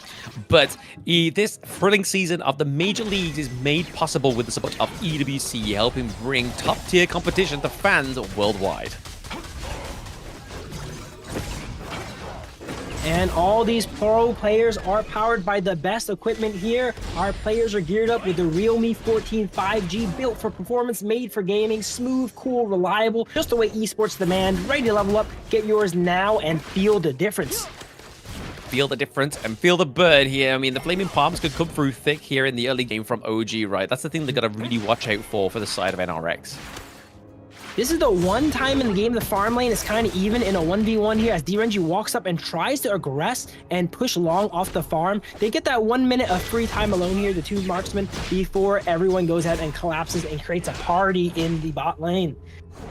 Yeah, I mean, they've got to be careful though, right? I mean, Liang is coming down with the rotations now. He's done his job into the mid lane. Wow, the wind's going in through as 1v2. well. A lot of damage. Yeah. He had that HP advantage, and he was confident. He was not worried. 1v2, no problem, man. I'll walk up. I'll advance. He tanks the minion wave here, too, to keep the wave in a great spot, as you can see. There we go. Sets the wave in a good spot for him. He's likely to freeze the wave there, as we see Han Shin go ahead and dash around, dart around the mid lane. Yeah, you kind of have to use those dashes to get out of there, right? They go back into the safety of the T1 because they got the Liampo there as well, so they're kind of protected. They have the Tremor Smash, they have the Magma Slam as the Burst Ram as well, so they definitely have their ways of keeping the Hanshin alive for now. But like you were saying there, obviously, on going in on the 2v1, this is not stranger to him, right? This is the same player that took a 3v1 under the T1 turret and came out on top on the Arlie. It was crazy yesterday. If you can get away with that, you can get away with anything. But on the side of NRX here, it's really hard for the DRNG to go ahead and break this freeze that Long actually went ahead and set up. We don't talk about this often, but if you know you have the XP advantage and you're getting level 4 first, if you go ahead and freeze the wave by your tower, it forces the enemy marksman to walk up outside of their comfort zone, you know, and have to fight you for the farm. That's what we saw here being set up by An. Exactly, that's exactly what they were doing there and into the farm lane, and they're kind of just playing the lung game, right? They have to try and kind of bait the enemy into their turrets so then they can open up a big gank for the side of their jungle or even their mid lane. But right now we see when and Flash comes out into the ultimate, and there goes Liang Po. That's the power of Liang being able to lock someone down as moment's notice. It seemed like a little bit of an overkill there, that flash. He was already on top of him, but he really wanted to make sure that a demon had no chance of escaping, and he ends up going down there. I mean, we say overkill, but it's the first blood, right? I mean, there's a little bit of an extra boost, extra bonus gold. So, again, claiming that win, you've already got a lead, which is OG Esports up by about 1.4k in 3 minutes. It's definitely a lead you want to maintain. I think this is the quickest we've ever seen such a lead. 2,000 gold lead almost 3 minutes into the game. Yeah, it's pretty much stonks here onto the side of OG Esports for now, but I feel like all NRX need to do is just make sure they keep maintaining their jungle, making sure they don't lose any of their farm, and just make sure that they're able to kind of like bring that back up to a very steady comeback in terms of gold differential. It is expected, though, when you have such strong early game characters such as Pei and the Byron here. We didn't see it much on camera, but they did a lot of work top invading, stealing away the farm, and that's how they built up this lead here. It looks like NRX is closing it back up a little bit here, but they need to be able to hold on until the Pei kind of starts to fall off. They get some gold in their DRNG, get some items in there, and play for the late game where they can get these truth marches. Oh my god. Before we even know it, Pei gets there we go. It's not easy to survive the Pei in the early game. The pain brings pain, and I mean, he just built the Axe of Torment as well, right? So that's a lot of damage coming through for the side of OG Esports. But Keke is looking to try and take this 2v2, just battling between the turrets, just trying to kind of make sure that his minion wave's crashing through here. We might need to check Guinness. That's probably the fastest Axe of Torments we see out of a jungle here at 4 minutes, getting all that armor penetration early. As Luan goes aggressive here with the ultimate and puts himself ahead, and DRNG turns it actually. Wow. It looks like... Exactly. Oh, nice little trade there. I have to wait a second there to see who wins. It looks like both players win there as they actually traded here. I don't think Long was expecting the level of retaliation coming out from Void. Yeah, not quite just expecting that, but that's the stun of the DRNG, right? Like, he not only stuns them, but he gets the physical damage reduction as well. Yeah, being able to reduce the defenses there, and you're a marksman, you already don't have much defenses. Being able to turn that fight from like 30% HP versus 60% to 0-0. Great play by both sides. Oh, very well played there for both sides. We've seen that the Tyrant did actually go over to the side of OG Esports, so again, a lot more damage going over to their team. And did they need it? Because, I mean, Dowdow's already packing a punch. There's so much going on everywhere in this game here that we watch one thing and we miss another. Somehow OG has climbed up to a 3,000 gold lead, got the Tyrant off screen as we've seen here. There's just fights going on everywhere. The Byron Pei, like I mentioned, is terrorizing the early game here. Complete control of the enemy jungle. They're not allowed to walk up, and Pei is really good at taking towers as well too, being ranged and pushing these leads. Byron on their backline behind the tier 2 tower, and look at the aura right there. He's just standing behind the tower menacingly, forcing the enemy team to go back into base. He's not gold farming, he's aura farming. He is. He's still there. He's like, okay, I just did that top. Let me do that mid too real quick. But yeah, right now, I mean, that gets 5k gold is crazy, taken. right? Crazy lead into what, 6 minutes? So that's almost like a 1k lead per minute, which is crazy. The T2 now going down into the mid lane is definitely something that NRX needs to get in check right now. Things are happening so fast. I could just imagine it's just getting away from NRX. So much is happening at the map at the same time. That's the power of these picks, like the Pei, like the Byron, being able to infect the map early, get first mover advantage, and then when everyone's doing that all at the same time, it's really hard to control. You know, you need help here, you need help there, and Long goes ahead and ults out, and Liang grabs the Liang power, and it looked like it was really bad for Long here for a sec, but then I remembered he's Long, he can just press ultimate and get away. Yeah, literally, the Infinite Bastards comes through, and there's not too many Imperial Orders that you can land there with the DRNG when you've got 4 people on top of you. Hanshin trying to catch up here. Like, even with the mobility of Hanshin, one of the most mobile characters in this game, they still cannot keep up with the rotations and macros of OG. Oh no, exactly. I mean, that's what happens when you go against OG Esports, right? They're known for this. Like, they're just so like highly aggressive. They definitely want to try and finish the game off early. They're not here to mess around in day 2. They're like, guys, we had a 2-0 yesterday. We're just looking to maintain that score. But here comes the suppression once more. This Byron has consistently been behind towers. I don't think I've ever seen him in front of a tower yet. His angle is stand behind any tower, make sure they cannot walk up to defend. This is probably the only time he's actually in front of a tower, and he might jump back in there any second now. He's just living life on the edge. He's just an absolute like adrenaline junkie at this point. He's like, you know what? Why play in front of the turret? I'm going to play behind the turret, you know? Just kind of try and create a new strat here. But if we look at the scoreboard here, you can kind of see a clear divide in the gold here between Dowdow and Atix. Like, what, 8k and to then 5k? Pei jumps in, and then again, 1v3 and takes out Hanjin. Complete Joe domination this game here.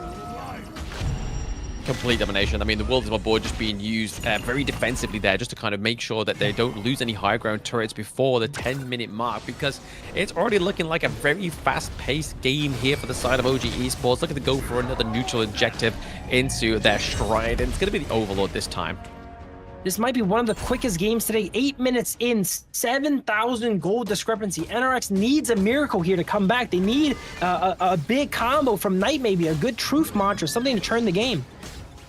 Yeah, they definitely need something right. The truth mantra landing in maybe a crucial crow control, that's right. But at this moment, they are definitely behind in terms of like EXP as well as the gold. So in terms of itemization, I don't think they'd have the damage enough to actually make something out of this. Wow, oh my gosh! Brutal, brutal, brutal. And on top of all that, you have to worry about Liang flash ulting you, and he could probably solo you himself. He's solo heading right. He's level 12 on the Liang. He's higher level than the enemy Clash laner on Rome. Yeah, exactly. Yeah. that comes to something, right? When your enemy support is above your Clash lane on the enemy team, is pretty wild. But this is exactly the prospect of OG Esports. They're just so aggressive. Before aura farming in the enemy base there, takes a bit of damage, turns on the ultimate there, shields it all up, you know, saying you can't hurt me, and they actually got out it. At this point, I don't think they can, right? I mean, it would take probably like 5-on-1 at this point to try and take down Keke, but like you said, he's just aura farming. He's just trying to like bait some of these skills off of the side of NRX, but they're not kind of taking the bait just yet. He's sitting right over the wall here, looking for a time he could jump to 1v5. I can tell already. They're not taking the bait though and walking up and giving him that 5v1, it seems like, as he goes and backs up and does the Azure Golem. While he's going doing that and literally holding 5 members on the enemy team, it looks like, on the map. OG is given the time here to freely go ahead and take this Overlord. And take the Overlord and the Tyrant, you mean? Wow, I mean, look at that. that. Timing is impeccable. Like, you saw that DowDow got it all the way down to like very much 547 health, whilst his team didn't actually face the consequences of the Primal Bond as well. So a very nice time, well communicated OG Esports. And that's back off of the back of Keke here, standing up in the front, getting vision of the complete enemy team. They don't have to worry about any steals, you know. Pei doesn't have to worry about someone throwing a skill shot, taking it out there. We have complete vision of the enemy team, so we can do everything at our leisure, and that means taking both objectives at the same time. Yeah, and that's when you know you got complete dominance onto the Gorge, right? That's when you take both of the shadow variants of these neutral objectives. Whew, that's when you know you're in for a treat.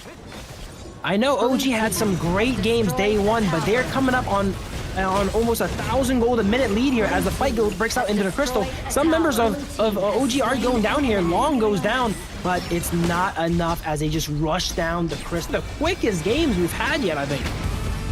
It's definitely, there seems to be like a medium average, right, for OG Esports. They don't like to go all the way to the 10 burst, but they don't like to finish it too early. They like to get around about that like 11, 12 minute sweet points on like, yeah, let's give over some kills. Let's try and like give a bit of pizzazz for the side of our opponents. But no, OG Esports coming in with a very clean game one there. NRX looking like a little bit like a fish out of water, unfortunately. I cannot wait to see the gold that game. Everyone on OG side was rich. It's one of those times where you play, right? And your support has more gold than their highest gold member. You know, that's when you know it's done, you know, like... The splash in the cash around, mate. It's just like, you know what? You get an item. You can get a tier 3 item if you really want to. Hey, just splash out, baby. We just got so much resources. We have put in stocks. We're in crypto, and we're going to the moon, baby. That's what OG Esports is basically motto there in game 1 against NRX. There was so many things happening that game, you know, invade going on here, 1v1 going on here, items flying all on OG side, mainly on OG side, to be honest. I see them picking up items multiple times here. It looked like Byron picked up like 3 items at the same time at one time. He was probably shifting around his build, it seems like, while he's in their base standing still. But very entertaining game. We don't like to see stops, but sometimes it's fun to watch, you know. It's fun to watch. Sometimes it's just unfortunate, right? Like it's bound to come through, especially when you got such like a variant spectrum of these teams within the West League. And OG Esports, like you were saying in the introduction, are probably one of the favorites within the West League, right? And their day 1 performance definitely portrayed that, and then day 2 is looking like it's going to basically maintain that same kind of pattern. Yeah, they are setting the pace for all the teams here, you know. I saw them play yesterday. It was very impressive. It's different watching it live, you know. I see why they're the favorites. I see why so many players are looking out for them, calling the boogeyman, because they're out here farming 1,000 gold on you a minute, it seems like, almost. And you said that was the average game. I'm scared to see what's their good game, you know. If that's like an average OG game, about up 1,000 gold a minute, you know, like... I think we're still yet to see the actual... bare knuckles OG Esports within the West League just yet. I feel like they're kind of holding their punches, it seems. Ooh. But compared to the Season 3 Invitational, but look at that, 11k gold to the enemies, 6.9k into the jungle. DowDow with 602. And then it just becomes even more impressive the more you look at it across the board. Can I just go ahead and give a shout out to RÜYA here? Somehow, amidst all that chaos, he did not die. He's got the invincibility, hasn't he? He's got the passive that just makes him able to get out there. He's a scapegoat at that point. But yeah, that is extremely impressive in my opinion. He was in like an active war zone the entire game. His jungle's getting invaded, his mid's getting pushed in, his lanes is getting 1v1'd on, you know. Very, very impressive actually. Very impressive. I mean, you have to give over to Void as well, right? Like 49.2k is one of the damage. Just under the damage of DowDow onto the Pei there. So even though they're on the losing team, their Ranger actually coming out there, 4 guns blaze, and just trying to do as much damage as possible. But the fact that they just had such an aggressive early game just meant that that damage just never came into fruition for the side of NRX Esports. While I think OG definitely surpassed them in macro and rotations, DRenji there showed that his mechanics are on point, taking the 1v1 against here and actually trading, saying he can stack mechanically there. Absolutely. stacking up mechanically as it was. But like, look at that though, like no turrets taken onto the side of NRX. There was no neutral objectives just because they were just too much dominance onto the side of OG Esports. But they definitely have to try and redeem themselves in that game too. The Hanshin pick, even though it was different, it's the first time we've seen him within the West League. It just wasn't enough to kind of counter DAO on this pay. Blam, outside of some disconnects, what does RÜYA need to get a foothold in this next game? I mean, they don't have to go against the pay next time, right? This is the beauty of the Globant pick, right? Like, maybe they'll go into something like the Luna. We've seen a little bit of a mixed bag with DAO on the Luna, because the last time we saw him play, he was kind of using it more as an intel. But speaking of DAO, he does get another MVP for himself. But I mean, at 602, 26% of the damage dealt, 23% of the damage taken as well. Like, this is pay. He's not like the most tankiest of heroes. He can falter with enough damage, but DAO's still taking a considerable amount of damage there. But then the total gold being 28% is definitely showing on how well he navigates this jungle on the Gorge. Look at the early game here as DAO just one-shots Hanshin there. All these fights are so quickly, you're going to see in some of these highlights. Liang goes in and grabs the Yangpo as they get taken down. Look, these fights are so quick. Mainly off of the grabs of Liang, as you can see here too. Yeah, you can see why they went for the Liempo, right? Like, the fact that they were able to use the suppression on the squishiest hero, but on the tankiest, it meant that that Tremor Smash never actually connected, and that could have been a great upset to the side of OG Esports. They go ahead and lock down the only character that doesn't die in like 1 second, it seems like, and that's a great use for my opinion. Oh, absolutely. I mean, it definitely paid dividends in this game one, right? Like, there just wasn't any time for the Liempo to shine, which is normally like one of the big picks into the support role, especially with his impressive Tremor Smash. Just to be able to like knock up 3-4 men on the enemy team. Just like if that was if that opportunity ever came through, Void on the DRNG would be able to do so much damage. It would have been very incredible for them. But we are going to go for a short break. I feel like we need a little bit of a breather before that one. So see you very much soon, guys. OG Esports and NRX up next with Game 2.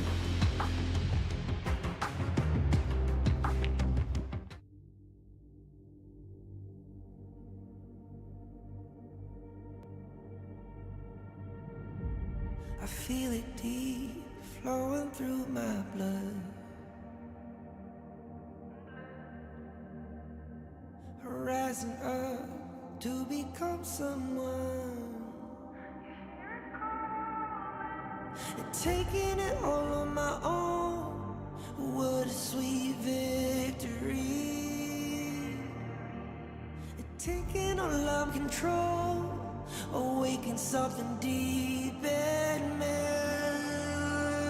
Like flames, feel it burning inside. Take a hold in pursuit of the prize. I've been told ain't no way to survive. Keeping all of this fire that's locked up aside. When this is the time, enter the ring. All those mental chemicals doing their thing. I got flashes of battles inside of my dreams. I was made for this moment. At least now it seems like it's time to come face to face with your fear. Been battling reasons for all of the years, and I learned how to fight them with style and grace no one's ever encountered. You say it's amazing. I'ma come out swinging when they open the gate. Go ahead, call passion, I'm calling it rage. I'm taking what's mine like I already own it. Watch but don't blink, going here to the moment.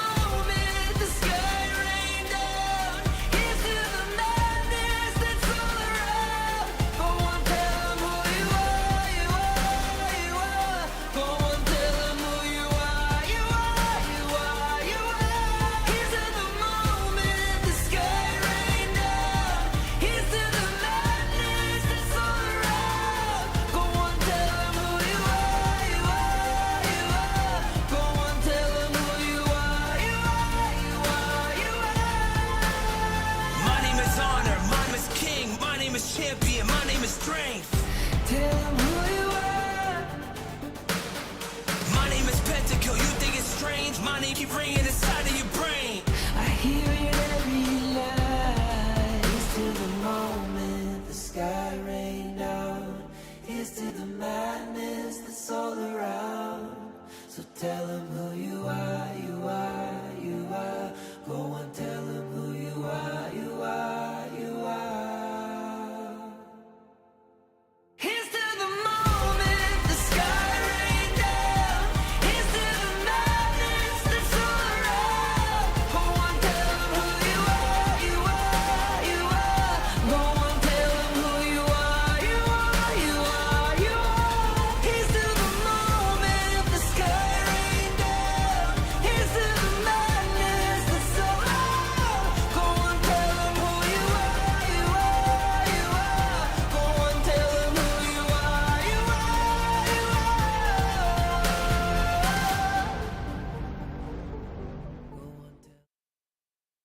Welcome back to the Honor of Kings Major West League Spring 2025, and we've just had a very quick game from OG Esports. NRX definitely need to spice things up on the Gorge to try and take a point from them. I am Bleb, and with me is Yuruz. How are we feeling going into this game 2 of match 3 already?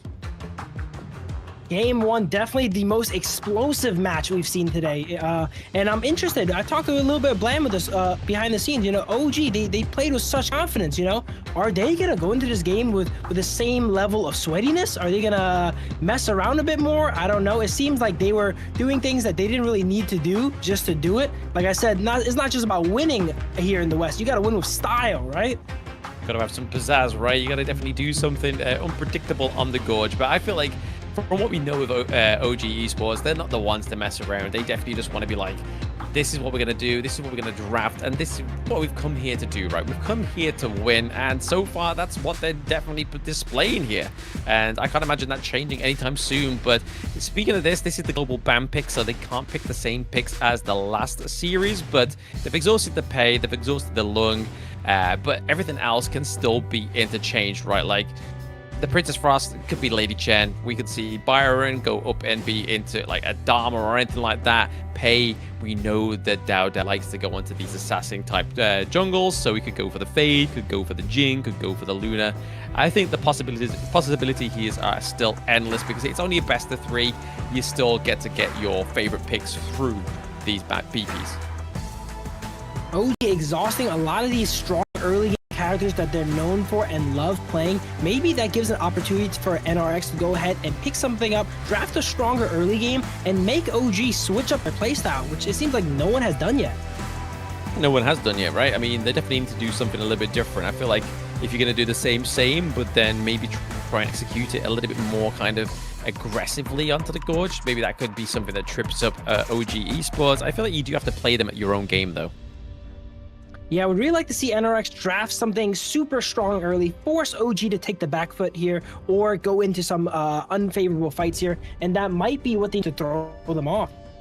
They might do, right? I mean, we're going into the BP here of game 2, so 1 point already going over to OG Esports, a very precise, concise game 1, finishing around about that 12-minute mark. The Dharma is getting taken off of the table once more by NRX. Yep, they went ahead and played it, so they cannot play anymore. So they want to remove the opportunity for Keke to go ahead and play it. They saw what he could do on Byron. They do not want to see what he could do on Dharma. Exactly, yeah. They don't want to get onto the Dharma. I mean, to be honest, Byron actually there, it's not always been the most kind of like fruitful performance in the Major West League so far, but Keke definitely played it very, very well. I would like to see him go back onto his Mulan here, but again, he hasn't banned out the Guan Yu, so maybe we'll end up getting Guan Yu here onto the red side because they do get the reactive red side picks here. Yeah, OG definitely has a lot of picks available for them. Keke is really hard to ban out as they go ahead and take the Agron here.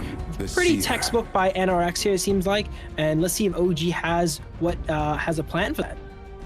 Yeah, Ogren here is pretty much a solid pick, right? But like we were saying in the previous series, like the teams like OG definitely like to build, go for very damage-intensive heroes. And here we are. The Guan Yu is coming through for Keke.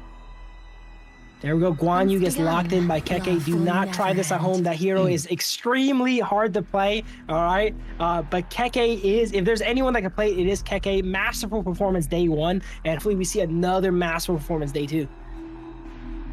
Yeah, there we go. The Q1 coming through here. A bit of a flex pick here. So this could go into the mid lane, could go into support. It could even be Dao taking this pick as well. But over to the side of NRX, it looks like they're going to go for the Lady Sun here as well as the Dolia. So potentially we could be seeing something like that. Maybe the Ganem Mo come through into the mid lane here for the side of NRX. Dolia, Lady Sun, very solid picks on the side of NRX. I really like their Game 2 draft here. A lot more solid than Game 1 from my opinion here. OG locks in a little bit more of these niche picks. We're going to see how they can tie it together with their final 2 picks. But NRX is definitely playing by the book. I mean, to be honest, the D-Range is probably a good pick here, especially into the Orgrim, right? Imperial Order is just going to mean that the side of OG Esports will have the chance of trying to melt down the Orgrim a little bit faster here with that ultimate from the D-Range. But going into the second ban phase here, they are banning out the Mayin, so looking at trying to take down that Clash Lane pool for the side of NRX Esports. Yeah, there's a lot of Clash lanes that could give Guan Yu some trouble. Mayin is one of them, so they're trying to remove some of the options away from NRX here as they go ahead and do the same and remove the Masashi on the side of OG.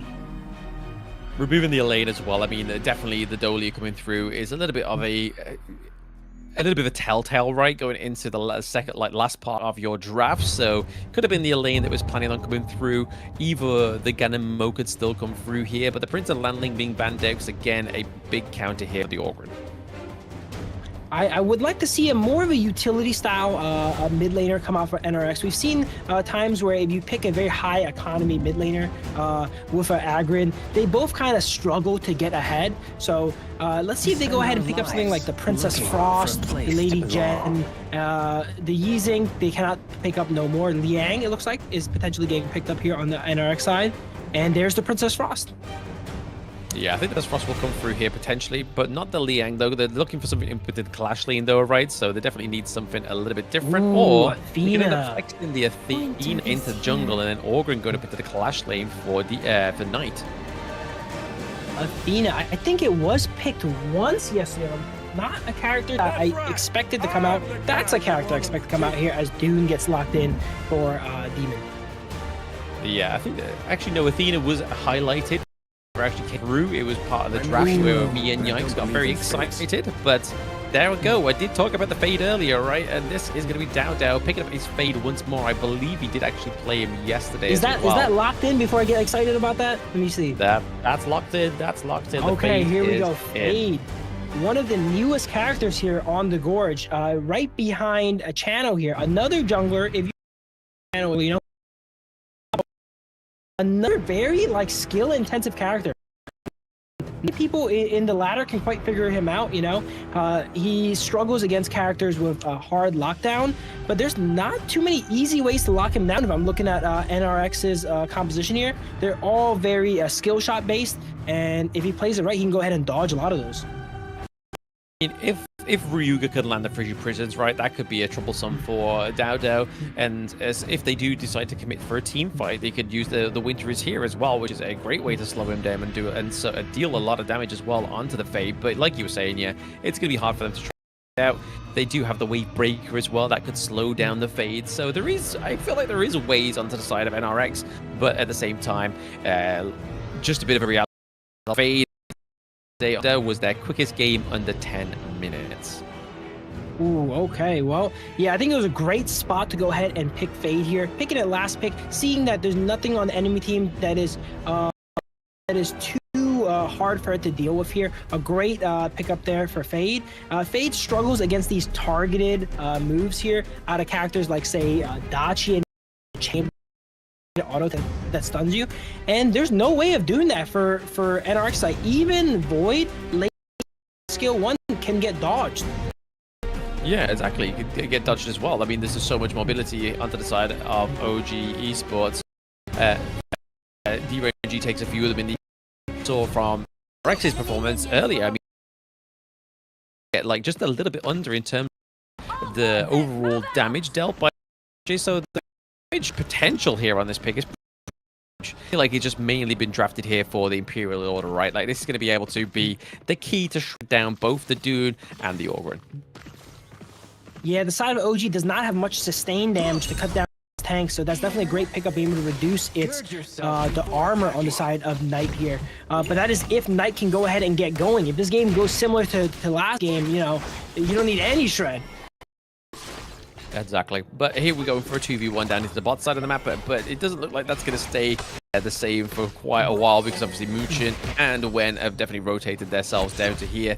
Honestly, with the Q1 into there's a lot of healing coming through into these team fights as well, so even with the team fight, it's going to be a little bit more difficult for the side of NRX, and you know for a fact they're going to have to heal. Yeah, a bit of a shift in momentum here, as last game we saw them both 1v1ing each other for like total almost. In this game, a lot more action here as both sides go ahead and come down for the help. Yeah, I feel like this is probably the case though, right? Like they're having to kind of play OG Esports at their own game. They need to make sure they're bringing the fight to them, but not losing too much. I currently see right now the gold lead is definitely sort of the same between both of them, which is more than can be said for the last game that we just watched. Yeah, OG is a team that's great with tempo. So if you throw off their game, get that tempo in your. They might not be used to, you know, they're used to being ahead all the time. They don't know how to play from behind sometimes. Yeah, I mean, they definitely need to. They have a team where they need to play from the front, right? They can't play from behind with the likes of a Guan Yu or a Fade. They need to make sure they get ahead so they can do the damage. They can kind of have the freedom of not worrying about that clash lane. Void on Lady Sun trying to go for a solo while DRNG under tower, dropping him really, really low there.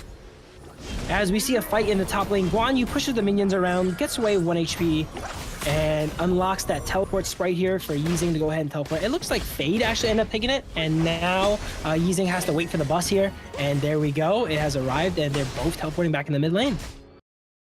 Actually clear out the farm lane, clear out the minion wave up into the clash lane, right? And now they're going to do exactly the same thing. Ooh, a nice catch in here. Wow. RÜYA here.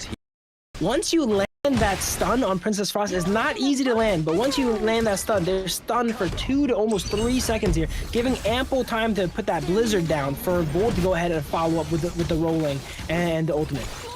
I mean, we say 2 to 3 seconds. It doesn't seem like a very long time, but in Honor of Kings, there's a lot of abilities that can be spammed in those 2 to 3 seconds that can do a lot of damage. A lot of hurt can be put on in 2 to 3 seconds, and Muchin had found that out the hard way. Yeah, absolutely. Someone has to find it out, but RÜYA definitely getting the first blood will probably be a bit of a confidence boost here for NRX Esports. Yeah, it's interesting to note, Muchin probably died before even being able to input a command, as that ultimate will allow them to go invulnerable. If I was them, I would be spamming that ultimate button and never being able to get it off. Yeah, it's like, why is it not working? Oh, there's a big, like, red circle across it. I can't click anything. Thanks, RÜYA. That's great, but I feel like there might be a little bit of a payback here coming through. Flash coming out here as the board comes out in a rectangular fashion, traps the Dune, does not get the ultimate out, and RÜYA actually ends up going down, and they tie it up 1-1.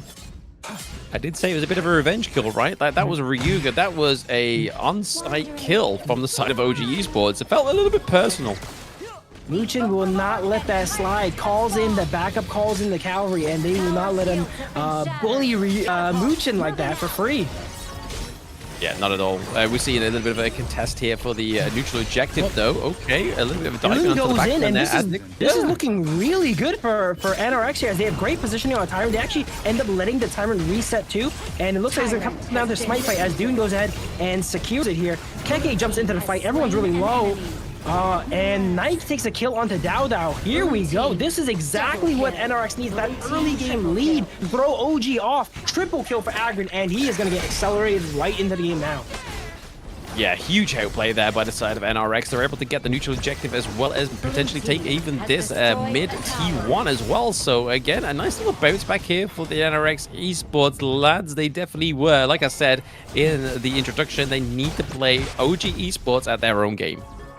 This is exactly what they need. I love the gameplay coming out from NRX here. Playing the early game really well. Argrin should be past the early game now.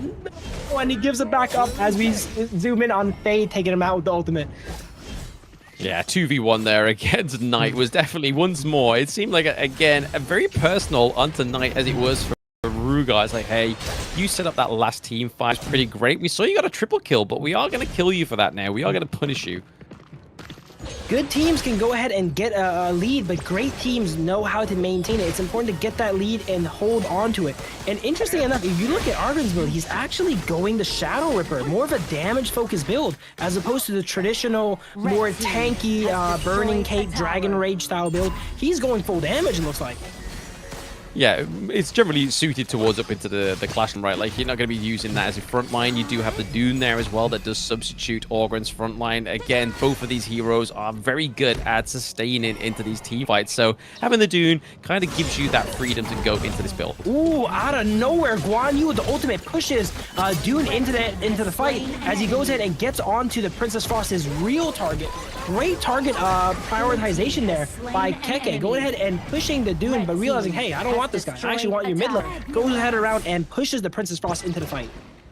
I mean, they lose Mujin, but they're able to get the T1 into the mid lane, right? So just paying back all the progress that the side of NRX already had settled down for the side of their mid lane. So now it's just basically even Stevens.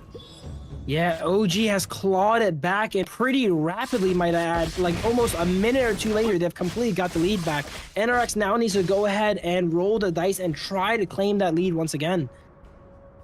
I mean, it's not too far away, right? I mean, what about a matter of like 400 gold, which is probably nothing. It's at this point in the game, we're almost at the 7-minute mark. So I feel like just one steady team fight, either way, could definitely tip that scale a lot further. For sure. At one point, they were up 2,000 gold. All they need to do is maintain that until the next objective, and they have a really reasonable strength in a team fight over OG. But it's not easy, as you said. There's a lot of high mobility characters in OG, easily can catch and get their lead back.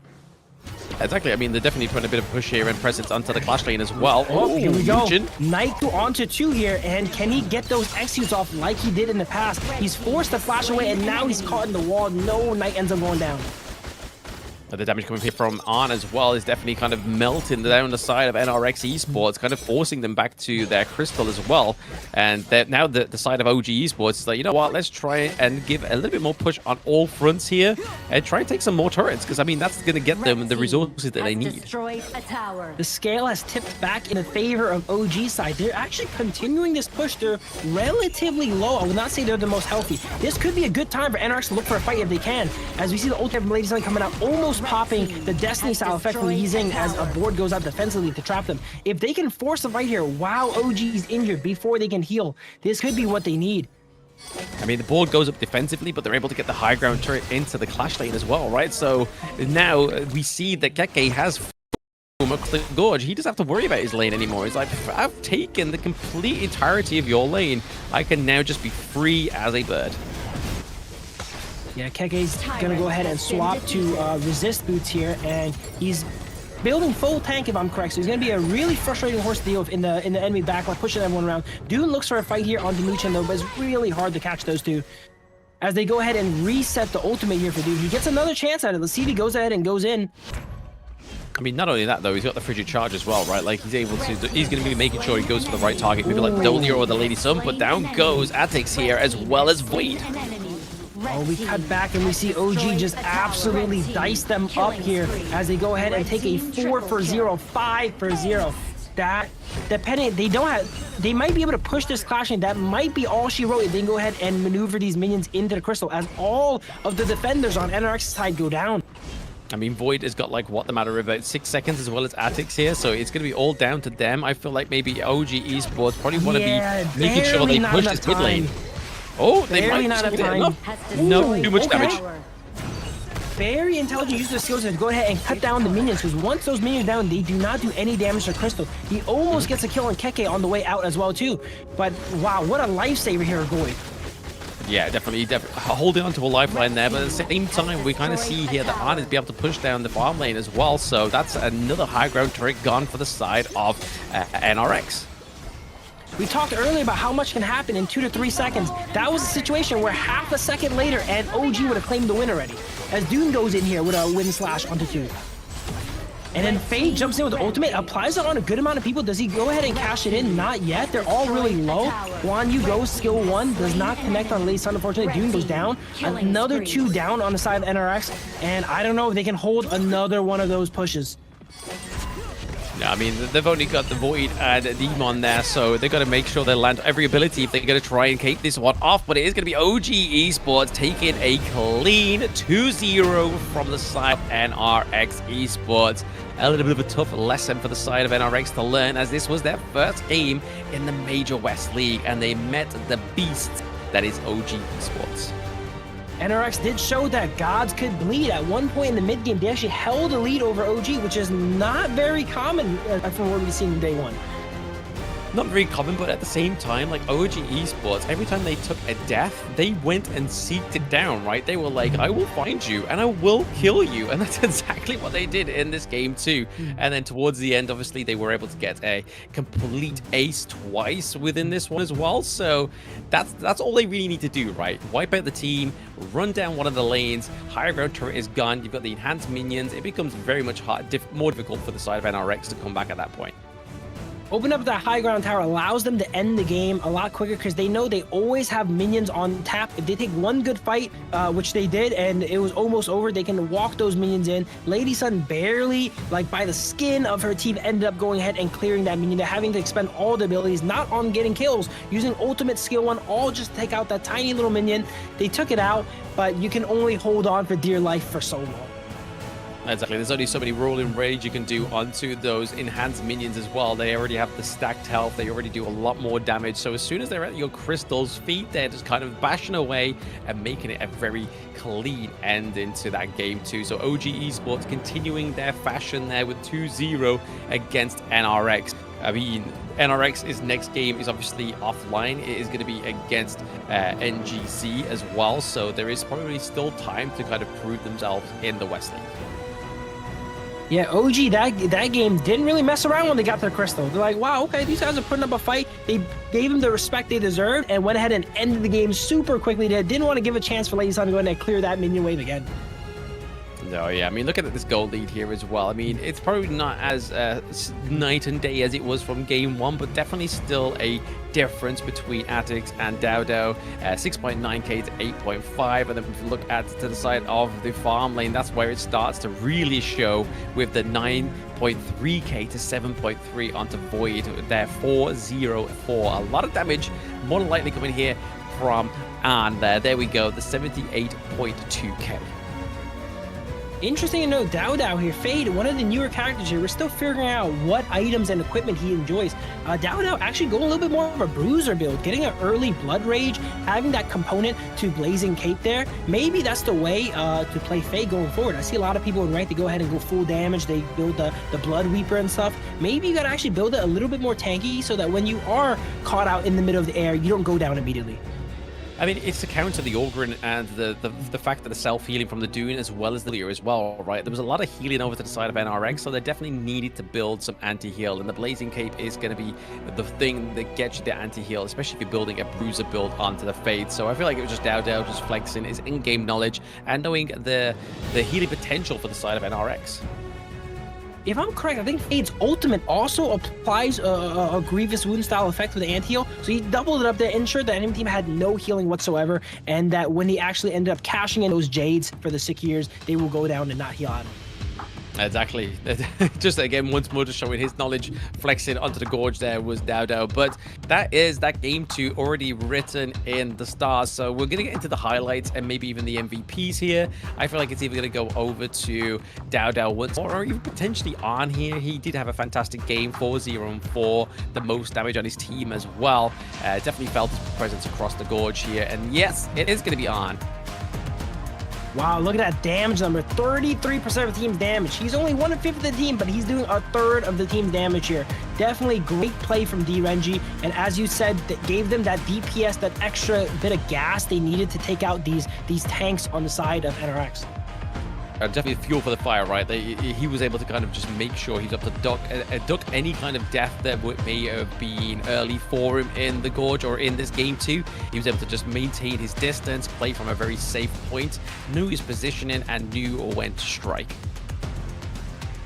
For sure. Also earning 25% of the team's gold and putting it to great use. I mean, considering he almost got caught out in the early game, right? Like, he was almost the first blood, but then it was all they obviously got took down there by the frigid prison, and there we go. There is the revenge kill from Keke. He's like, hey, if you kill one of my boys, I'm going to go for you here. But this is the nice little bit for NRX, right? This was the kind of like the point where we thought that there was going to be a bit of a comeback here for NRX Esports, is the fact that they're able to take the neutral objective and take a triple kill as well was probably their best performance onto OG Esports to date. Argon gets a triple kill there, and as you see, Keke, as I highlighted in the game, great target prioritization. first finding and pushing the Dune into his team, but then noticing, wait, I can go ahead and get RÜYA. That's a much juicier target. And he switches his focus and ends up taking out RÜYA. Yeah, exactly. I mean, at that point, it then became a bit of a snowball effect here. As you can see, that KK was able to take down RÜYA. That was a team ace, and I believe like that was probably one of the first of the team aces. Not even seen the Crystal takedown into the highlight reel there, because it was just kind of like, hey guys, we pretty much killed you. We're just gonna run you to the base, and then that's all. That's all she wrote for the side of OG Esports. So pretty much that is a match 3 already done. That's a quick 2-0 from OG Esports. I don't think they've quite yet beaten that 9 minutes and like 37 seconds is what I think that their fastest game is so far. I believe the East holds the record for fastest game, so there you go, Hawley, you do get a point. We will beat that record though, don't you worry, but we're going to be taking a break before we go into MKOI against AYLO Gaming, so don't go anywhere guys. This one could definitely be a full best of 3, so make sure you tune in.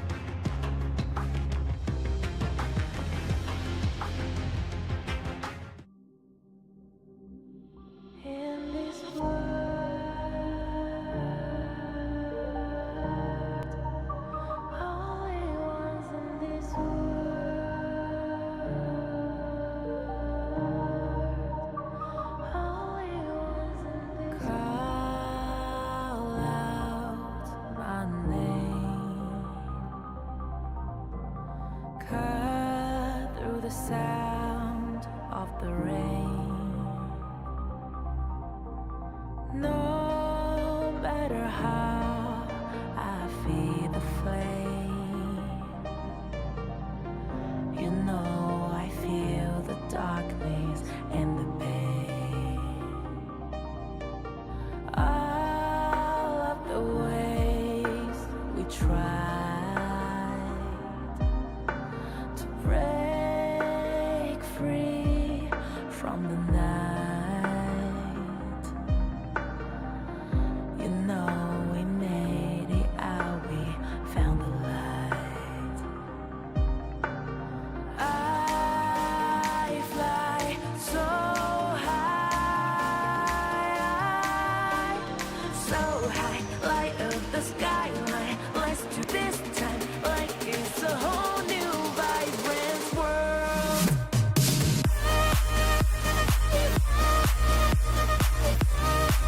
Like we're the only ones in this world. Like we're the only ones in this world. Now I see that I got everything I need. It's alright, I'm on fire, I'm alive, 'cause now I fly so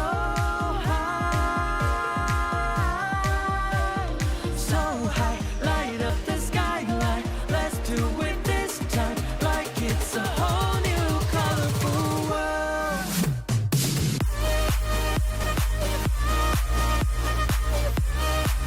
Like we're the only ones in this world.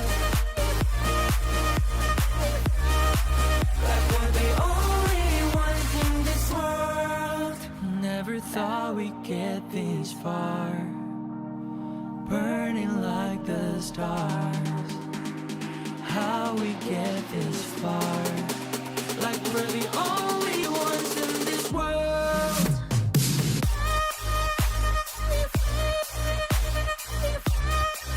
Like we're the only ones in this world. Like we're the only ones in this world.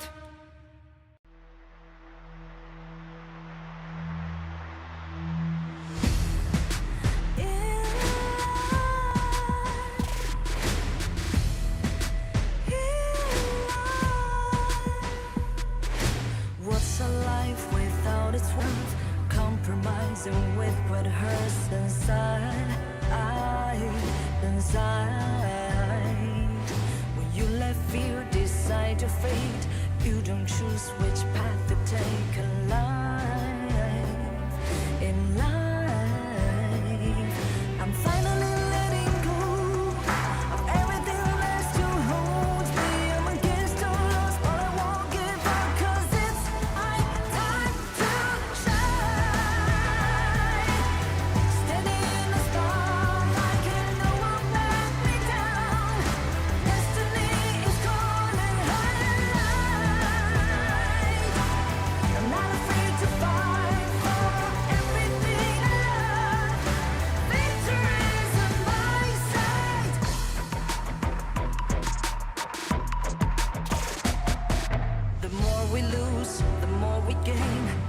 and nothing stays the same in time.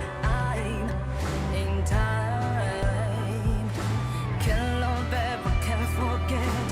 What you see is what you get. Sometimes,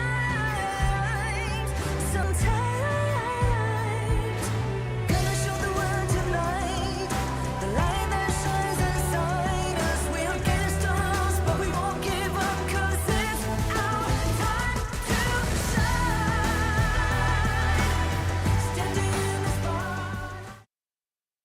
Welcome back to the Honor of Kings Major West League Spring 2025. We are getting on to the last series of the day, but I'm pretty sure this could go the full distance. This is AYLO Gaming against MKOI. MKOI definitely want to be out for revenge and get a point on the board because they definitely missed out with Virtus.pro. I am Blam, and with me once more is Phil. How are we feeling about this series? I'm very excited for it. We get to see MKOI once again. Everyone in NA is cheering for MKOI. We want them to get a score on the board. They were the first today, and they're also going to be last today. And hopefully they get some good games in and end it off with style. Absolutely. I mean, they definitely need to, right? I mean, MKOI, we've already kind of discussed this. Even though it's only the ranking week and everybody's not going home this week, obviously the survival week goes through into the next round, and the bottom 4 teams are going to be the ones who have the hardest challenge because they're going to all be thriving to try and get to the top 4, well, top 1 out of the top 4. So that's when the real challenge begins, but you really want to be proving yourself in the ranking week, right? You don't want to be sort of like, oh, this team's going to be like really weak to play against in the survival week, and we're going to be able to take them and stuff like that. So this is where you kind of need to prove yourself. It's more like a proving ground rather than a ranking week, I feel. For sure, getting that seeding is very, very important. As every jump up, you get a good amount more prize money, right? Like, and being able to, even obviously everyone's gonna try and win first, but if you can't, getting out 3rd instead of 5th because of that seeding and getting a more favorable matchup is a lot more money. It is a lot more money, especially that top team that does come out on top of the survival week as well, right? Because they aren't going to be just walking away with 6,000 USD dollars. I think it goes up to around about 6,500. So it is definitely an extra little bit of money in the pocket of these teams. So you're definitely going to be fighting and thriving for that top spot within knockout stage. But at the same time, this is still very early. It's still day 2, so there is still a lot left to prove for MKOI because they've still got matches up against like Twisted Minds and the likes of OG Esports as well. And then they finish off the week against NRX. So they definitely need to try and prove themselves against AYLO here because AYLO definitely almost took a whole series from NGZ as well. Yeah, it's still anyone's game. These first few days are going to have the most variance because the teams just landed. They're getting ready to play. They didn't have much time to study. As we get through the rankings week, we have coaches on every team. We're going to study all our opponents. We know our whole lineup, right? And we've seen them play. We've seen what they play. You're going to see the games kind of get more and more competitive, I think, going forward. I hope so, right? I mean, MKOI, like, I feel like the teams they've already played against at this point are definitely sort of like the middle of the league, right? Whereas after this game against AYLO Gaming, it's Twisted Minds who have had a solid performance to this point, and OG Esports, we've just seen them take a clean 2-0 against NRX, and it was definitely not a very brutal one to watch, that one. AYLO game, I'm not sure if they had any matches off stream, but they also got 2-0'd by OG in day 1. So again, it's a chance for these teams to go ahead and put some score on the board. Both teams still have 0 wins from my understanding. Yeah, so they have 0 wins, but they have a game win for the side of AYLO Gaming because the game was played offline against NZG. Oh, so they definitely have they've got 1 win as in terms of a game, but as an overall series, they, like you said, they don't have a win yet. So this is the same kind of circumstance that MKOI found them in earlier on within the day where they played against VP. Neither of these teams had a win, but VP managed to get the whole series, whereas MKOI finally got a game. So they're currently still in the same kind of place as AYLO Gaming, right? Yeah, they're showing some tenacity. They're showing they're not here just to get swept through. They had some fight in them in set 1, probably our closest set today too. And we're probably gonna see a pretty close set again here at the end. I feel so. I feel like AYLO Gaming and MKOI are definitely at that same kind of level of playstyle. The same with VP and MKOI as well. VP being a little bit more of a established organization compared to MKOI. So the new blood coming along and actually holding up the punches against VP is still an impressive feat. So I feel like that's going to be their next goal to beat, is actually just taking a whole series from a team. Yep, I think both teams have great shots at it. MKOI is going to be a little bit more experienced this tournament because they played a few more games. I think AYLO has only played one set. No, they played 2 sets. They played one off stream too, right? Okay, off stream does not count. We got to win in front of all the viewers, all the fans, everyone watching. And then one of the teams is going to claim that win here coming up. Exactly. Someone's got to win it, because if they don't, I'm not too sure what happens. It'd be some freak show accident where no team wins, and then we're like, wait, what happened? But no, definitely one of the teams are going to win this one. It just all depends if MKOI basically brings them up by their bootstraps. But we are going to go and introduce MKOI first. So check this out. See the fire in your eyes. Gotta fight for it. Let's go.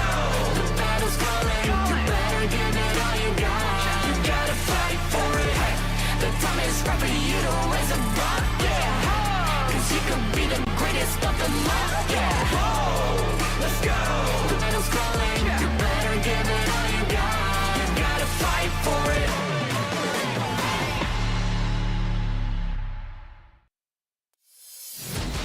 And there it is once more for the end of the day. This is MKOI, and they are represented by Mwaji, Demon Cat, Kentao, Leo Lee, and Goose. Once more trying to go for a series win over AYLO Gaming.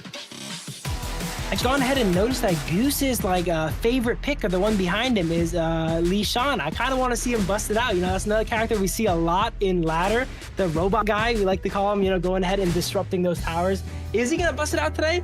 I don't know, but I would be really happy if he does. Yeah, I can't count. If I was a betting man, I would say probably not, because there is definitely better picks. But we are going to go check out TV, which is AYLO Gaming.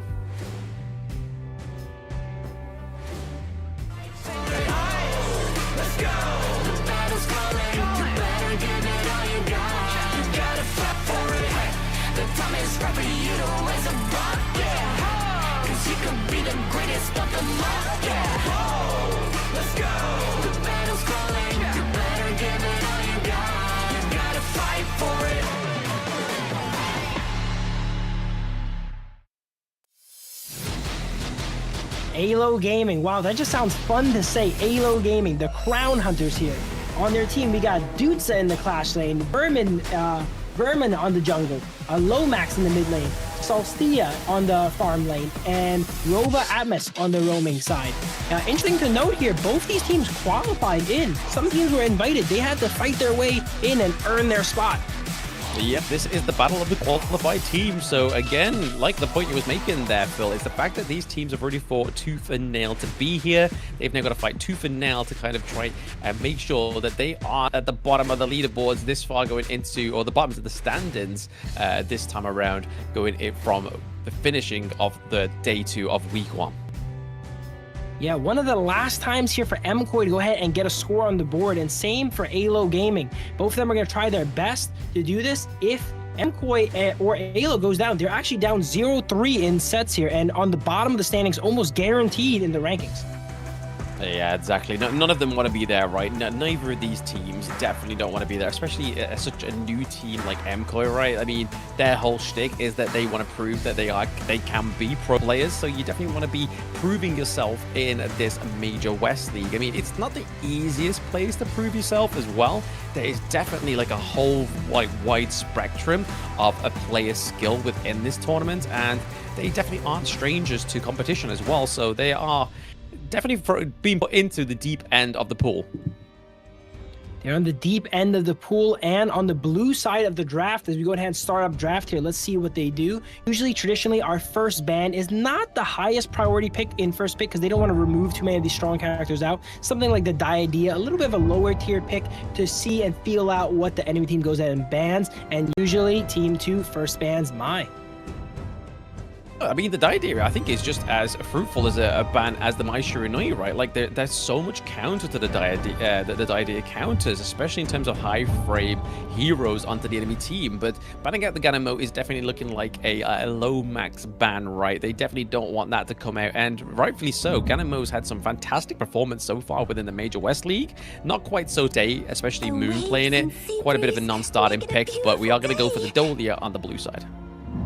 Yeah, very interested to see the Ganemo ban. We rarely see it banned first rotation here as it gets banned out and the Dolia gets picked up. We see Dharma coming in on the side of AYL and the Yuan. Okay, pretty well-rounded team being picked out by AYL. Yuan covering a little bit of the weaknesses of Dharma, not as tanky, so they pick up a bit of a tankier either mid or support going forward as a nice flex pick. Yeah, nice flex pick there, potentially going for the Hue on right, but it looks like MKOI looking to go for a solid draft here so far. I mean, the Dolia paired with the Dune as well as the Lung, that is a lot of power coming through. A lot of T0 picks as well. We're going to have the great front line for Demon Cat, and then we can see that Leo Lee gets that pick that was able to get them their first point against Virtus.pro, right? We got to go ahead and check out what is the win rate on that trio. That core has been picked so often. The Dolia, the Dune, and the Long, all picked in first rotation here. All great synergy of each other. Dolia working with both of them, being able to reset both those amazing ultimates. They're tier 0 picks here. MKOI is playing by the book here, drafting by the book, and they have an amazing draft so far. A really good draft so far, but it's also over to the side of AYLO Gaming, right? But the fact that they've popped into this Yixing for now, it's definitely kind of trying to lock down where this Yuan is going to be, right? Like now it can only be the jungle or the support picks. So now there's less guessing for the side of MKOI, but they still kind of have to guess with this second phase of the ban, right? Like do they ban out junglers? Do they ban out some supports? So you can see here, they ban out the Monkey here, even though there's pretty better junglers they could have banned out, like the Orgrin. Like if they try and pair the Orgrin with the Hue 1, that's a lot of sustainability coming from the side of AYLO Gaming. A lot of mid laners being targeted here. The Nua, the Princess Frost, the Ganemo being banned out. Interesting bans from MKOI. They feel oddly targeted here as they're not banned on the highest tier characters outside of the Argon that just gets banned out here. Monkey gets banned out. Yeah, maybe the jungler in AYL really favors playing the Monkey. Maybe so, but they do ban out the Orgrin, which I think is a little bit of a sanity check there. I'm glad they banned that out because, again, like I was saying, there would be a lot of sustainability and a great piece of frontline there as well, because once the Orgrin would have gone in there, especially Vermin, then it would have been just Dokes' ability just to go back in onto the backline, get that crucial crowd control. But Celista bringing in the Marco Polo, I feel like he played this pick yesterday. Marco Polo. Okay, I'm interested to see how they work out the Marco. Maybe they still have room to... No, they don't. They have the Yixing, they have the Yuan. They don't have room to get another roam in anymore, as we see Lady Jen goes in and gets locked in, as well as Charlotte here. It's going to be a bit of a time for Marco Polo to survive a lot of that CC to get his ultimate off uninterrupted. So we're going to see how he has to pilot this. Unyielding. Let's see how he does pilot it, right? I mean, the Lady Chen coming through here is, again, just a great counter engage mechanic coming through for the side of MKOI. And once more, Kento played it to perfection. I believe was it Kento that actually got the MVP when he played this Lady Chen? I believe it was. Yeah, I think so. He had a flawless game, if I recall, 7-0-9 or something. Very, very impressive performance. It's interesting that AYLO goes ahead and bans the Princess Frost, and because Princess Frost and Lady Jen I feel like are very interchangeable. I think you mentioned earlier, and that's how I feel about the Diadea as well. I feel Diadea and Saker are fairly interchangeable. I get Diadea is a bit stronger, but Princess Frost and Lady Jen, you know, they're two sides of the same coin.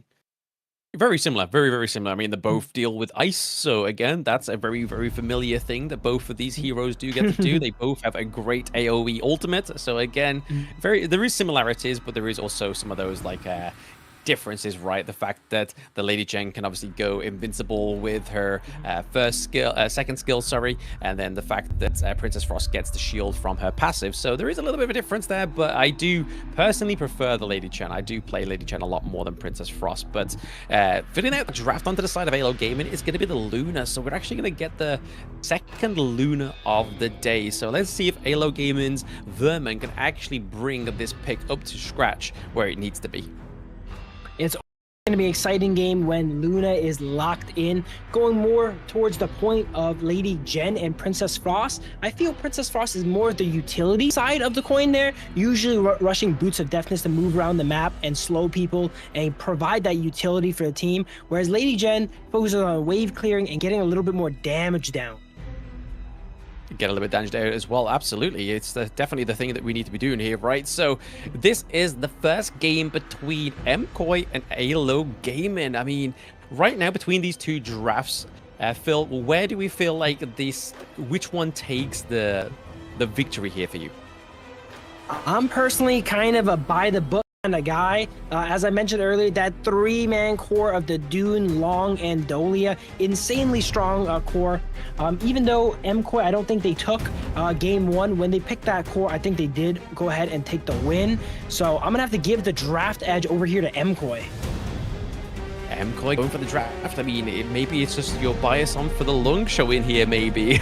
But it's right though, right? Like the MKOI have drafted 2 out of the 5 of their comeback draft from the games with Virtus.pro, right? The Lung coming through there with the Flaming Palms definitely was the thing that helped him come back, getting that activated into the late game, but then also the MVP performance from Kentao as well onto this Lady Chen. So let's see if they're able to roll this through for a second time today. Hopefully they can be a little bit more aggressive this time around for MKOI. I'm always going to give the draft edge over to any team with a character that cannot be played in ranked, and Luong is one of them. If they had Argren too, that would have been the icing on top. Oh, absolutely, the icing on top. Exactly, that's why it's a sanity check into the draft, right? But Doak's obviously taking a lot of damage there. Yeah, Dharma getting just bullied out of lane here. Interesting that they up a lane swap. They use their marksman and support to go and harass Dukesa here on the Dharma.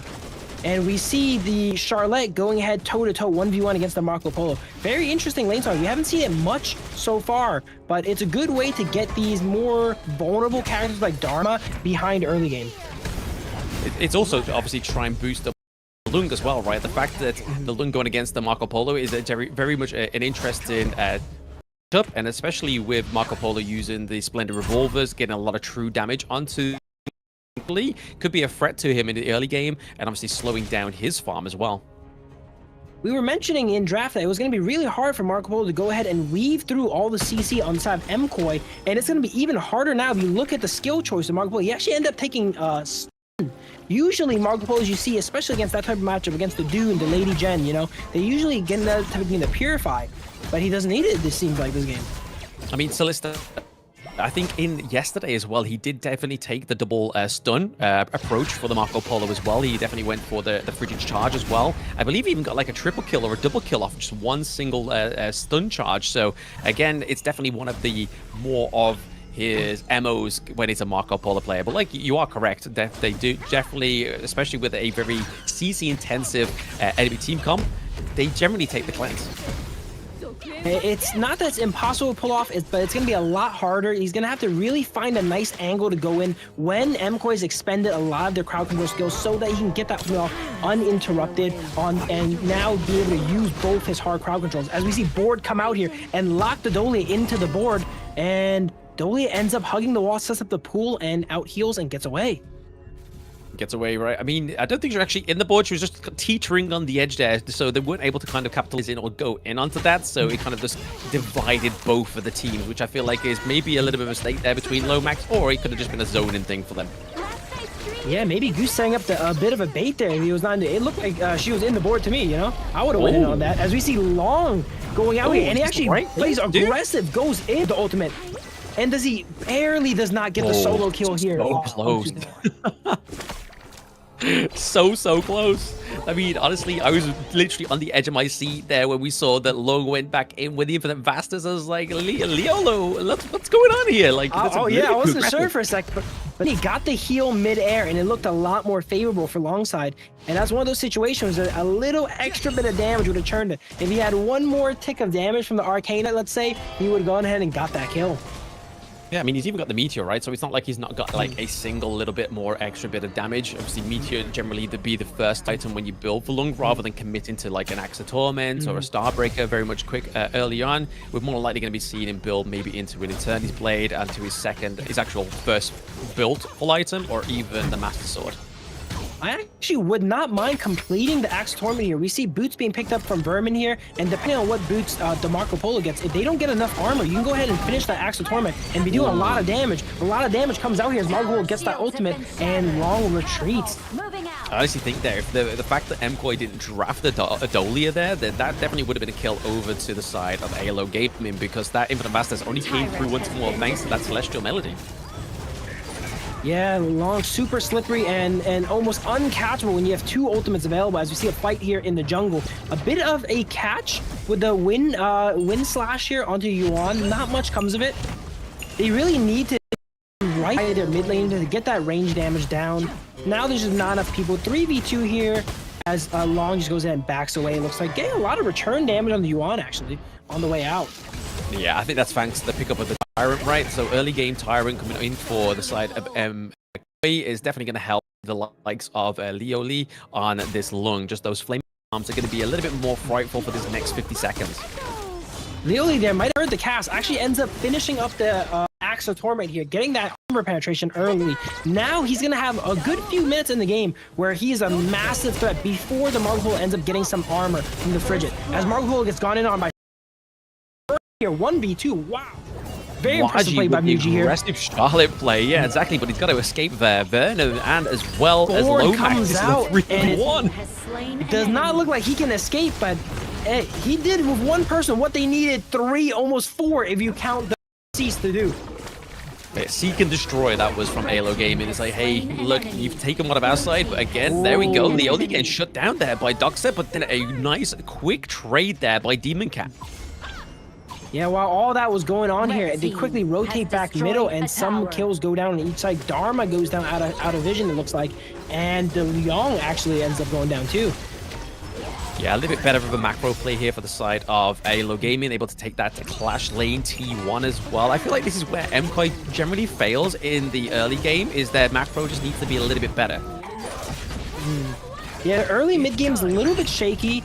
They're doing a good job of holding here. They're down a little bit. They're getting caught by a few boards here. Nothing really comes of here.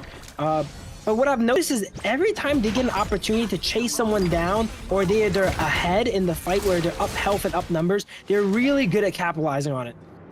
Oh, very good. Very, very good. I mean, that's probably what they're really hoping for, right? But I suppose they can't really rely on the same strategy. I suppose if it works for them this time around, then that's great. But I think like AYLO Gaming are definitely knowing and very aware to the timer that Lung is, like the late game hero, especially when he starts to get in those amazing bits of itemizations onto him, especially the Eternity Blade, if he goes for the Axe Torment like he has here as well. But also the rest of his itemization, that's when it becomes a little bit of a problem and way more of a comeback mechanic for the side of MKOI. Pretty random note here, the Yuan actually is up a good amount of 700 gold on the Dolia. You rarely see supports have a lot more gold than each other because they get most of their gold from the item. So it looks like Yuan caught a good amount of farm. As we see a fight come out here, another board comes out, does not quite connect on the Yuan as they go ahead and ultimate out. And a lot of these mid-game fights are just they wait for a catch, you know? You need a really good catch to confirm a kill here, it seems like. Yeah, I mean, they are waiting for the right, like, they're waiting for the right, like, Unruly Blade to come through. I think this is the big setup inside of MKOI, just being able to use Demon Cat as the spearhead into it, as well as Waji on the Charlotte. But right now, it's definitely being denied by Solista. I feel like something is about to happen in the Clash Line. We see Charlotte and Lady Jen here in the bush, waiting for the Dharma to come to lane, and they're about to get a Rude Awakening. Either they take down the tower in his face or take him out in a 2v1. Lady Jen does a good amount of damage to Dharma, but he looks like he ends up and susses it out and does not get caught by that, as we see Board come out and trap, does not trap anyone here, it looks like. And they walk out. Unfortunately not, but maybe they will get one in a later part of the game. The Destructive Deluge actually just get placed down there to try and deter Doxa from the whole team fight. And once again, Robot Armor taking a lot of damage from those Flaming Palms from Leo Lee. Long starting to ramp up, doing a lot of damage, getting to that point where he starts to really take some people out. I think after the next objective fight, we're going to see a lot of casualties. Not sure from which side yet here, but Yizing goes ahead and sets up an ambush in the bush, gets some forward vision.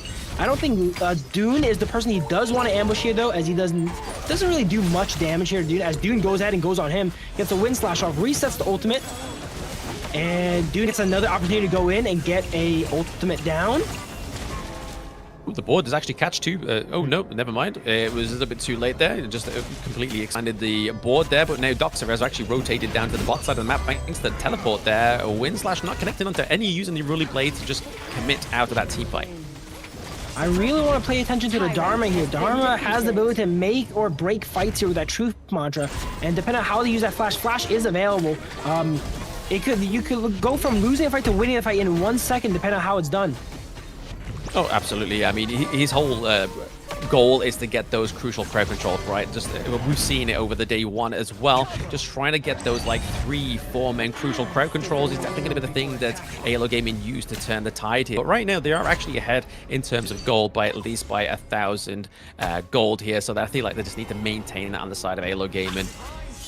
I think this is one of the most passive games today. 10 minutes in, and only 2 towers went down, and they're both on the side of MKOI here. The motion we see is probably right now as Charlotte goes for another solo kill, does not connect the dash over the wall here, and then Dharma ends up getting away. And then there was a kill that goes down somewhere else, it looks like. Goose, we don't get to see it on camera, but they got caught out somewhere, probably along a rotation here, getting vision for the Tyrant as AYLO is already set up for it. Yeah, Goose giving up the Goose now, and we are into that 10-minute mark as well, where the Shadow Tyrant and Shadow Overlord do come through. But oh, Dharma coming in here with the Enlightened Mantras, but he's able to escape once more. That damage and absolutely use it to exhaust the infinite fastness from Leo Lee. While Marco Polo that fight, I don't know if you noticed, did so much damage there with skill 1 while they couldn't quite attend to him yet here. Blasted skill 1 on the entire enemy team, and then now he's getting some attention from the Dune as for sure as he gets hit with the ultimate and the wind slash. Red team has destroyed a tower. Another wind slash comes down. Another wind slash and another turret goes down. To be honest, the T2 up into the Kalash lane has been taken down by Doxer.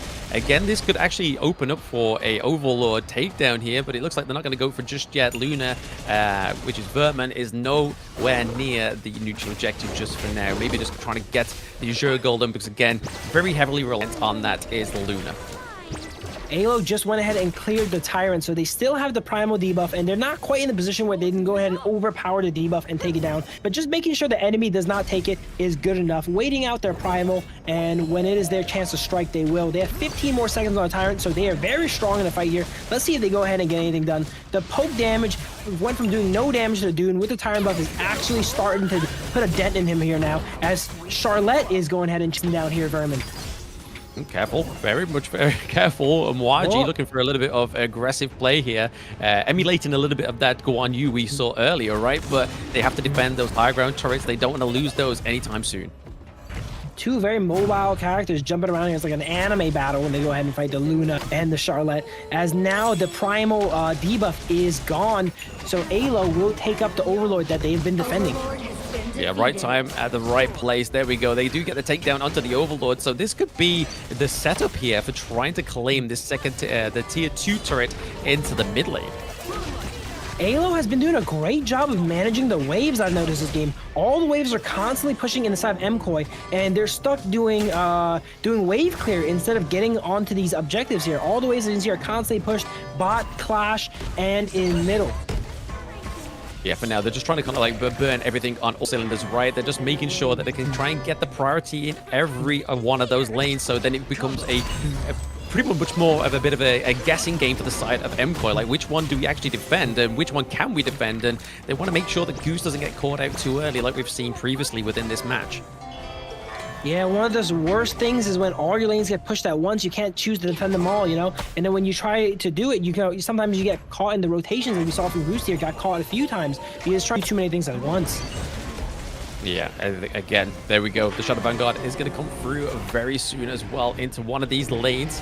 It looks like they're going to put it out into the farm lane as well, just trying to get that push there. It is the weaker one of the high ground turrets already beaten. There's Vermon going in a little bit, just trying to bait out the Demon Cat onto the Dune.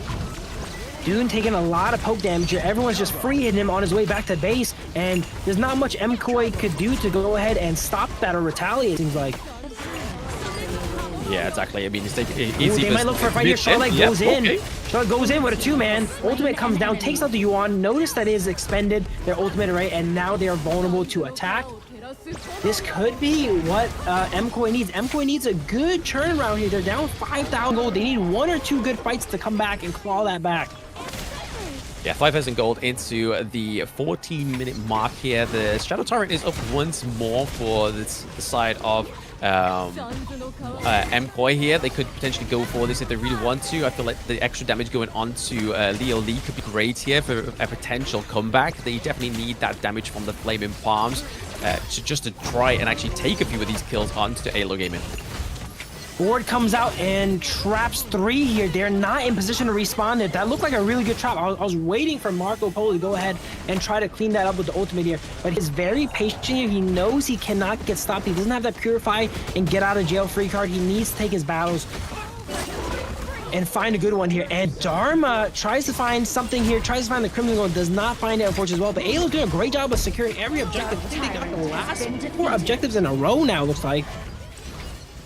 They're definitely on a streak here, right? They're definitely trying to make a name for themselves and trying to clear out this game 1 so they don't have to wait till Leo Lee is activated, because, again, this is the point we don't want to see from AYLO Gaming. Is the mistake that VP did is the fact that they were just allowing him to activate, get the itemization, and as we sort of like approaching that 15-minute mark and going into the 20-minute mark, that's where we could see the comeback for MKOI, especially the fact that they got Kentao on the Lady Chen as well, means that they got the Destructive Deluge, and they've got the Dolly as well that can give over more ultimates when it's on cooldown as well. So they're going to be careful on the side of AYLO Gaming. Big items coming out on the side of MKOI, but every time it feels like they get a power spike. The AYLO has the Tyrant buff up, and you don't want to fight with that disadvantage, right? You're right down 6,000 gold. You don't want to fight with the disadvantage of the buff too. But it seems like AYLO always has something going for them. I think that's just down to their dominance within this game to 1, right? I mean, they haven't even lost the turret this far, so even if we were to see a bit of a comeback into the base of MKOI, it's going to take a lot of kind of damage to eradicate either one of these lanes, because none of those turrets look like they've been touched other than the Clash lane. It looks like it's lost maybe, what, 1/5 of its health, which isn't probably the greatest place you want to be in when you are MKOI. Very disciplined game from AYLO here. It's 3-3, but they're actually up 6,000 gold here. That means they got a lot of their farm and economy from the enemy jungle here and taking out the waves. And they did a great job managing waves. Since the beginning of the game, it feels like I've never seen a blue side AYLO side. Right, it's like, it seems like a bit of a myth. Like, did it ever actually exist? But I'm pretty sure at some point Demon Cat did actually have the Azure Golem, but no, it's definitely for the fact that Vermin has just been able to have free roam over both of these jungles. Yeah, they did a great job of trapping him in base here, and MKOI doesn't seem to know how to break out of it. You know, ever since they got the waves pushing against them, their lead has just been getting bigger and bigger, with AYLO getting close to 6,000-7,000 gold on them now. MKOI needs to find a way to break out of the base here, push a wave, get something done. At this rate, it's not looking good. Yeah, not looking good. We have the Vanguards rocking down in all 3 of the lanes, right? And they're very much situated between mid and the farm lane, because that is the weaker high ground turret this far into this competition between AYLO Gaming and MKOI. Getting caught out here in the board. The Dune here, and Dune ends up surviving it, but the tower does not survive. We see the high ground go down. They do end up taking a Dharma here. This could be a good fight for them, 5v4, as they aggress. Yeezing gets his passive pop, flashes away from Long. Long is caught in quite the enemy territory here, though, as he gets stunned up by the Marco Polo. And now the fight is still breaking on as AYLO goes ahead and does not follow up with the Luna there. I think they could have jumped in, but they're playing it disciplined. They rather take all the high ground instead of forcing a fight here. Another board comes out with some more traps, and everyone at AYLO Gaming is getting really low. Even if they take him out, though, they've lost all their high ground towers for it. The minions might actually end the game here, as we see the dragon hitting the crystal. Oh, so low. So low. And Robert Alps was able to get out of there alive. The only person standing on the side of AYLO Gaming is Lomax. But like we were saying earlier, Phil, is the fact that even though they're able to get that 4-0 trade, is the fact that they now have to try and take some of these turrets and gain some priority into these lanes, because it's very strong on the side of AYLO Gaming. Yeah, MKOI needs to quickly use this time they have while they're off the map to go ahead and get some objectives here. And they go for a fight. Goose gets dropped really low, but I don't know if AYLO wants to fight this. They might just want to hand over the objective. This could give MKOI the momentum they need to go ahead and take this back. No one going down on the side of AYLO game, but that was really dangerous to contest that 2v4, it looked like.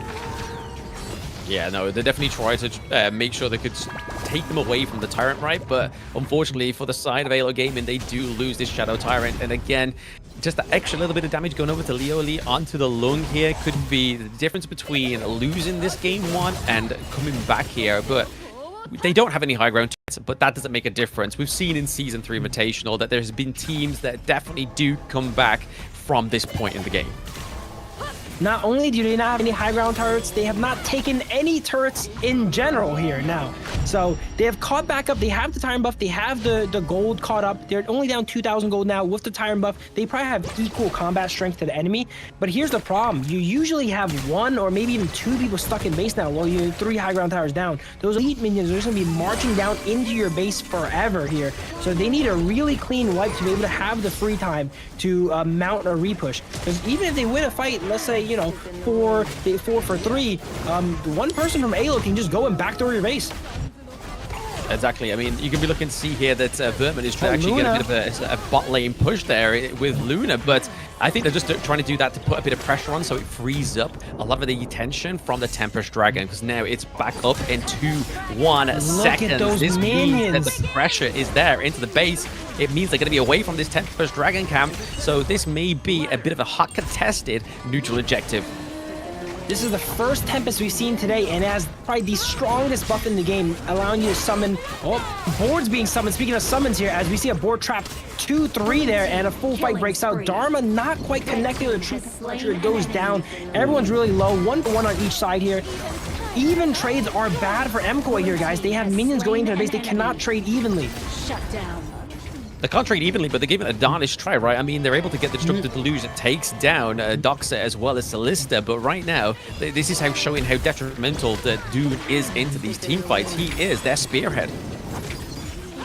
Yeah, AYLO trying to close out the game here, getting a little bit greedy maybe. They're all going into enemy base with relatively low HP here. None of them go down. They have Sanctuary, so maybe they are confident that they can get that refresh here going.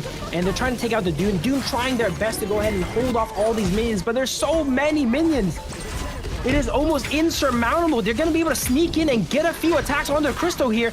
Luna gets 1 attack on Crystal here. You see how much damage that did. 1 or 2 more of those and it's game over. No, for the side of MKOI, they was able to actually basically somehow, by the miracle of the Divine, was able to actually take away and just clear those minions away from it. They had everybody up. That's exactly what they needed. They needed a team effort to defend this base, but right now that means that they need another team effort to try and wipe down these minions as well. At the same time, you can kind of see there's a massive focus here for the Tempest for both of the teams, and the fact that AYLO is struggling to finish this game off with no turrets actually been taken down is definitely a testament to MKOI. MKOI very tenacious indeed. I have no clue how they cleared all those minions. It looked like it was GG for sure, but they end up clawing it back out. They're starting to push back out the waves, and they're actually going to contest for the Tempest Drake here as a board goes out. Does not quite connect, but that's going to give AYLO all the positioning they need, I think, to go ahead and take this Tempest. And if 3 high ground towers do not end the game for you, the Tempest Drake will be the nail in the coffin. Oh, absolutely. I mean, there we saw that Lomax's passive actually got taken off there by the Lung's Flaming Palm, so the ability is no more, so we have to be a little bit more careful with this. The Tempest Dragon has been claimed by AYLO Gaming. They have to be careful with this next barrage onto the Crystal, because it's not only the super minions, we're going to have the Tempest Dragon Vanguards as well. Now, I've also seen teams win from this position, mainly my opposing teams after my team does win solo queue, but it is near insurmountable now as we see upgraded items coming out from each side here. These upgrade items, past 20 minutes, you are allowed to upgrade any items with actives to their super powered versions of it here, as you see everyone's upgraded up here, and this next fight is going to decide the game. I think MKOI needs to win, no joke, like 2 to 3 back-to-back fights to go ahead and claw themselves out of this hole that they're in. Yeah, I mean, we're now getting, what's into the 23-minute mark, and it's been literally 3 minutes since the first Tempest Dragon has been spawned, but it's only just been claimed this time around. But like you were saying there, the empowered abilities, anything that has the active can now be upgraded here as well. So the likes of the Blood Rage as well as the Splendor as also. But there we are, Doxa straight to the back line. A little fight coming off in the clash lane here as minions march down into the base. It's such a fine line. You got to juggle between taking out the minions and taking a fight here. Everyone's dropping really low. I really cannot tell who's winning right now. It looks like 3 go down on the side of MKoi, and that might be GG. It's the only problem when you've got the Tempest Dragon Vanguards there at the base, as well as like 3 members of the enemy team. It's going to be hard to defend that crystal, but that was a definite hard-fought defeat by the side of MKoi. Like, there's definitely nothing to frown about. They definitely took AYLO Gaming the country yard there, so they definitely need to just revise into Game 2 and try and make a little bit more better of a macro play there. MKoi definitely made him work for it there, taking us to our first Tempest Dragon of today and our longest game today. What, 23 minutes? AYLO Gaming near the end there actually had less gold than MKoi, but you can't buy back towers, man. When you have 3 towers down, doesn't matter if you have the gold lead. You have to spend 1 or 2 people holding it, and that means you're up 2,000 gold, but you're spending 15,000 gold holding just your base. You can't buy back turrets, and you can also not kind of get that turret lead unless you wipe out the enemy team and already have a healthy stance into one of these lanes as well, right? Which is what we saw the struggle from MKoi was towards the end there, is that even if they were able to trade very positively in their favor, they just weren't able to actually go any further than the first T1 turrets of the team. And at the end, I don't think they ended up getting any towers. For being a game where it was 9 towers versus 0s, that was surprisingly close, actually. That was a really close no-tower game. Yeah, I know. It almost feels like a perfect game. Like, if they didn't actually lose any lives onto the side of AYLO Gaming, it would have been very much a perfect victory for them. But to be honest, to 24 minutes into a game and not lose a single turret, really beat that. Not a lot of these teams that they have done. Well, they did control a lot of the game. Having to take 23 minutes to do it is not inspiring a lot of confidence. MKoi was able to hold out, even get the gold lead. It's just that they were trapped in their base. AYLO Gaming, one thing I do want to note is their management is excellent. All throughout the beginning of the game, they've managed to push the waves, constantly keeping them on MKOI's side. If MKoi is busy trying to get minions out of their base, they're not attacking your base. I mean, this is the thing that I was saying earlier about MKoi, right? Is the fact that they were able to get like a few trades here and there. Like the kills were very low in the early part of the game as well. They just weren't actually pushing or prioritizing any kind of macro from the clash lane, which is where Mwachi's meant to be coming into. Like that's his whole MO, and if he's not going to do it, then potentially Leo Lee on this lung. But let's look at the post-game analytics here. Obviously, a lot of gold coming across this one because it was a 23-minute game, and there's going to be a lot of damage across this board as well. Yeah, this game, if I'm correct, MKoi might be up in kills. The KDAs on both sides look pretty even here, as it was a pretty back and forth game. AYLO ended up in the early mid to even early late game stages, a lot of their economy from farming instead of kills. So kills wise, everyone's KDAs look pretty good. I mean, at the point in the game where AYLO Gaming is literally trying to do everything to finish off the game, they're pretty much serving you the kills, right? Like, you are running into their base, just dying, running into their base, hoping to claim their crystal. So towards the end there, they probably get a few kills, like we saw there. They were able to get 2 more kills over the side of AYLO Gaming. But when you're in that position where you are the aggressor, you are definitely probably going to die a lot more, especially with the surmountable defense that MKoi actually did in that game. Yeah, AYLO making very smart trades. Hey, we may lose 4 people, but one take down 2 of your towers for it, you're going to be stuck in base forever, man. And that's a pretty good trade if you ask me.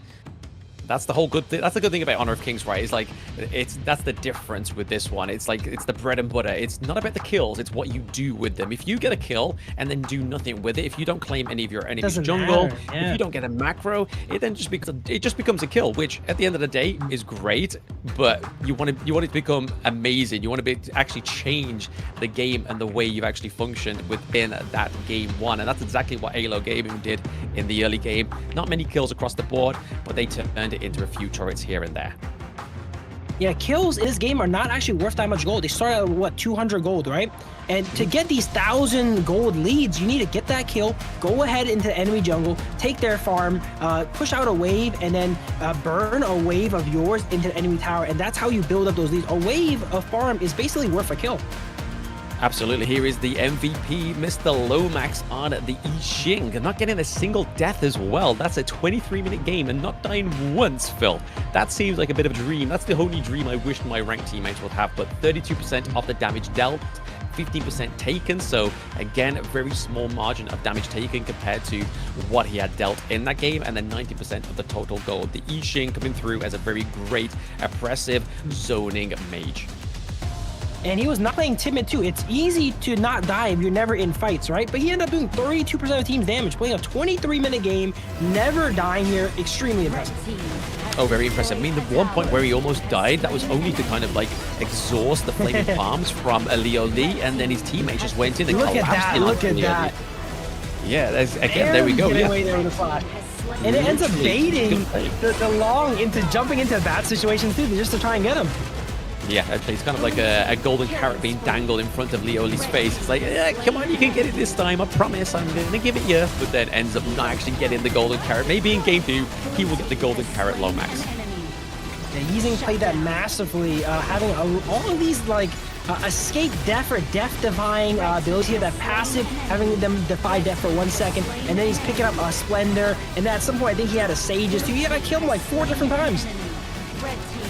Exactly, yeah, literally. It was all set up here for that one little last push with the Tempest Dragon Vanguards as well there. So there we go. That is AYLO Gaming taking the first win on the board against MKOI. Not the cleanest of wins, obviously, in terms of macro, definitely. But speaking of macro, we're going to take a little micro break here between game 1 and game 2. So go anyway, guys. We'll see you very soon.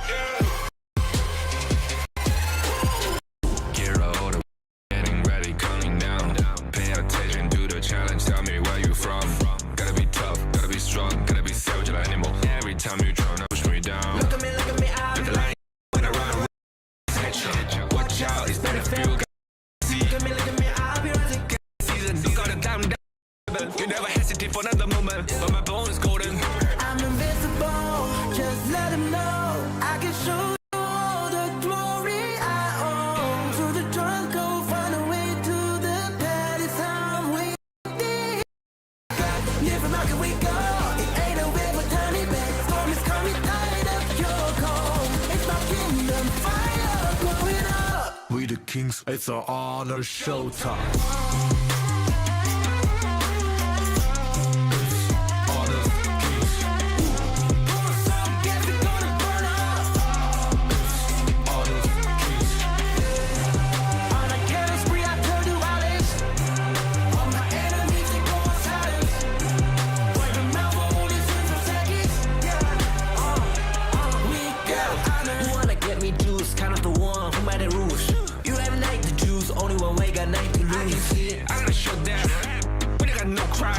We bound if I miss one, cry pieces you can cheat. First blood, double trouble, then I take a pen, I kill. All you do is sweat and look at me stay with the rain. Say. I've treated my soul down. For my pace. We the champions, screaming, I'm invincible. Just let them know I can show you all the glory I own. So the drunk go find a way to the palace I'm waiting. Go, live and rock and we go.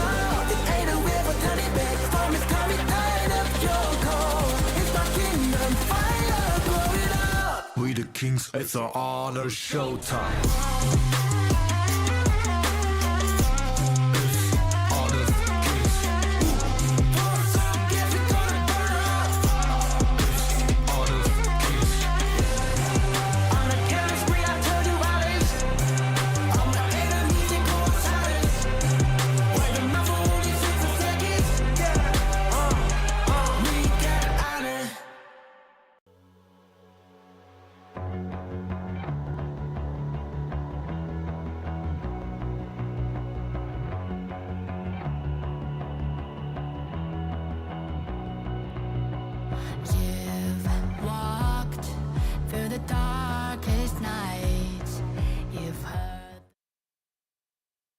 Welcome back, everybody, to the Honor of Kings Major West League Spring 2025, and we are pretty much at the precipice of this day 2, unless MKOI can come back with a convincing in Game 2. I am Blam, and with me, as always, for the whole of day 2 is Phil. How are we feeling about that one? I think that one was not as decisive as it first started out. MKOI did a great job of stalling out the game and dragging out and making AYLO really work for that win here. If I was AYLO, I would be a bit worried, even though I won, you know? Knowing that and the capability to go ahead and claw that back, I want to finish up this set and send them home already. Honestly, yeah, I mean, like you were saying there, like, it's such a hard-fought victory for the side of AYLO, but also a hard-fought MKOI. And I've been in that position with the ranked as well, right? Like, just being like, you gave everything. You've given your team the Tempest Dragon, the Vanguards are there, and you're still sort of like wiping off sweat as you're trying to like get this victory on the board. But I can imagine AYLO Gaming are feeling very similar, but very relieved that that game 1 is over. So now they can go back, think about what's actually going to happen here with the global ban pick, because now MKOI doesn't have those 2 vital picks for them, but really come back against VP. They don't have the Lady Chen, they don't have the Lung, so they've really got to try and formulate something strong here. That's definitely one of those games where you gotta get up and walk around afterwards, playing a 23-minute match. Even on the winning side, you were so ahead and you couldn't quite close it out, and the whole time you're thinking, oh my god, am I gonna throw? Am I gonna throw? MKOI thinking like, how do we get out of this situation? We gotta try and claw this one back, and then they play 23 minutes for a loss. It is unfortunate here, but both sides are ready to play, and we're gonna go into game 2 here. MKOI needs to switch it up a little bit here. Even though we said it was close, they never really had a chance to win. It's just they weren't losing. Yeah, they weren't losing. Yeah, they just kind of like delayed the inevitable in a way, right? But we speak about going for a walk after a ranked game like that. I think I would just be reduced to the fetal position for a very long time and cry myself to sleep till the next morning. But now we're going to get into the BP of game 2 between MKOI and AYLO. MKOI taking the blue side once more. MKOI seems to favor the blue side here. Let's see who they go ahead and ban out first here. It is the Dolia. They're a big fan of banning out the supports, actually. I mean, Goose on the Dolia was very strong, right? Like, we saw that he definitely gave a lot of utility over to MKOI in terms of those extra little bits of ultimates, especially the Destructive Deluge and the Infinite Fastness coming from the 2 picks there for Lioli and Kentao. But it looks like they're going to go for the Orgren first pick here. So Demon Cat on the Orgren. Is AYLO Gaming going to go for a very high CC orientated team comp, or they're going to go for that damage that we've seen already slice the Orgren open like butter in the early game? A lot of times we mentioned the Masashi versus Orgren pick to counter it out, but we have not actually seen it locked in yet today, so maybe this is a chance for AYLO Gaming. But MKOI definitely does not want Lomax on the Ganemo, as it gets banned 2 times in a row here. They know something about Lomax's Ganemo, and I kind of want to find out, but they're not letting me. They know it's strong. They know it's strong. I mean, even though they played, I think it was AYLO, did they play against OG Esports yesterday? They did, yeah, but it was actually a really convincing pick because they had the likes of the Motsu with it as well, so setting on that space with the Cannon Blast. Definitely a very good performance from Lomax onto the Ganemo. But now we're actually going to go and see MKOI draft the Liang and draft the Princess Frost, because again, they don't want to give up the Princess Frost to the side of AYLO Gaming, because it is a good counter engage to Orgren with his Path of Passing as well as his Conductor of Souls.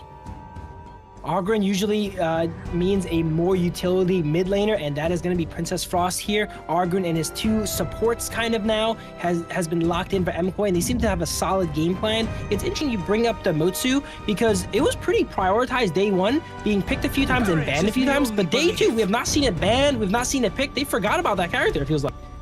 They seem to forgot about the hero, right? Like, he is a great hero that has a great team fight setup. I do think it has actually been banned once or twice a day, but it hasn't been like a prevalent kind of ban in terms of what could have been exchanged for it. But over to the side of AYLO Gaming, they are locking in that Byron. We've seen some great Byron performances today as well, so looking to maintain that is Dockster onto the side of AYLO Gaming, banning out the Lady Sun as well as the Shirt onto the side of MKOI. So again, trying to get rid of as much control as possible.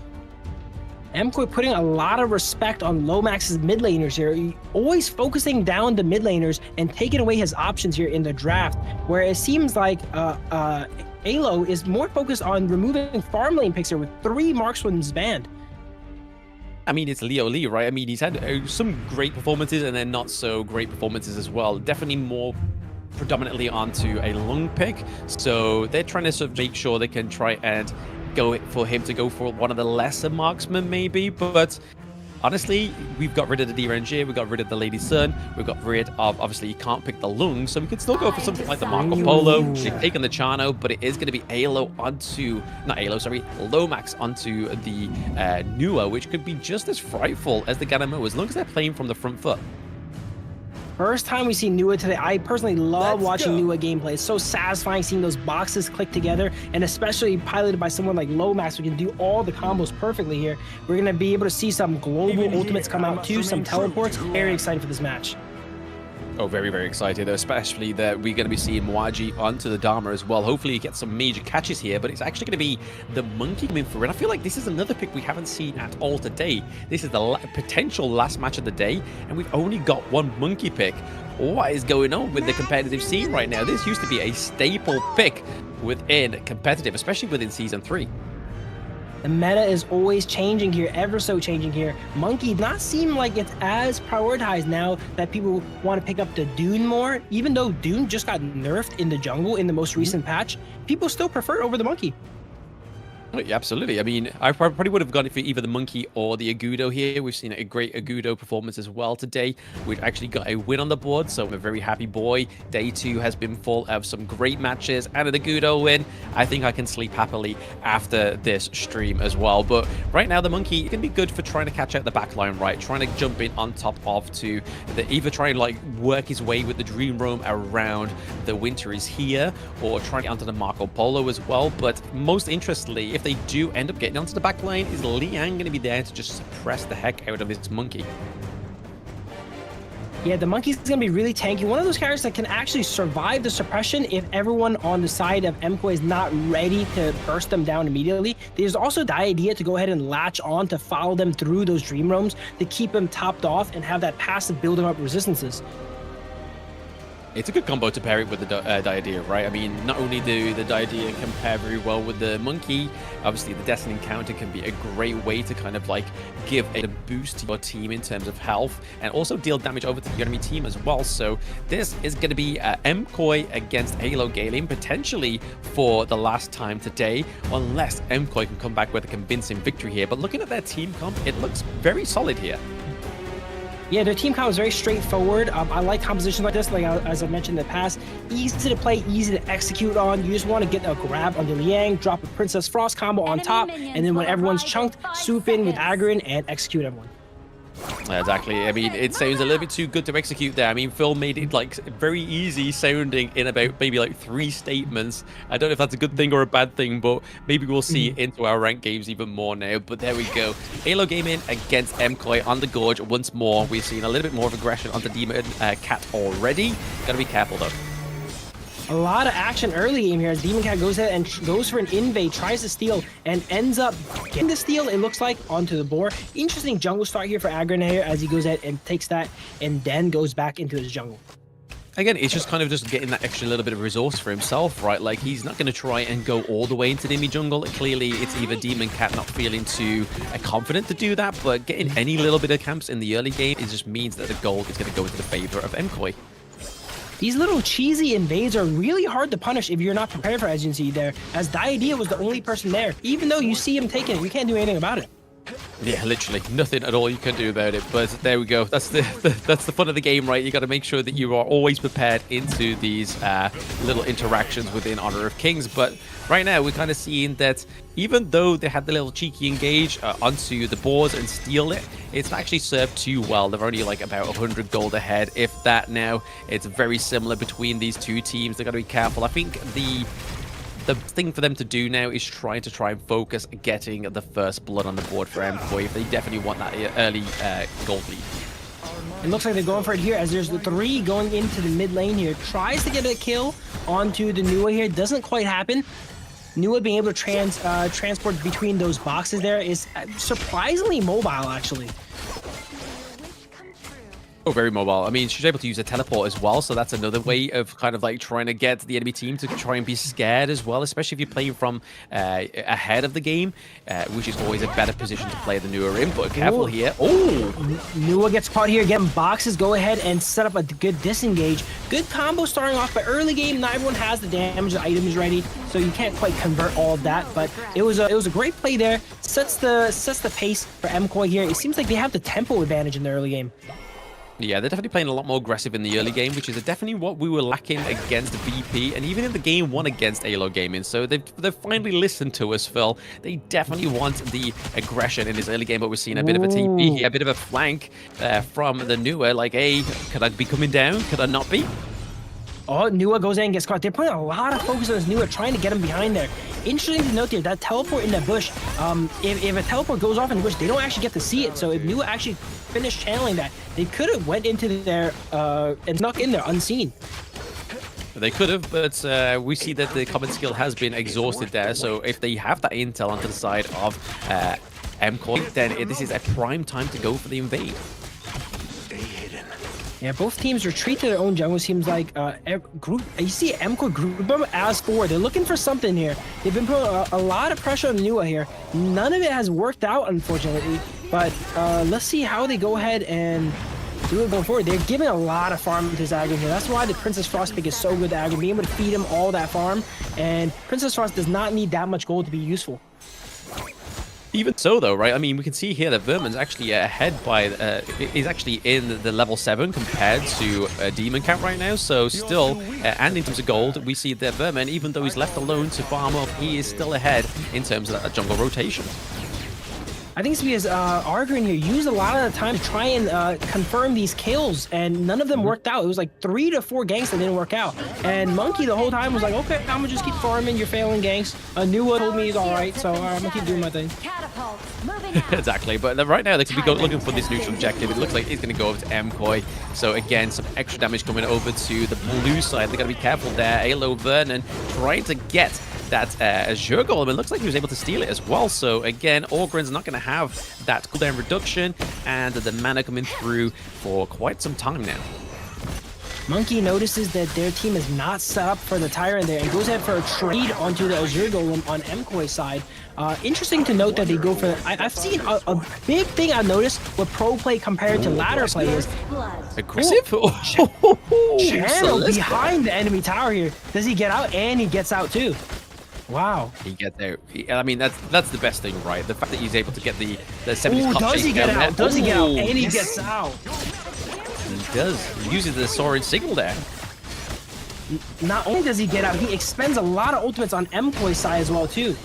And we thought he was out of the woods, but he actually was not out of the woods yet. He is now officially out of the woods as he goes Clash Lane. He's out of the woods and into the base, but nobody is... So somebody else is not out of the woods, and it is definitely Mwaji getting taken down there into the bot side of the map. So now we can see a little bit of a rotation here from Solista going up to the top side of the map to try and get a bit of a push, a bit of a macro play that we know that AYLO Gaming love to do. That must have been a bit of a frustrating encounter there for MKOI, letting him get away with just a sliver and then actually losing one of your members too on top of it. Oh, absolutely, yeah. I mean, you definitely thought you were going to get the kill on Tajano, and then all of a sudden it's just a turnaround for the enemy team. It's kind of very frustrating, but you've got to make sure that MKOI is just keeping a cool head, right? They can't lose their tilt at this point.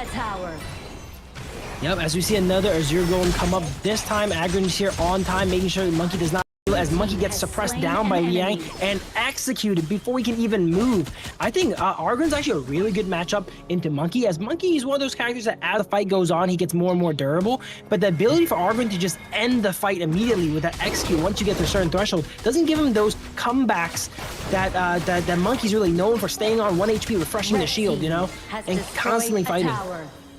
Yeah, I think the slowdown as well, we can see the Ominous Premonition being built as well, is going to be a bit more difficult for Vermin to get out of those team fights. Like, yes, the Dream Roam is going to get there, but he's going to get met with those basic attacks, and obviously with the use of the path of passing, it's going to be easy to kind of just track down and stay on top of the Monkey, even though they use the Dream Roam. Yep, if we have some time here, I would like to brush up on the point I mentioned. We've seen a lot of normal ladder play that people, when the Tyrant goes down, they usually trade for the Overlord. But we notice here that Yang comes in with the ultimate and it gets stopped, cleansed instantly.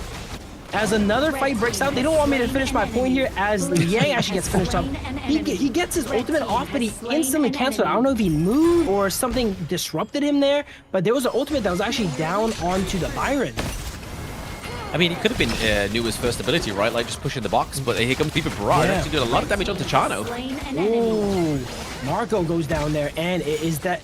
Oh, I thought Argon was going to go in and try and finish off 2 more. They're so low here. That must have been juicy for Argon, but a lot of discipline from Demon Cat here. Opting to come back. My jungle's up. I'm going to go ahead and clear up my blue buffs up. I don't want a chance for this to get stolen.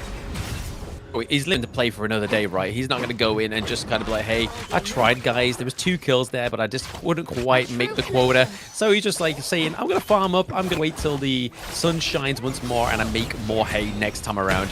But this time, we can kind of see here for AYLO Gaming, they are struggling to get the gold lead this far. It's only 2k until now, which, again, is just one team fight. And MKOI having a little bit more access to the enemy jungle could be a little bit troublesome for them here, but I feel like they are still lacking in terms of the macro for the side of MKOI. Yeah, MKOI, one of those teams that feels like they always need to play from ahead. So when they're behind, like I saw last game, they can't really break out of their base. Macro-wise, this game too, it's going the same pace here. It's a little bit slower, but they still have no towers. And AYLO is doing a great job managing the waves. As we see another ultimate come down onto the Diadea this time. Diadea goes down. They're doing a good job of feeding kills into Demon Cat here, coming by and finishing up the target that Liang goes in and suppresses as they make a play for the Tyrant now. Make a play for the Tyrant. I mean, big neutral objective here for the set of either AYLO Gaming or the side of MKOI. They weren't quite able to steal it there, so that's going to be a lot of damage coming over to Chano. And I feel like Solistic's having a decent game on the Chano this time around, trying to emulate Prince. Prince played it very well against him, right? Yeah, and AYLO, even though they were down a player, actually took positioning and was very confident in getting the Tyrant there. Maybe they're a little bit more emboldened that they see that the ultimates went down on the side of MKOI. The monkey knows he's not going to get suppressed down as it was already used on the Diadea. And another ultimate comes out. Ultimate with the Princess Frost combo, as I mentioned there. There we go. Yeah, even though there was quite a few ultimates he'd expended there, but yeah.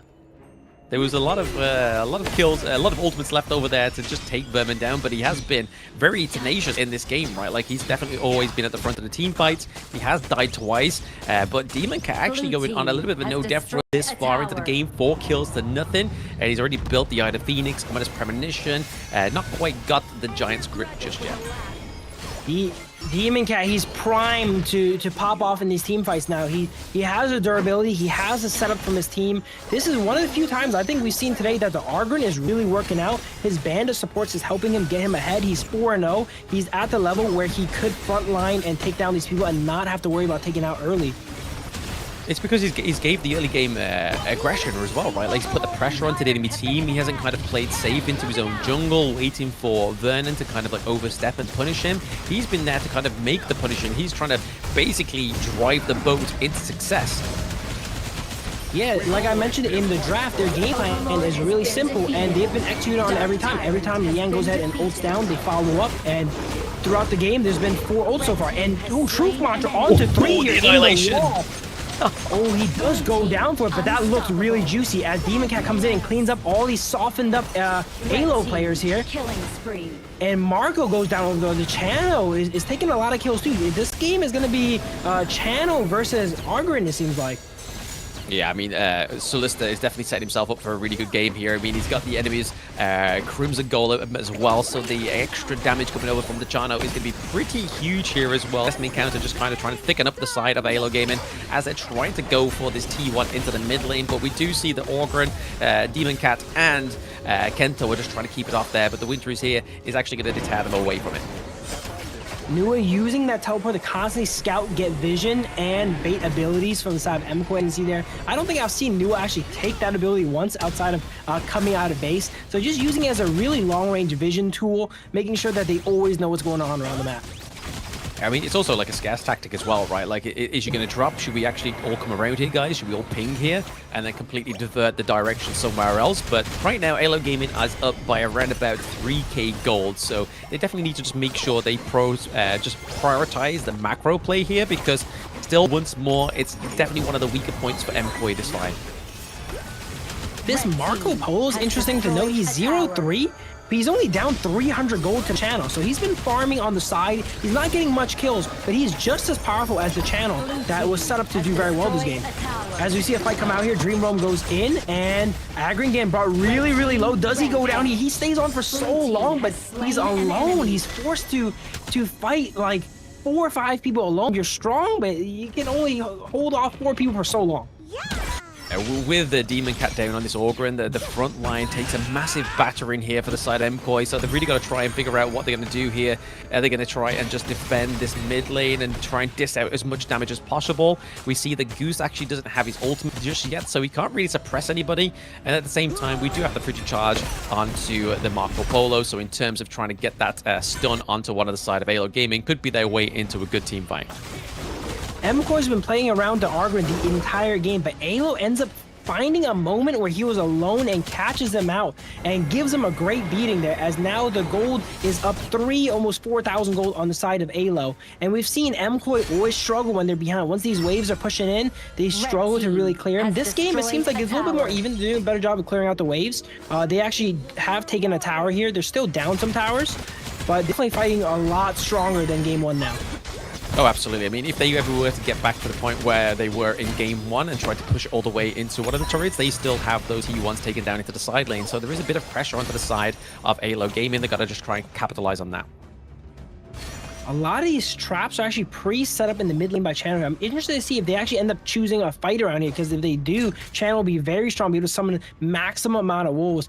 It seems like they are going ahead and trading objectives again, as MKOI is positioned more around the Overlord, and AYLO is more focused on setting up ambushes around the Tyrant. I mean, the Overlord would be very grateful for the side of AYLO Gaming, right? Like, they definitely want to try and go for it to get a little bit more push into this mid lane, put a bit more pressure on, but at the same time, that extra damage going up with Jarno on Solista on the Jarno could be great here. I mean, he's already been a little bit of a mayhem and a bit of a menace in this game, so I feel like giving over that extra damage to Chano is going to be crucial here, especially for this next team fight. As both these objectives get traded over in the top lane, we see MKOI try to make a play, and a play is made here too, as Liang goes in and grabs someone. Every time Liang grabs someone, someone goes down. That pick is so consistent. Oh, absolutely. Oh, another big fight coming out here, and Agron is in the middle of the fight, gets the ultimate down on 2, gets the execute, and these are the fights it needs. Everyone's softened up, it's able to claim those executes. Yeah, for now, I mean, they're just walking away with that 2-0 trade, which is the best probably MKOI could do at that point, because at the same time, AYLO was just trying to kind of bait them into it, maybe try and prolong the team fight where they can try and get a few more pickoffs here. But the fact that Liang doesn't have the suppression, I feel like this is the optimum time for AYLO Gaming to try and strike, because again, there's no way to shut them down other than the Winter is here, which is still up on cooldown. It feels like the Liang, every time he has ultimate, the side of MKOI has a kill. But even despite that, they're still up a lot of gold. So they've been playing around it well, even having to sacrifice someone, it feels like every 30 seconds. Yeah, it seems that way, right? Every time there's a pressure up, he's like, hey, we got to go for something here. And here we go. Argon here goes into the enemy jungle, tries to get something. Not much happens. They do sneak the Clash Lane tower there during that. Seems like a bit of a distraction was done by Argon here, as they are taking more towers now and trying to shore up their tower disadvantage. Yeah, it was definitely the play that was going for, right? But they've got to be careful of Vermin, though, down to the bottom side of the map. He is definitely nursing those minions into the bottom side of the farm lane higher ground turret, but they're able to take the T1 into the mid lane as well for the side of MKOI, so that is a huge step for them. Like I was saying earlier, the macro wasn't right, but they definitely listened. They definitely turning this around into a better macro game than game 1. AYLO doing a great job with the waves, some of the most impressive wave management I've seen yet today, and there's always something happening, you know? They pressure the top side of the map for AYLO, they go ahead and get a wave pushed in bottom, force someone to go ahead and retreat back. Now they have the tempo advantage, and they're trying to make a play here as they have all the members, and someone on MKOI is forced to clear that wave. Yeah, a little bit of housekeeping has to be done by the side of MKOI, but I don't think it's going to be too much of a detriment to them, because obviously they are trying to just negate the lead that AYLO Gaming have in these lanes. The NUA here, all game we've seen play relatively passive. They have a solid amount of items now. If they set up some combos, they will be one-shotting some people, but they've just been stuck mainly clearing waves. I see another fight coming out. Marco Polo comes in with the ultimate, drops, dukes it really low, and he goes in and gets executed. Uh-oh, everyone's getting softened up for the aggregate as he executes 2, it looks like. And it is a 2 for 3. Oh, it's not over yet. Double kill for Channel. 3 for 3, still really even. Very even, but I mean, they've lost Vermin here, so again, there goes the jungle, down goes Chano as well, so I think it's a good trade, the fact that he was able to take a Leo Lee off the board as well, but now they still have that driving force that is the Organ, right? So they're just going to be now left in Demon Cat and Mwaji just able to farm up and get some more itemizations. We see the Demon's Bane come through there from Mwaji as well, so again, the magical defense from this item is definitely well received, especially from a Lomax as well, because like you were saying, Nua has been playing very passively, but it's because of the Liang, right? Like, Goose is gunning for this Lomax. He wants that off the board because, again, it can just give so much control over to the side of AYLO Gaming. Yeah, MKOI has officially caught up in gold here, and if I was AYLO Gaming, I'd be a little bit worried. This game is looking a little bit like Game 1, where MKOI stalled out from a bad early game, but this time they're not trapped in base. Not trapped in base. We did see an Annihilation come through there, just trying to get the steal onto that neutral objective, but it isn't going to be enough. We're seeing Truth Mantra comes out, they go for a catch, and they do catch the Deity here, Marco Polo and the Dharma, expending a strong ultimate for that, but I don't think anything's going to happen for a while, so that's just a free catch.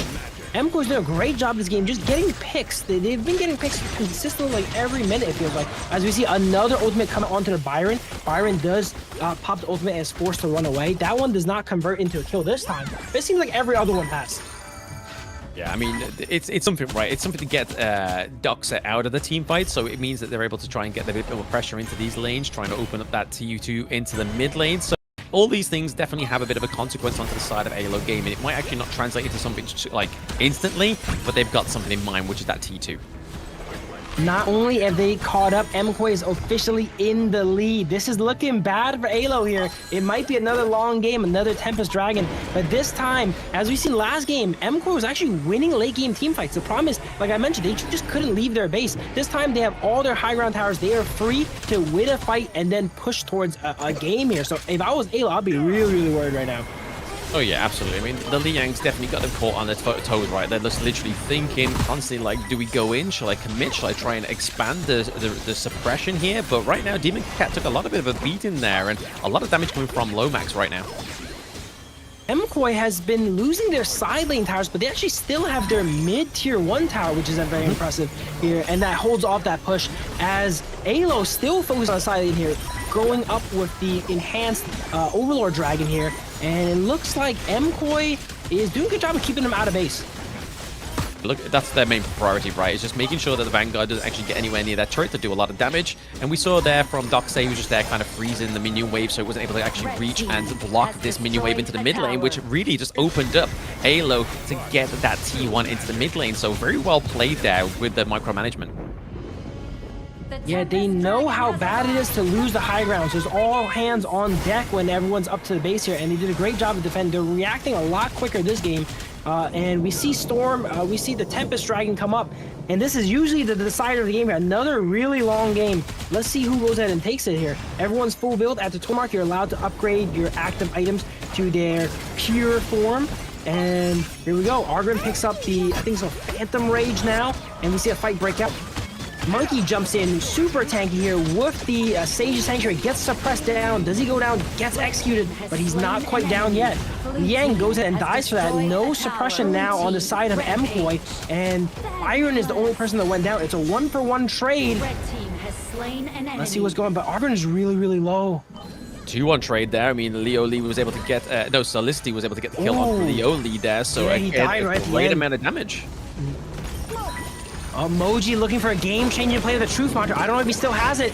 Gets Nua down to 1, then the Splenda comes in and baits him. Oh, that is tragic for the side of MKOI. They only have 2 people left. It's 2 of their strongest members, but they're not able to get Tempest right now.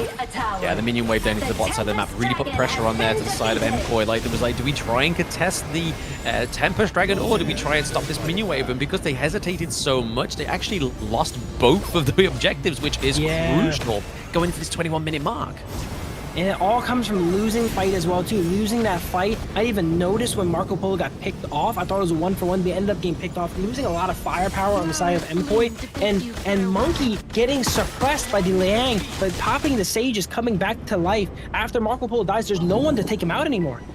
Yeah. I think that's one of the great things about Sage Sanctuary, right? Like, you're able to kind of force a lot of skills out, and you kind of, if you could time it correctly, and if it wasn't under such pressure, then you probably have a bit of a workaround for it, but it kind of forces you to actually just use as many things to just burn the Sage Sanctuary down to hope that you can actually do a little bit more damage, but the T2 down does fall into the mid lane, as well as the approach into the farm lane with the Tempest Vanguard.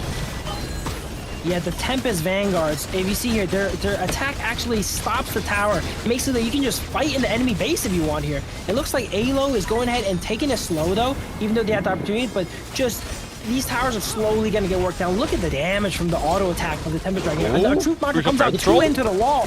This could be what MKOI needs to break themselves out of base. 2 execute. Destiny goes ahead and stops one as long as possible. Dreamroll into the Annihilation. Oh, baby!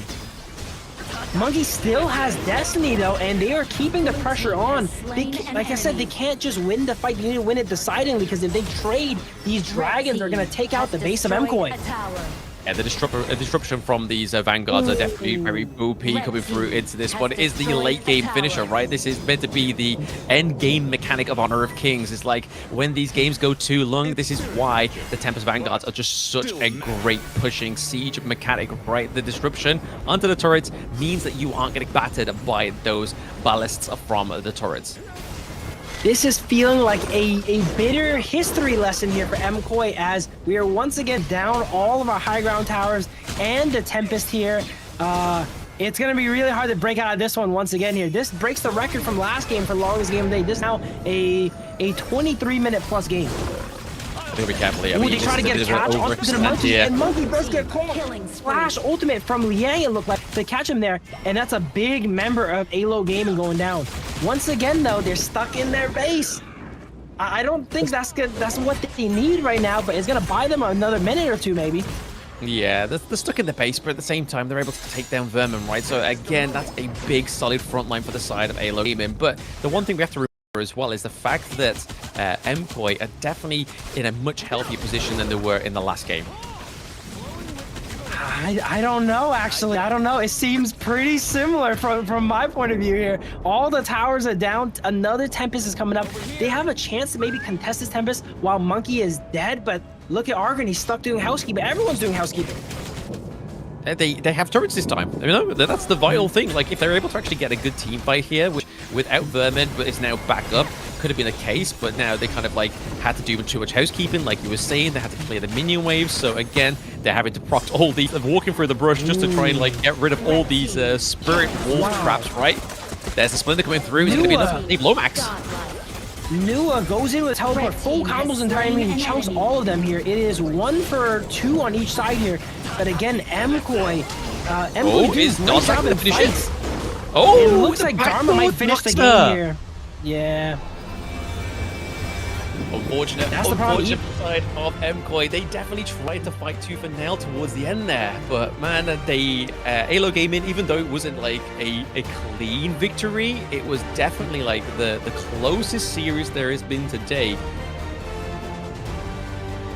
Definitely a very interesting dynamic. I noticed these teams, MKOI, while they have not picked up a win yet, they're some of the best team fighters. In all the games, even the games they lose, they actually win fights. But their macro is where they actually go ahead and hemorrhage those advantages here. And AYLO's the opposite. I feel like they might not be as strong in the team fights, you know? They're going even with teams that is down a lot of gold to them. But their macro is so amazing, and they're able to get the enemy in a position where it doesn't matter if you win a team fight on us. We'll slowly drown you guys out with minions.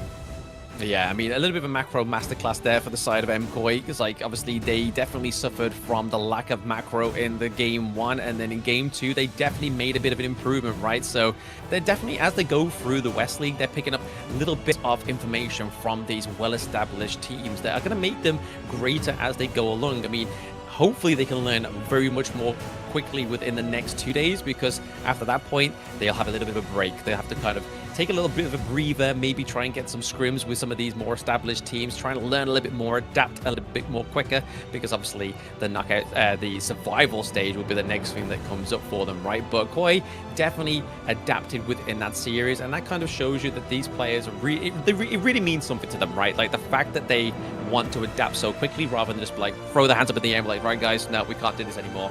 Just fight right until the bitter end. Game 1 to game 2. seen a massive improvement in how they manage the wave.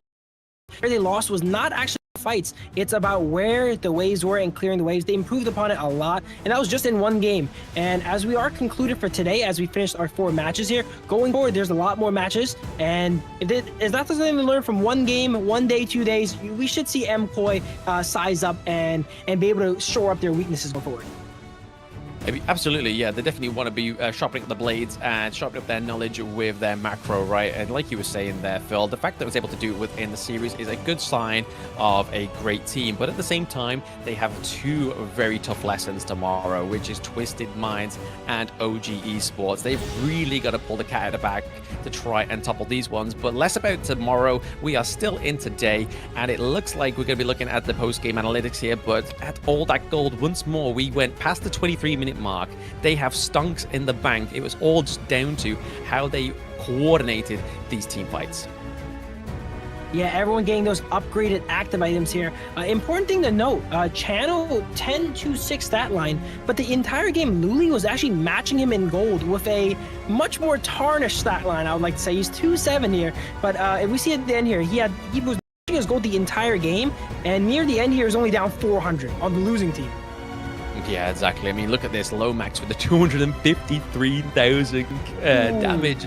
That is crazy, but that is to be expected from a pick like the Nua, right? Like, honestly, all that gives this pick a lot of jip, but I love the Nua pick. Yes, it's hard to play from behind, but when you get into the nitty-gritty of this pick, the amount of damage this mage can do in the mid lane is huge. Yeah, MKOI put a lot of pressure on Nua early game, and it actually staved off like 3 to 4 ganks in a row, which is extremely impressive. Allowed him to scale up, and Nua in these fights just fires ultimates, and when everyone's grouping up trying to get objectives, you just get blasted by a Nua ultimate. 3 of you guys just get chunked, you know, before you even know it, and that's how Nua racks up that crazy damage. That 253, I think that's a record for today.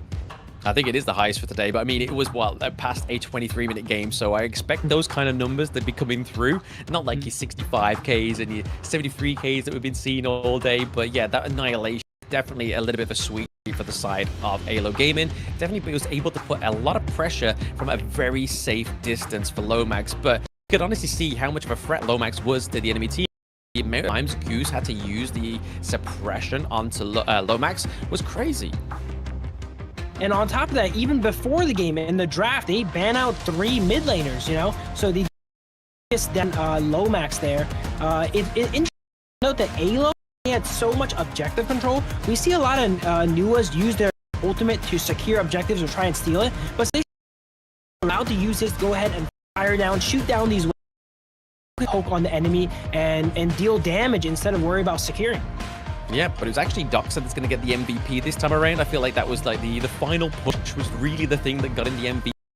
Because this probably could have been still going, Phil, if it wasn't for the decisiveness of Doxa to go down into that bot side of the map with those fastly approaching minions and just like, you know what, I'm going to try this, guys, just bear with me. And we did it. They did it. It was all down to Doxa towards the end here, which we're going to see in these highlights, but he did actually play a really good Byron for the majority of the match. Yes, he died 5 times, but what they got from those deaths was definitely much more of a positive spin on things. He came in at the right time there, and Byron, one of those characters that scale really well, those enhanced active items here. I think it's called Sky Dome here, allowing him to transpose the wall and go ahead and jump over multiple times and impact the fight. Here's the second Tempest here. Look at the damage from Lomax. Comes in, blasts Liang, and then goes into Splendor, and they can't even react to it. Yeah, I mean, you can see here Doxa getting his MVP moment, right? Just approaching down into the farm lane. It's like, hey, guys, just keep him there. Just keep him locked into the team fight, and I will do this with the minions. And that's exactly what it did. The Light and Mantras tried to come through and deal too much damage onto the side of Doxa, but it just wasn't enough for the side of MKOI. So they have to rinse and repeat and do this again tomorrow with some really serious contenders. For sure. Byron, one of the hardest hitting characters when it comes to structures. Being able to use that skill 2 with the Frost score. He's probably hitting half health on the Crystal at 24 minutes, you know, every single time. Dharma trying his best to try and push him into the wall and get him off of it. But it's too little too late. All the minions, you know, flooded the base there. And again, the problem with losing 3 high grounds, man. It was the 6th player on the side of AYLO Gaming. It was the minions that really got that one to the ends. And if it wasn't for those and those empowered minions, thanks to the high ground turret takedowns much earlier on within those matches compared to the likes of AYLO Gaming, MKOI Gaming, sorry, definitely made the difference there. So macro in the early on definitely was the key for AYLO Gaming, and definitely the advantage that they had in those series. 4 very exciting series today, but that is going to go ahead and conclude day 2 here. We're going to come back in with the recaps soon and give you guys a little preview of what's happening tomorrow. Yeah, I mean, there is some banger matches coming on tomorrow. I mean, you and Rafa are in for a treat, right? Like, today's been great. Day 1 was even good as well. Like, to be honest, there's not been a day where it's kind of just been like, the matches could have been a little bit better. Whereas yesterday, bangers, a great way to set up the West League. Today, again, some phenomenal try and like bittersweet comebacks for like for Virtus.pro. We tried to see MKOI try and get a victory over AYLO Gaming, but still failing to get a series overall. And then we even had like clear like stomps from OG Esports onto next RÜYA, which was a little bit unfair in that game 1, but definitely next RÜYA was like, hey, we've got a little bit of potential here. We've got some triple kills onto OG Esports, probably more than other teams have probably been able to do so far within the West League. So we've still got some more of that same kind of narrative, same kind of gameplay happening tomorrow as well. I think as the West League goes ahead and progresses, we're going to see these teams close that gap. We're still really early in the West League now. No one really knows what each other's going to do. Now they have more time to practice, study the matches, go ahead and go back and watch those replays, see what they can do better. And they have great practice, you know, against some best teams in the world here. So very excited to see how it goes down in the future too. Exactly, absolutely. I mean, it'd be nice to see the current standings for today, see how these teams are actually faring within the West League for now, see who's at the top of the leaderboard, see who is unfortunately at the bottom.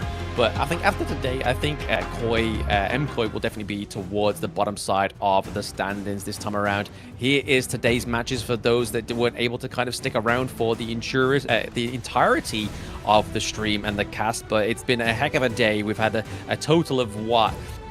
9 games in total, some of them being very quick, others being an absolute tooth and nail battle between some of these Western leagues.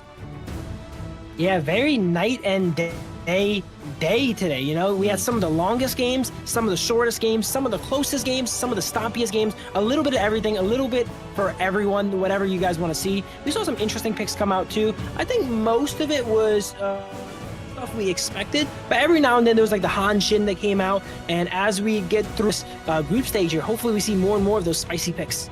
Yeah, here is the rankings so far within the week. Obviously, OG at the top with the 6 games in the bag, 3 series in the bag. Twisted Minds at 2nd, and then NCG actually at 3rd there.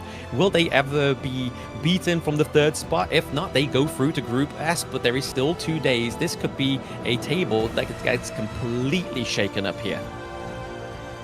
MKOI here representing NA. Unfortunately, could not get a win on the board there. We were all cheering for them, but they still have time to go ahead and get some matches done. They did take 1 game, so it's not like, you know, they got a goose egg. They got 1 win. And the games they lost, like I mentioned, were really close. Once they shore up that early to mid-game macro and focus more on their strengths, like the fighting aspect of the game, I think they'll definitely do really well.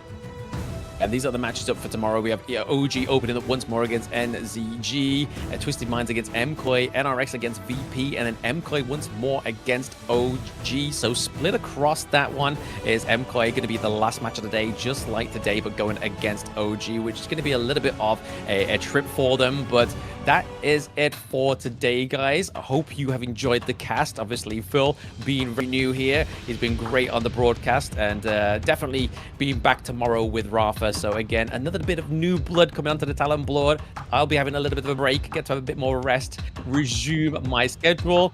But this is it for us, guys. I hope you have a fantastic day tomorrow. Enjoy the broadcast, enjoy the games, and make sure to play Honor of Kings. Take it easy now. Thank you guys all for watching and supporting. Blam as well for helping me out as goes, carrying me in art of casting. All right, one of these days I gotta help him out in game and carry him in the game. But thank you guys all for tuning in and sticking by us, even through some difficulties. You know, we powered through and try to put on the best production possible. Make sure to check out Blam at Blam MOBA and check out me at Yunu's Live here on YouTube. And I'll see you guys same time here tomorrow as I'll be casting with RÜYA.